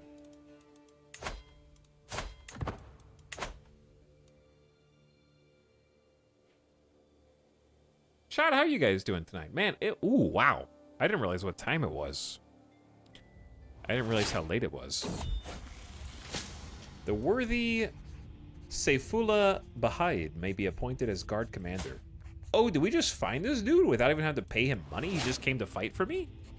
He's deceitful, but he's just. He's a mastermind philosopher, has 18 prowess. A few days ago, Sirma, the learned father of my cousin Hashmadin, took part in the experiment with oil of vitriol concocted by the celebrated alchemist Elnaz. Apparently something went horribly wrong. You must punish Elnaz severely, Hashmadin tells me. Behold the wretched state of my father. No, my Emir, Elnaz begs. I have merely perfected a formula long sought by the wise. It's not my fault that Sirma were careless with a whole ukiya of the most corrosive substance yet seen on Earth. I do not have space in my dungeon for this scrawny alchemist. You gain 10 dread, imprison Elnaz, gain stress. Sirma was getting learning lifestyle XP. No one is to blame here. You must forgive each other. Lose 41 stress, while your cousin, marshal, and vassal loses 25 opinion of you. No one is to blame here. Okay. I was trying to go down to diplomat, but I'm going to stop and go to vassalization acceptance instead. So, let's get monthly prestige per powerful vassal on the council. Monthly prestige is solid anyways.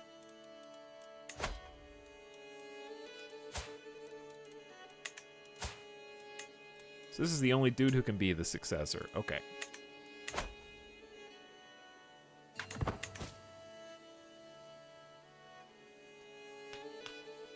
Curious what you think of the clan rework. I think it makes clans feel playable now. I've enjoyed my clan playthrough. I still think feudal is a little bit more stuff to do. I feel like for me, once I kind of got to harmonious, nothing else has really changed. Is there other clan gameplay that is different? I didn't play a lot of clan gameplay before, but I like the House Unity stuff, which I think is Muslim, not clan. What's the clan gameplay? Specifically. Did you hire the knight? If you go through the menu, if you go through the accolade menu, you can hire a knight instantaneously with prestige, and you don't have to pay him any money. It's pretty cool. Is forced vassalage bad? No. It's just a different casus belli for war. It's not bad. It's just the plus 20 opinion of them to me for vassalage would help me vassalize so many dukes. So I'd rather just go to that. I want to do it without war. Clan is power based on opinion, if I recall. Yeah, I don't really know where to see, like, more... I guess I could do... Hold on, give me a sec. Sometimes, my lord, windfalls happen. I stumbled upon witnesses willing to testify Nigella owed you a significant sum in conveniently forgotten taxes on perennial trees and water wheels. I took the liberty of collecting them. 50 gold, but Najila loses opinion, is one of my vassals and commanders. Give it to the mosque, then she cannot object.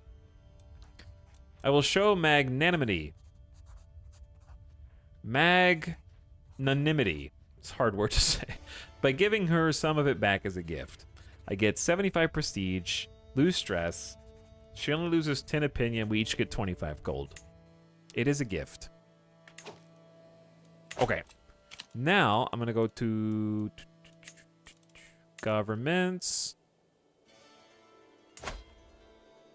Oh, there's clan. Clans can create cadet branches. Government type is clan. Can create cadet branches. Government type is clan. May appoint viziers. Clans are a government form in which the amount of levies and taxes given to a liege by their vassals is determined by the aptitude of the tax collector. They also make use of House Unity. Okay, so House Unity is a clan aspect. So yeah, I like the House Unity. And the tax collector seems fine. Potentially more interesting if we got more powerful. And appointing viziers is cool. But I haven't really used one yet.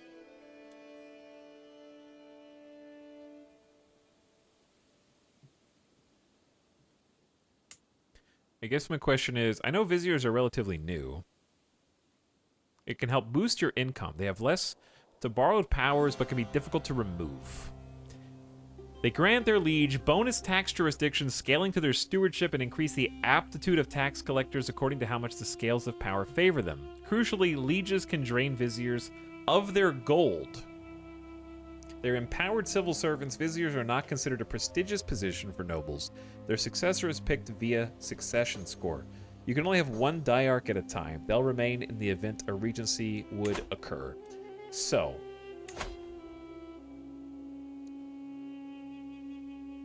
do you pick the vizier? Where do you pick the vizier?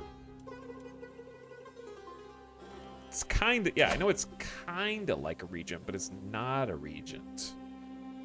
Is there a menu of viziers somewhere? We've already looked at this once, and I already forgot where it is. Is it in? It's not in taxes. I know you can, like, right-click people and appoint them as viziers, but I want to see, like, how capable they are. I don't just want to pick anybody. I can't do it while I'm at war. I'm stuck at war with this stupid Baghdad war.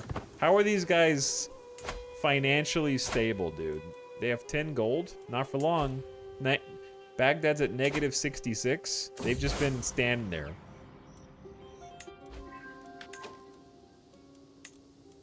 A potential knight has arrived. Sadistic Zealous Brave.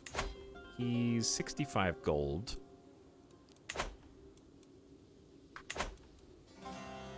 I'll think about it. Okay, so we swayed this guy. He's at plus 90 opinion of me. He's a small duchy that we were going to attempt to offer vassalage to, but now he is at war. And he is defending against a conquest. And that's too bad. Okay. Maybe I stop swaying him since he is at war anyway. But I really need to go west. I'm trying to go west because I want more Persian Empire space. We can also go south, but there's no one to invite south. And he's the next in line. I could go north. Transoxiana is up here.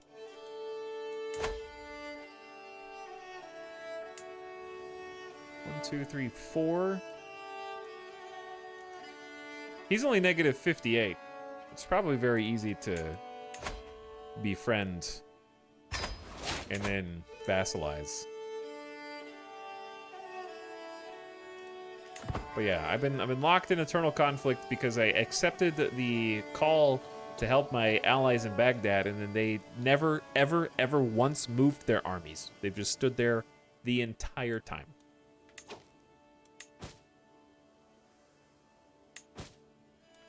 Never moved.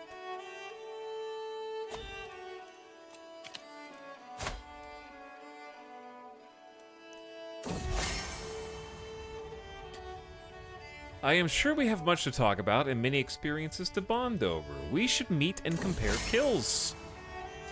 Chieftain Aesop and I spent an entire evening talking, swapping stories, and comparing experiences from various hunts. He thinks I'm awesome.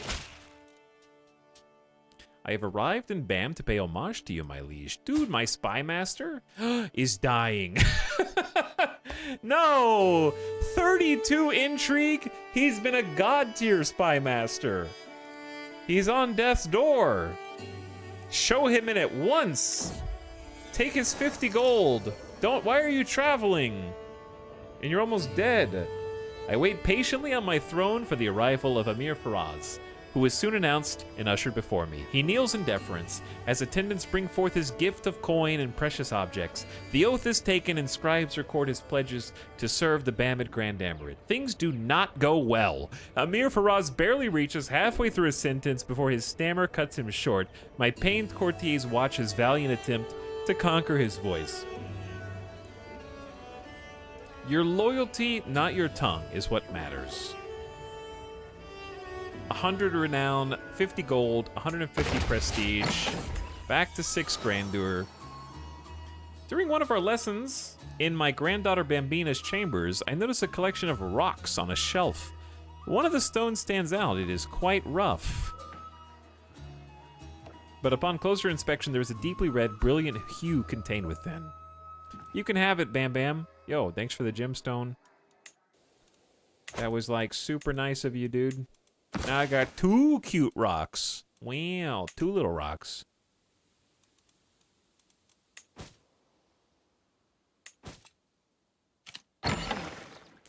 Okay, and we have 159 gold. All right, chat.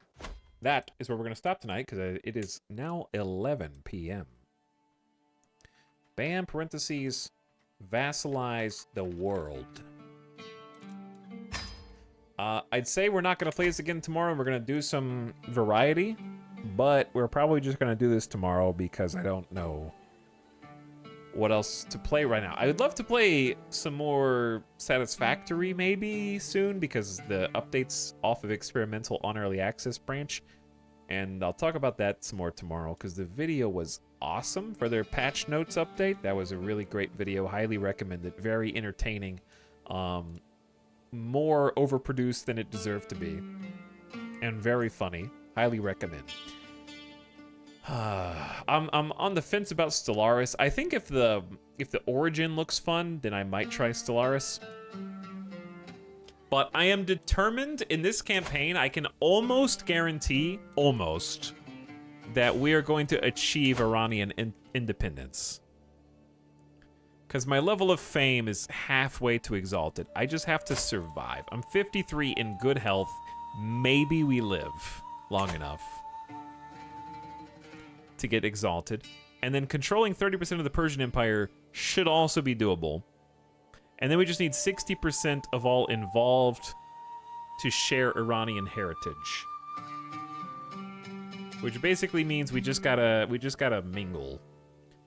We need like 11 more %. I don't know how to really do this one on purpose.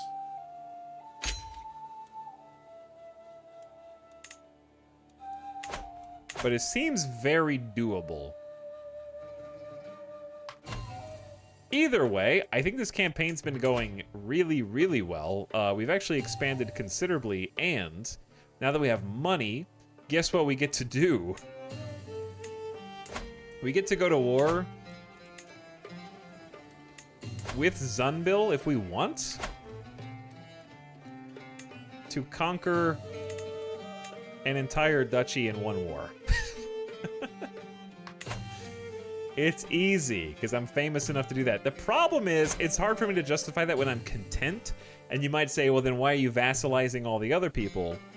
Because that's different from being in war. When you go to war, I'm going for control of a county, whereas when I'm vassalizing these other people, I'm really just offering them protection and bringing them under my banner. It's for everyone's good, not just mine. They're much safer with me. I am such a friendly, nice guy that everyone loves. I'm keeping them away from the scary Ottomans and the scary Habari and the Damayanti. I feel like vassalizing through diplomacy does not trigger my bad RP from content, but going to war specifically for land that I get to pass down does. Because I'm befriending them first, and then they're joining me. It's just natural. That's not born out of greed. He's just really good at making friends. He speaks like 4 languages, which I need to remember to learn more languages, because we can learn like 2 at the same time. There were degrees of content. That too. Like, content means I'm not stripping all the best titles from my vassals and taking them for myself. I'm letting them keep them. We're friends with a lot of people here and simultaneously expanding through diplomacy. It's been a lot of fun. Thanks for watching, everybody. Hope you guys have been enjoying this campaign. There were definitely some spicy things today. Sun getting caught for murder, catching smallpox in prison and dying. Actually being able to prove Eglum was complicit in one of the murder campaigns as well, if not more. And some definite surprises here or there. And some interesting characters that we didn't expect to like Donkey Guy. And people like that who kind of showed up and left a mark on me, in my opinion. Woo! Thanks for stream, was nice. Hey, appreciate it. But yeah, I'll definitely be streaming tomorrow. We'll probably be playing more Crusader Kings tomorrow. And maybe even finish the campaign if we're lucky. And we could play beyond it if we wanted to, but my goal for this campaign was just at least finish the intermezzo. And you're allowed to play past that, but at least I could say we accomplished our goal. And if I decided to play other things from that point on, I think that would be fine. But I appreciate you hanging out with me. Hope you had fun. Hello, Yuptime gamers. All right, I gotta ditch. So I am gonna send you guys on an adventure. Let us go on a raid. I'm gonna send you guys on over. Once again, I think, to Nomek. We checked him out yesterday. He's got a cool city design that looks like a gemstone going on. I think he's perfecting his city skylines city. He's also AFK. So this is a nice AFK raid. Bam Raiders, prepare yourselves. Have a great evening. Oh, he's back. He's coming back. Perfect timing. BRB raid. Also, thanks for the end of stream sub, Pure Lizard Milk. I am tired. I go now. Goodbye. Good night. Thanks for priming.